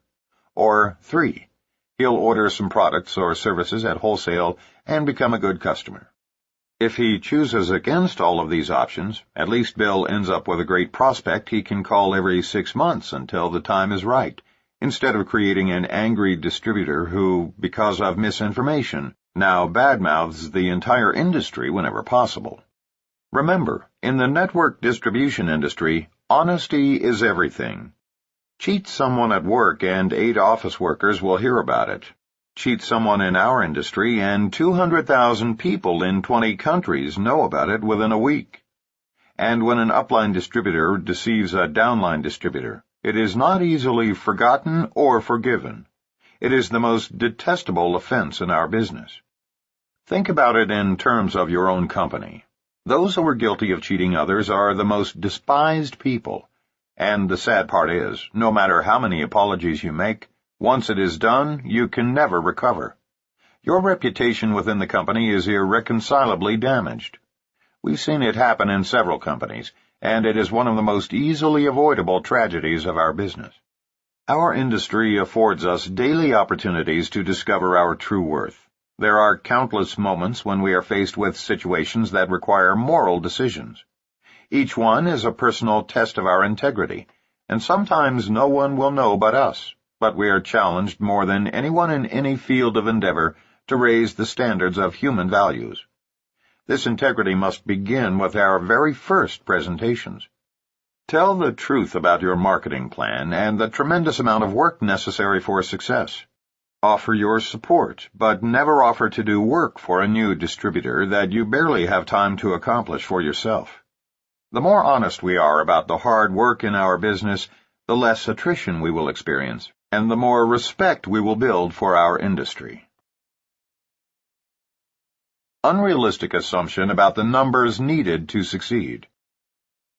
Beware of the unrealistic assumption about the number of individuals that you need to personally recruit. Some companies have joined with field distributors in an effort to further the myth that you need not be particularly prolific in sponsoring people in order to prosper. Bunk. While there are exceptions, most successful leaders have had to sign up large numbers on their front line. Most of the truly big-time income earners in the field of network distribution have, over time, personally sponsored at least 100 frontline distributors, and many have sponsored even more. However, there are always some exceptions to this rule, and Michael DiMuccio of Kleinburg, Ontario, is one such example. After struggling for 13 months in one MLM company, Michael found another that had remarkable products with which he could readily identify. This is how he describes his experience after joining the new company. During the initial launch phase, I prospected about 100 people and recruited 26 frontline.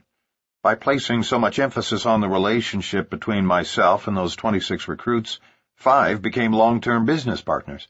Not everyone who signed was as committed as I was, or, obviously, they would still be with me. Yet their contribution in the beginning added synergy, excitement, and volume that helped produce my personal success story. $126,000 group volume in the opening month that generated about $15,000 in personal income.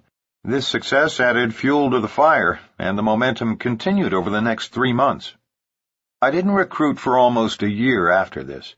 Instead, I put into place an infrastructure for communications and recruiting, and developed a model that could be duplicated for presenting and training.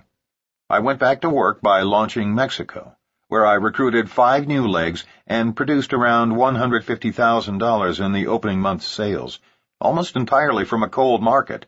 6 months later, my average income had grown to $20,000 per month. By this point in time, I had recruited perhaps a total of 30 to 35 frontline distributors.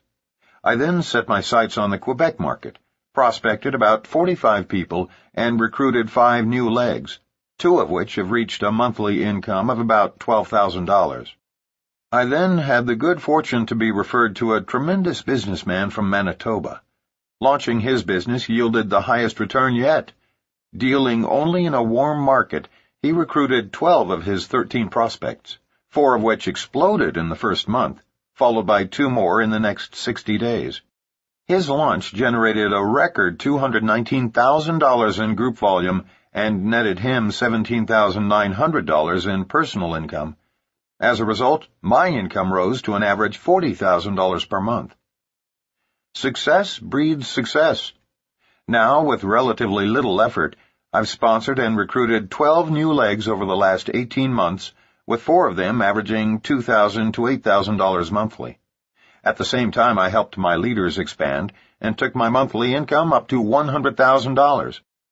Today, at 33 years of age, after nearly 6 years in the business, I've personally sponsored 60 frontline recruits, 6 of which average a monthly income between $8,000 and $45,000, 3 take in approximately $2,000 to $4,000 per month, and a few more are just getting started. Many people deserve the real recognition for my success, but suffice to say that I've enjoyed an extraordinary career in an incredible profession. Michael was acknowledged as Distributor of the Year by his company for these outstanding achievements. We are currently developing strategies to make stories like this become the wave of the future in network marketing. As these kind of ratios become more attainable in our industry, we will see a flood of new associates joining our ranks over the next decade. Those new to network marketing should have a simple understanding of the four most popular types of compensation plans: the breakaway, the unilevel, the matrix, and the binary. There are other hybrid plans that are a combination of these, but in general these four are the most widespread. Admittedly, the following explanations are a bit oversimplified, but understanding them in depth is not necessary for a first-year distributor. Having a basic grasp of these compensation plans is all you'll need for now. The oldest and most traditional is the breakaway plan. It allows distributors to recruit and be paid on an unlimited number of frontline associates. When leaders emerge by meeting the basic requirements set forth by the company, they break away from their upline executives, thereby forming their own organizations. In a breakaway plan, leaders receive a commission on unlimited levels generated by everyone within their own circle volume, and, based upon the number of breakaway leaders on their front line, they are paid a commission on a designated number of levels of their breakaway groups. Even though a larger percentage is generally paid on the circle volume, the real money is made in the massive numbers generated in the breakaway groups. Since the emphasis in a breakaway plan is placed on numbers of distributors on your front line, it is difficult to mislead new associates about the fact that it takes lots of sign-ups to receive the full benefit of the compensation plan. The unilevel plan essentially pays commissions on a specified number of levels, as opposed to generations that can run to depths of 20 or more, as designated by the company. It is comparable to the compensation paid on the circle volume only of the breakaway plan, except that it limits the number of levels. A unilevel formula, of course, has no breakaway system, but it is similar in that the only way to make money is to sponsor significant numbers on your front line, thus increasing the chances for greater exponential growth. In the breakaway and unilevel plans, each level beneath you grows larger than the levels above. Your sixth level, for example, should ultimately be larger than the 5 levels above it combined. So the larger your front line, the larger your sixth level will ultimately become. Because the unilevel is not as lucrative as other bonus programs, it is more often used in combination with another plan. Again, it is difficult to mislead anyone about the numbers necessary to succeed with the unilevel plan. The matrix plan is inherently limiting as a compensation plan by its very definition. Let's consider the 3x7 matrix as an example. You are on top and have 3 on your front line. Your second level is 9, third is 27, fourth is 81, fifth is 243, sixth is 729, and seventh is 2,187. Your entire organization, if it filled up, would compensate you for a total of 3,279 people. Many leaders have 10 to 100 times that many people in their organizations. It's literally a case of converting an unlimited opportunity into a limited income position. What's worse, it's very difficult for those below you to succeed in this system. Let's pretend that everyone on your 7th level has a sincere desire to succeed in filling up each of their matrix organizations. That would require a company of over 2 million distributors. The problems now arise because for people to succeed on that 7th level would require recruiting the equivalent of the entire populations of China, the United States, and Germany. Disregarding the reality of the matrix plan, the sales pitch still is, all you have to do is sponsor 3, only 3.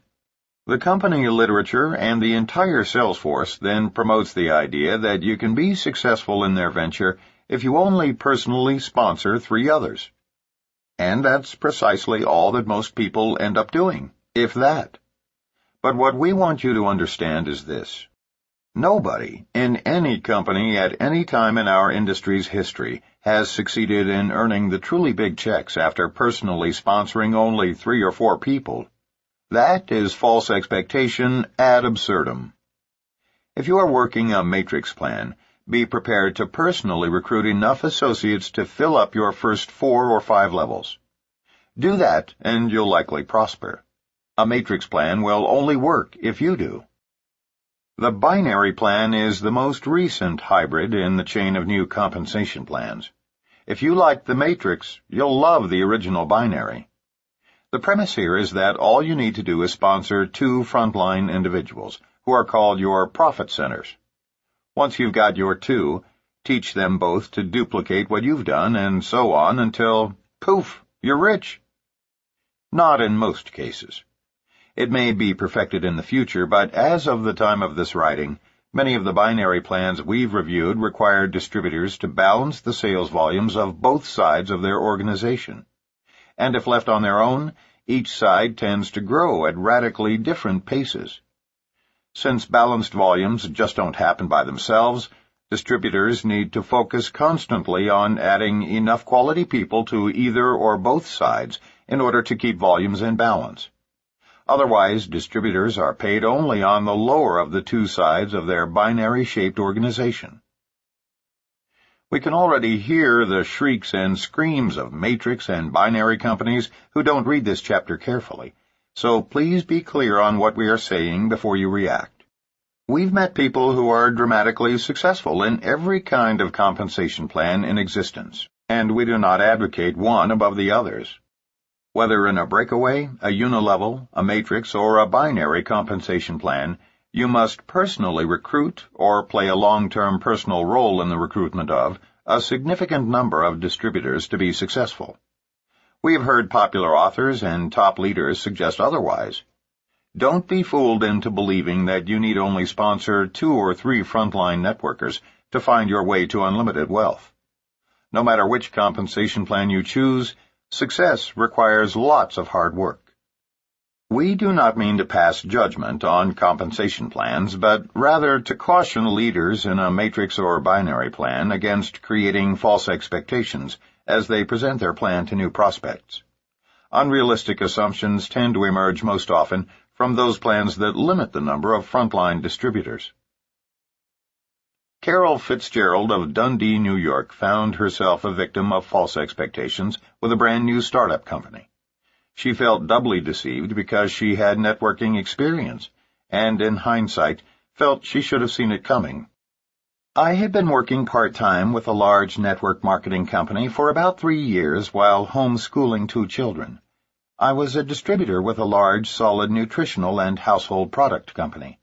I wasn't shattering any records, but for the time I invested each week, I had a nice income, and it had a steady increase each month. My organization was comprised mainly of women who had careers in corporate America, but wanted to be able to stay home with their children while still maintaining an income. All was progressing well until a friend of mine phoned to tell me about some incredible environmental product that I just had to try.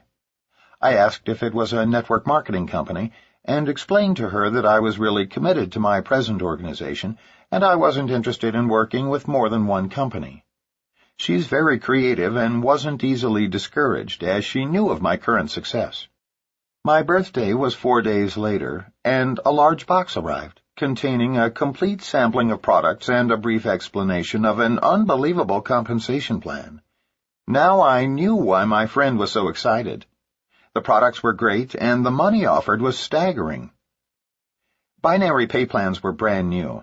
I had been working with a matrix program and didn't know much about binaries. They seemed too good to be true. Why didn't those warning bells go off? This was truly an unbelievable opportunity for fast growth and quick cash. It paid weekly for every $1,000 worth of products sold, with $500 on each leg. $250 was paid out in commissions. Sponsorship didn't matter. There was no limit on depth, and best of all, volume was never lost, but carried over until a balance was achieved. Typically, for this type of plan, distributors were qualified to receive commissions once they had purchased $100 in product and sponsored just 2 other people who did the same. Distributors could personally purchase up to 3 positions, there was no age limit, and everyone in a household could have their own distributorship. I was hooked. This company had everything. The products truly were revolutionary. They could help the environment, and the money was fantastic.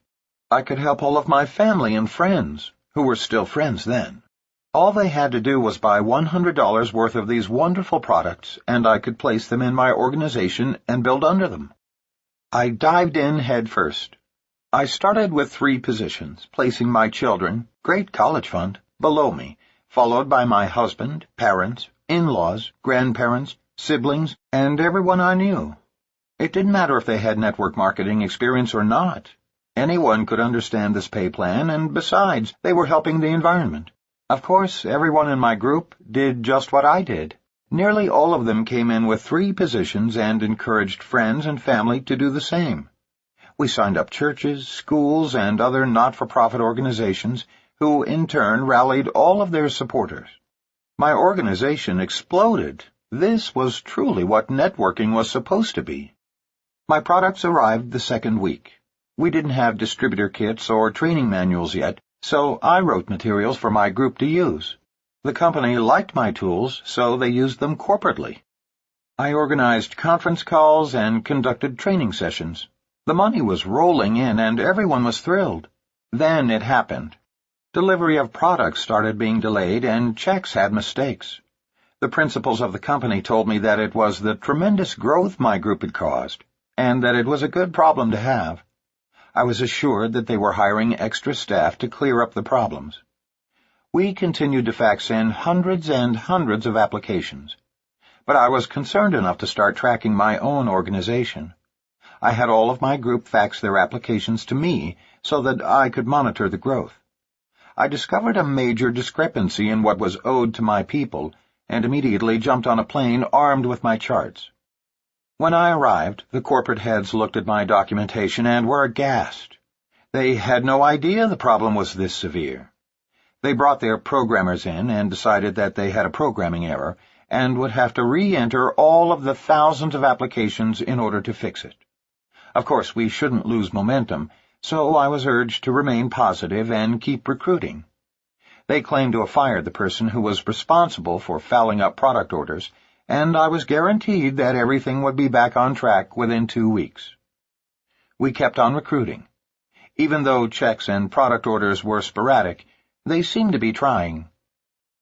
Then came Black Monday.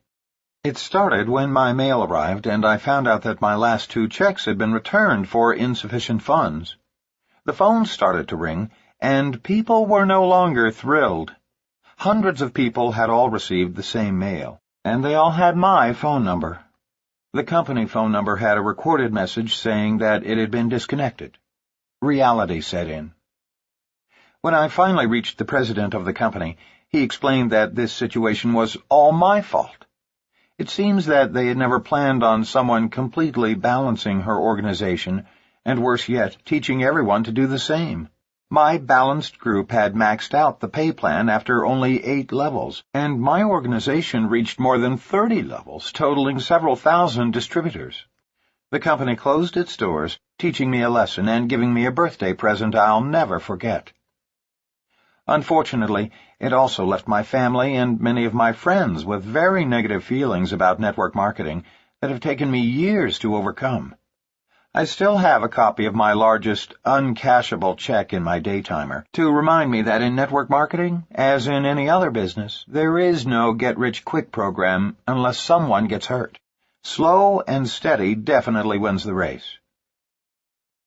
Fortunately, Carol was able to pick up the pieces and is now working with an experienced team toward the launch of a network marketing company that she hopes will be a reflection of what our industry is meant to be.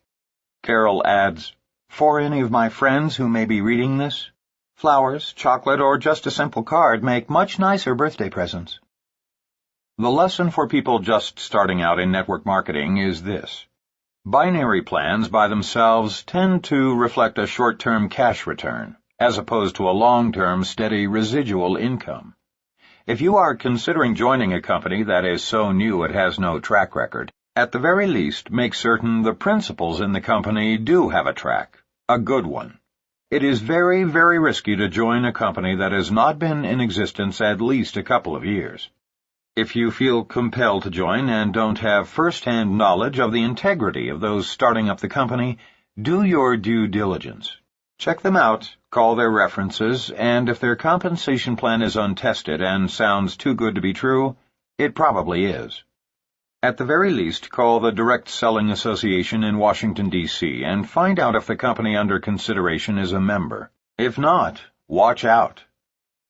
If you are in your first few years in this industry, making a decent living with a solid company, and, like Carol, an overzealous sponsor shows you big checks or a comp plan too good to be true, hopefully you'll have the common sense to stay where you are. Network marketing is big business played on an international stage, offering staggering income potential, enormous amounts of free time, travel, power, and prestige. To hit the big numbers is to be treated like an international rock star, playing to large audiences and standing ovations on every continent. You'll be treated to the best cuisine in every location and interact with the most powerful people in industry, medicine, and law. Remember, as you are trying to appeal to various professions in corporate America and throughout the world, each one has its malcontents, and frequently the most successful among them are the players who can relate to these kinds of earnings. As you move from your warm market into your cold market prospects, you need to understand that this is a numbers game and not be intimidated by it. MLM is the great equalizer in which former blue-collar workers are allowed to compete with, or even bypass, doctors and corporate leaders.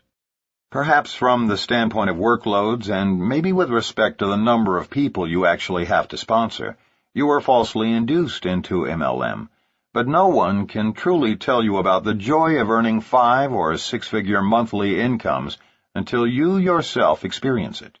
So don't whine, get to work. What's it going to be? 4 years or 40? Inaccurate perception about the time needed to succeed. The next problem area, time investment, is certainly worth mentioning because it so often misleads prospective distributors about one of the most important aspects of the business. While we've seen many of our associates reach 5-figure monthly incomes in only a few months, ourselves included, not many do. We believe new marketers should set realistic objectives ranging from 1, 2, and 3-year to 5- and 10-year goals. Then track upline until you find a person in your company who is earning the amount you wish to earn by your 10th year. Ask that person to help you set realistic goals based on the amount of time and effort they were expending at each of these monthly and yearly mileposts. It's quite reasonable to assume that if another person was able to achieve what you desire, if you can visualize yourself doing that too, and if you're willing to put forth the same amount of time and effort, you can earn the same. An average earnings report can and should be issued by your company. The way to set practical goals is to base them on incomes at varying levels actually earned throughout your existing distributor force. Remember to be realistic about the amount of time it will take, but also be expansive in determining the right goals for yourself. It is by unleashing your limited thinking that you will be able to rise to your full potential. With respect to the amount of time required to succeed, part-timers in network marketing earn substantially less than do those working the business full-time. If a full-time person is earning $200,000 a month, a new person might quite logically assume that if she works half the time, she could earn $100,000 a month. Not necessarily true. The most Renee ever earned as a serious part-timer, who, because of her elected position to a 4-year term in public office, could not quit until she had completed her commitment, was not even 10% of the amount we've earned together working full-time. It's because this is largely a business of duplication. Part-timers attract part-timers. If you are the leader and part-time effort is good enough for you, then part-time will seem appropriate to everyone you recruit. On the other hand, if you are working very aggressively, treating this like big business, so too will more members of your downline. Ask yourself a simple question. When was the last time you met a person who became a millionaire in his spare time? Prosperity is a full-time venture.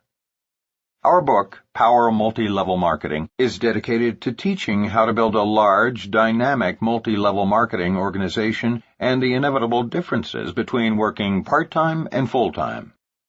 We have researched numerous companies with respect to average part-time and full-time incomes. You simply cannot accomplish full-time goals on part-time effort. Obviously, those who give this business their all should arrive at their goals more expediently.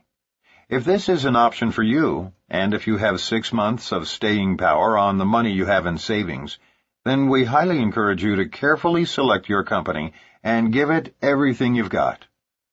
There has never been a more lucrative time to get involved with this industry, nor has there been better public receptivity to the concept of networking as a viable business. If you believe in yourself, the organization you've joined, your company, and the industry, then simply tell the world of your discovery. That's what Mark did, sometimes putting in 60 to 70-hour weeks on fire with enthusiasm, and within 3.5 years, his efforts earned him his first $100,000 monthly check. If responsibilities, financial constraints, doubts, or just good common sense hold you back from beginning this business on a full-time basis, then Renee may be someone for you to emulate.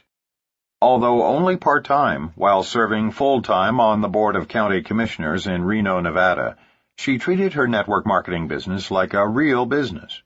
As she explains, I stayed with a constant regimen, prospecting 12 to 15 people every single day, holding a presentation in my home for at least 15 prospects a week, gathered in 2 to 3 separate meetings, all of which resulted in my sponsoring a minimum of 5 people a month.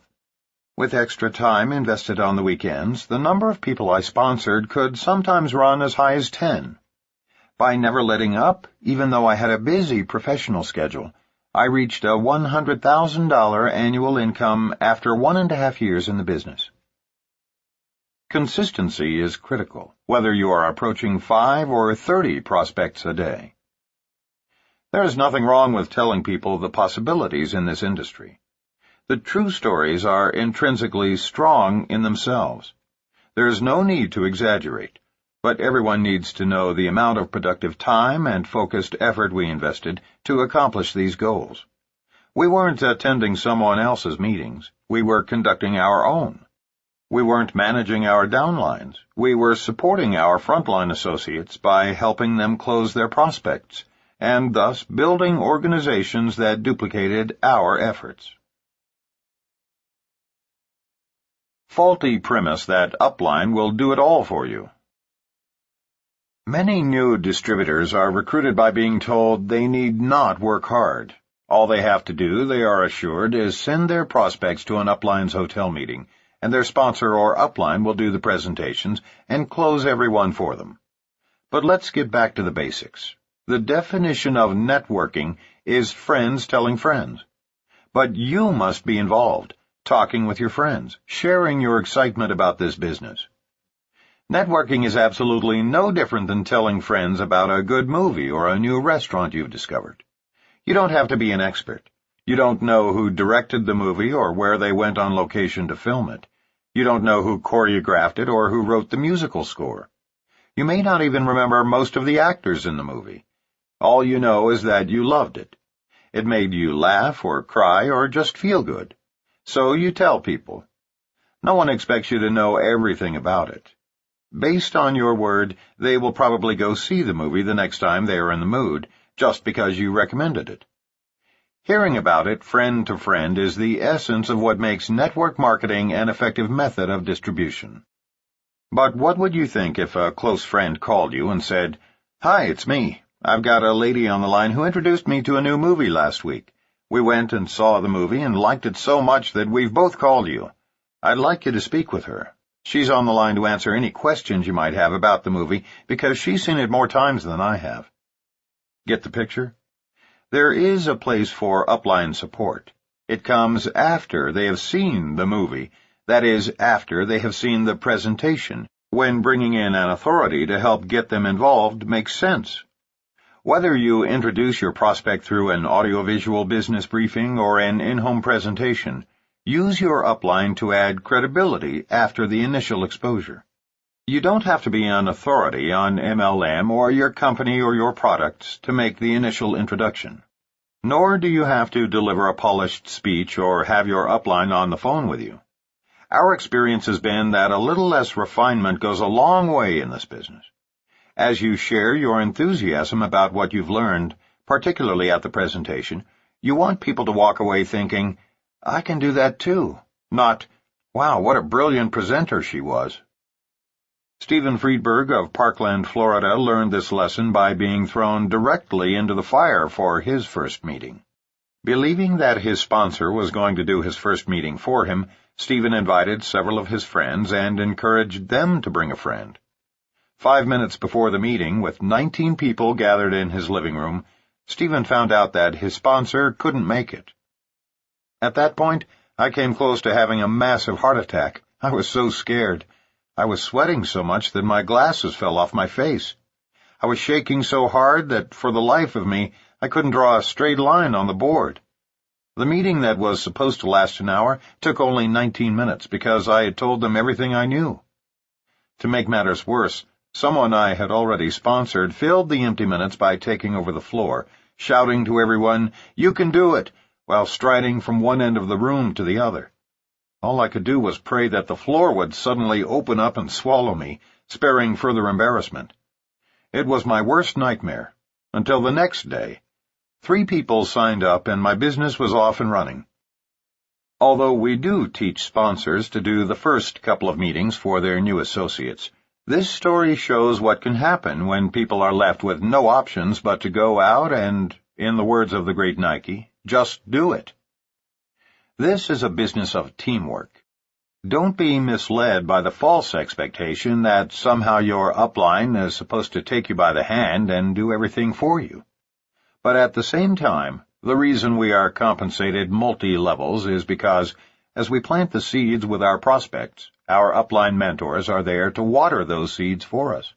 Then, as your people bring in interested prospects, you are there to help close their people for them. It is not a matter of upline doing it all. It's about all of us doing our parts, making the whole organization function as one healthy body.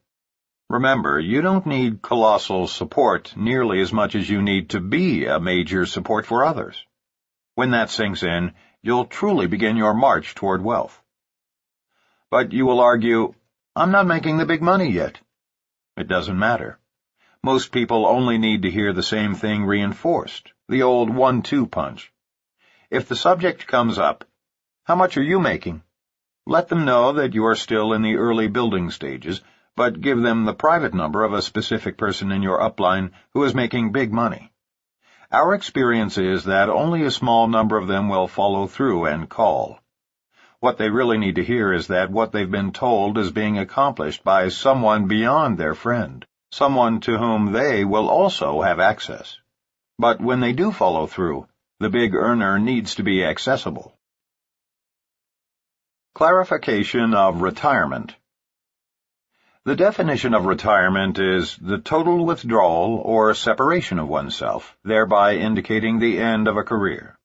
Have you noticed that the topic of retirement comes up at virtually every opportunity meeting conducted by a leader? This is a false expectation, often promised and seldom realized in network distribution. This business is just too much fun and can even be conducted by telephone from an easy chair. Many of us use the word retirement loosely in our first approach with prospects, but what we mean is that after a certain period of time invested in the business, we can ease up dramatically. At a certain point, we no longer have to spend our lives prospecting people to achieve wealth and independence. But we must find an appropriate means of sustaining our support and accessibility to those who count on us. When any network marketing company allows vesting, retirement without any further production requirements, few distributors choose to actually retire completely. A real leader makes plenty of time for his family, most often creating a lifestyle that blends quality free time with quality work time. But that leader usually continues to be accessible by telephone and never allows the rumor to circulate in his downline that he is fully retired. That could be a mistake and should be avoided. But don't allow this retirement issue to disturb you. Here's why. First, there is no other business in existence that has such universal application but also offers the rewards of network marketing. Not everybody can be an athlete or an actress. Not everyone has the funds to purchase their own franchise. But almost anyone can do network distribution on some meaningful scale. And once it's in your blood, it is nearly impossible to do anything else. Twice we've tried to retire, and both times we've convinced ourselves that no other productive endeavor is nearly as fun. According to the eminent psychiatrist William Glasser, all of us have two fundamental needs in life: the need to give and receive love, and the need to feel worthwhile to ourselves and others. The two times we cut back considerably, we quickly discovered that we missed the interactions with friends and acquaintances we've made through our business. We soon discovered that recruiting and training new distributors is more fun, challenging, and rewarding than most other productive endeavors. Whatever we tried, we always ended up coming back to network marketing. Perhaps we're hooked because this industry involves such a variety of experiences. When we write, speak to groups, or work one-on-one with people on the telephone, we are involved in personal growth, marriage counseling, family values, company politics, integrity issues, small businesses, global businesses, and a variety of different cultures from all over the world. The personal goals and entrepreneurial dreams of every single person with whom we interact are of paramount importance to us. Given both of our backgrounds, it has proven impossible to find another profession with such a dramatic impact on so many people. We don't care how often you've heard about network marketing retirement. The truth is, our downline will always strive to duplicate us, and the last thing we want is a downline of retired leaders. Craig Bryson, a major international player in networking, has always warned leaders in this industry about the trickle-down effect. Any company that allows vesting or retirement without any monthly production requirements could eventually destroy itself from the top down. We concur. In fact, many of the top MLM companies offer 1 or 2% of total profits to be shared among its leaders, or, in lieu of that, have created an addendum to their compensation plan that provides its leaders with the incentive to continue being productive. This is not only valuable for the leaders, but also for the downline distributors who tend to duplicate their upline's activity, or lack of it. Remember, whether you are speaking to groups of 5 or 500, don't dangle the retirement carrot in front of prospects without qualifying it. Better yet, focus on MLM's ability to bring about self-determination in their lives. Most people would be very pleased if they could just spend 10 or 20 hours each week at home with their families, hours they currently must spend in the office. Because we love what we do, it is sometimes difficult to know when work stops and play begins. Instead of 12-hour days, we now spend a few hours in productive work, and the rest of the day in activities with our family, playing tennis, snow skiing, paragliding, and reading or writing books. Because of the freedom allotted us in this business, we are able to take time out to write or teach classes like the certification course we teach in America and Asia with Dr. Charles King. But our outside work is not limited to network marketing. Mark is currently writing a love story, and Renee is writing a self-help book based on her own life experiences. Mark is spending time developing a prison program, and Renee is the board chair of a homeless project. In other words, prospects should be told that they may look forward to unlimited freedom in a very few years, the freedom to do what they want when they want to do it, while continuing to act as role models and support to their downline. Think of network marketing not as a career, but as a vehicle to help you do the things in life that really matter to you. This explanation is much more in line with what actually occurs in the lives of successful networkers. Erroneous view that no product or service need be sold. Network marketing is the orderly word-of-mouth distribution of products and services directly from the producer to the consumer. As products or services are purchased, the distributors responsible for those orders are compensated through multi-levels in their organization. This is the definition of network marketing, and why it is often referred to as multi-level marketing. With this as the very basis of our industry, we find it difficult to understand how anyone can stand before audiences and say, "In our business, you sell 0 products. All you need to do is present the compensation plan and sign people up." Of all the false expectations created, this one is the most inaccurate because it denies the very essence of our business, and makes government regulators suspicious of the industry. We understand why some well-intentioned leaders say this, but it doesn't make it any less hurtful to our industry. Network marketing is often avoided by great prospects who fear that they will have to peddle products, lots of them, perhaps even door to door. Some men and women worry that they will actually become door-to-door cosmetic salespeople. To offset that erroneous notion, many aggressive leaders will suggest that new prospects need not sell anything. The truth is this: network marketing is about a lot of people using and sharing a little bit of product. For the system to work, each of us must do our part. Our homes should be filled with our products and services. To novices we teach a battle cry: just get 10. After personally using the products or services, we insist that our new frontline distributors begin by finding 10 customers among their immediate family and close circle of friends. That's all, just 10.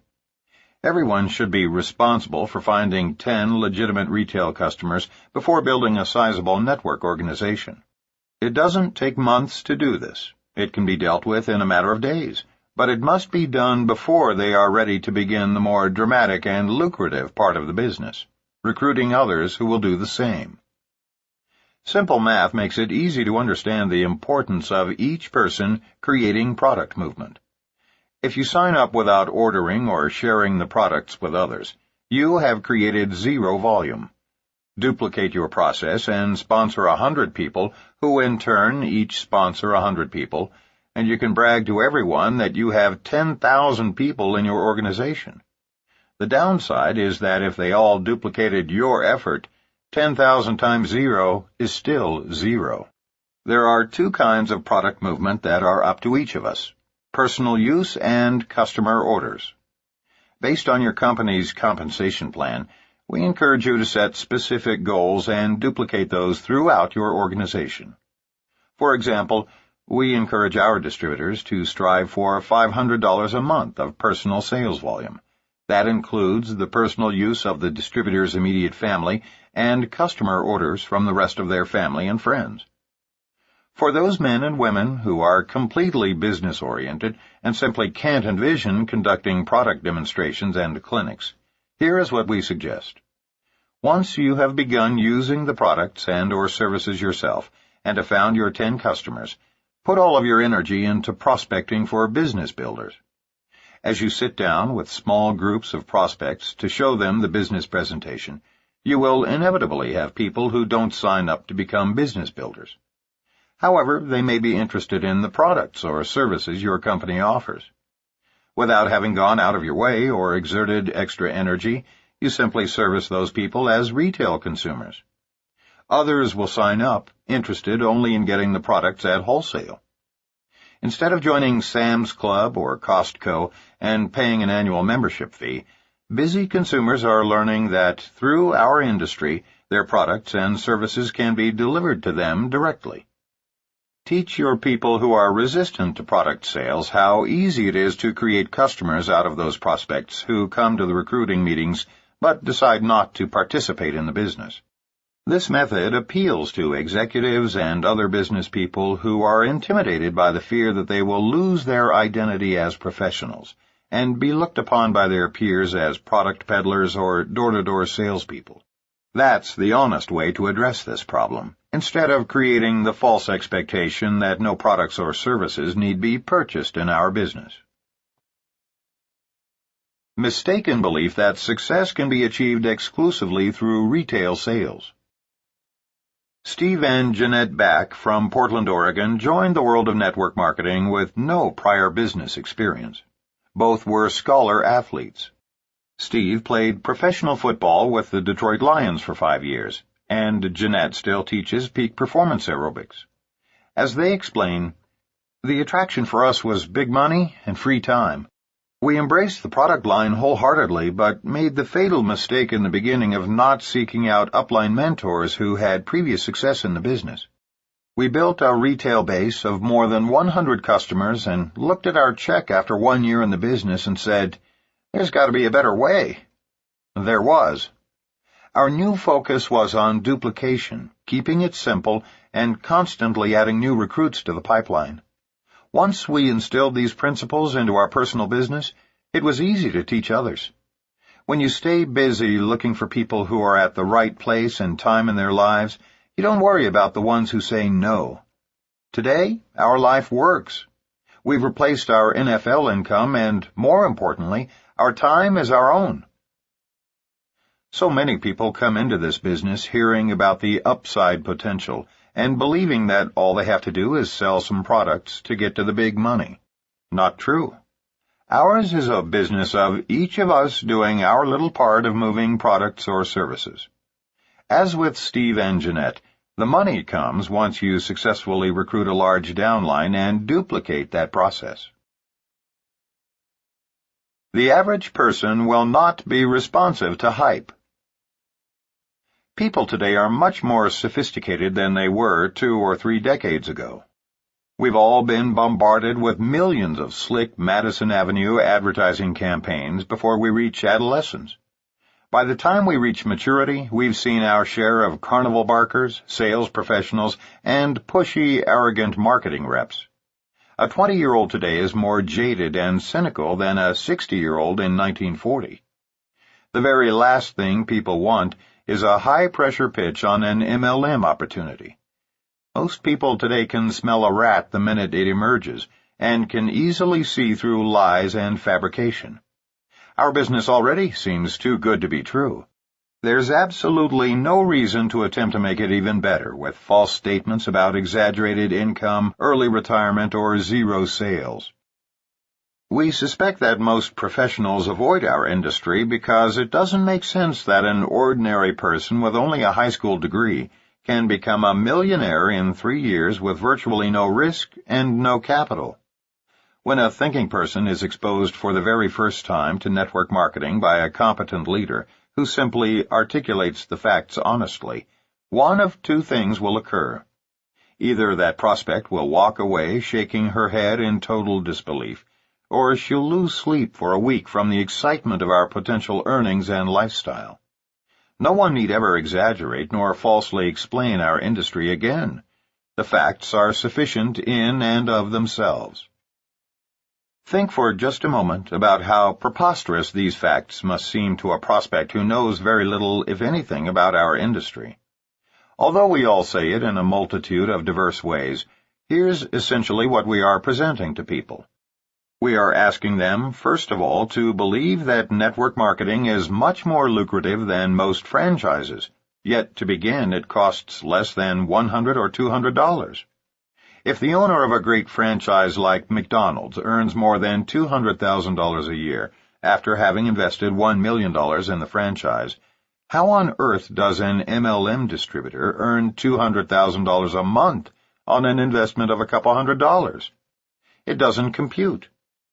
The franchise owner has to acquire property and build a large structure, but the network distributor works at home.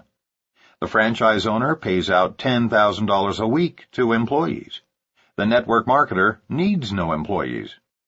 For the first 6 years, the franchise owner is nothing more than a shift change supervisor for a bunch of pimply-faced teenagers before he breaks even. In half that time, the multi-level marketer is working 25-hour weeks and thoroughly enjoying her life.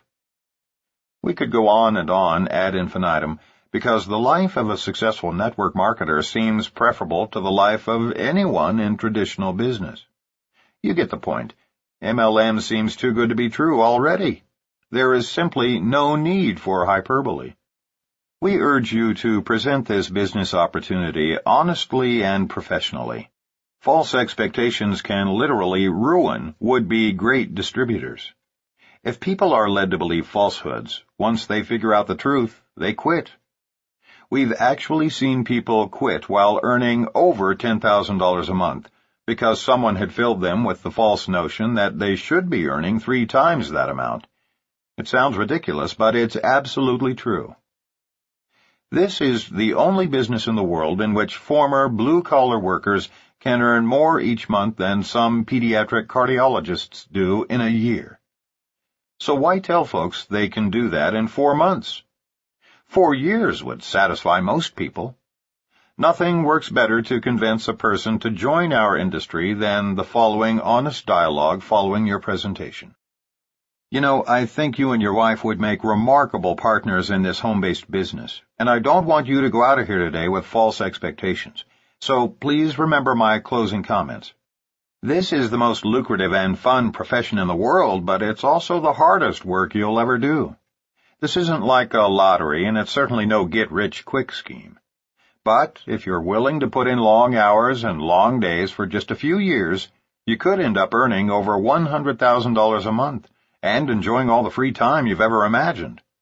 I say it's tough because you may have to prospect a lot of people to find just one who's willing to work. But remember, one good frontline distributor can easily earn you $50,000 a month or more. Your prospects will appreciate your honesty, and you'll never be accused of creating false expectations. Yale-educated lawyer Ray Faltinsky, our good friend and co-founder of a major network marketing company, once told us that by far the majority of lawsuits and regulatory hand-slapping that has occurred throughout our industry's history has most often resulted from exaggerated claims about income and products. For our children's sake, let's join together and stop these exaggerations, which could pose a significant threat to our industry's longevity. Besides, if we just tell the truth, it already sounds too good to be true. Summary. Don't be misled by false expectations. Success in network marketing takes hard work and persistence. There is no one to whom we could not present the MLM opportunity as a chance for success, but be cautious to distinguish between the fact that while everyone can, not everyone will. Along with references to the oversized checks, distributors will also want to discuss the amount of effort required in MLM. The more honest we are about the hard work required to succeed, the less attrition we will have, and the more respect we will build for the industry. Whether in a breakaway, a unilevel, a matrix, or a binary plan, the greater the number of personally sponsored distributors, the larger the income. Network marketing is the great equalizer in which former blue-collar workers are allowed to compete financially with doctors and corporate CEOs. With respect to the time it takes to do this business, set realistic goals based on real achievements of upline distributors or average earnings published by your company. Part-time effort will virtually never produce full-time results. There is nothing wrong with telling people the uppermost possibilities in this business, but there is no need to exaggerate because the truth is plenty remarkable in itself. As you bring others into this business, support them without promising that you will do it all for them. Networking is friends telling friends, and it simply won't work unless you are willing to share your enthusiasm with your friends personally. There is no better way to get started in the business than to just do it. Set up your first home meeting and begin. In network marketing, retirement means that we can ease up dramatically, no longer needing to spend our lives prospecting in order to achieve wealth and independence, while still finding an appropriate means of sustaining our support to those who depend on our accessibility. Think of networking not as a career, but as a vehicle to help you do the things in life that really matter. Simply defined, network marketing is the word-of-mouth distribution of products and services for which distributors who are responsible for those orders are compensated throughout multi-levels in their organization. Even the most serious business builders are responsible for creating a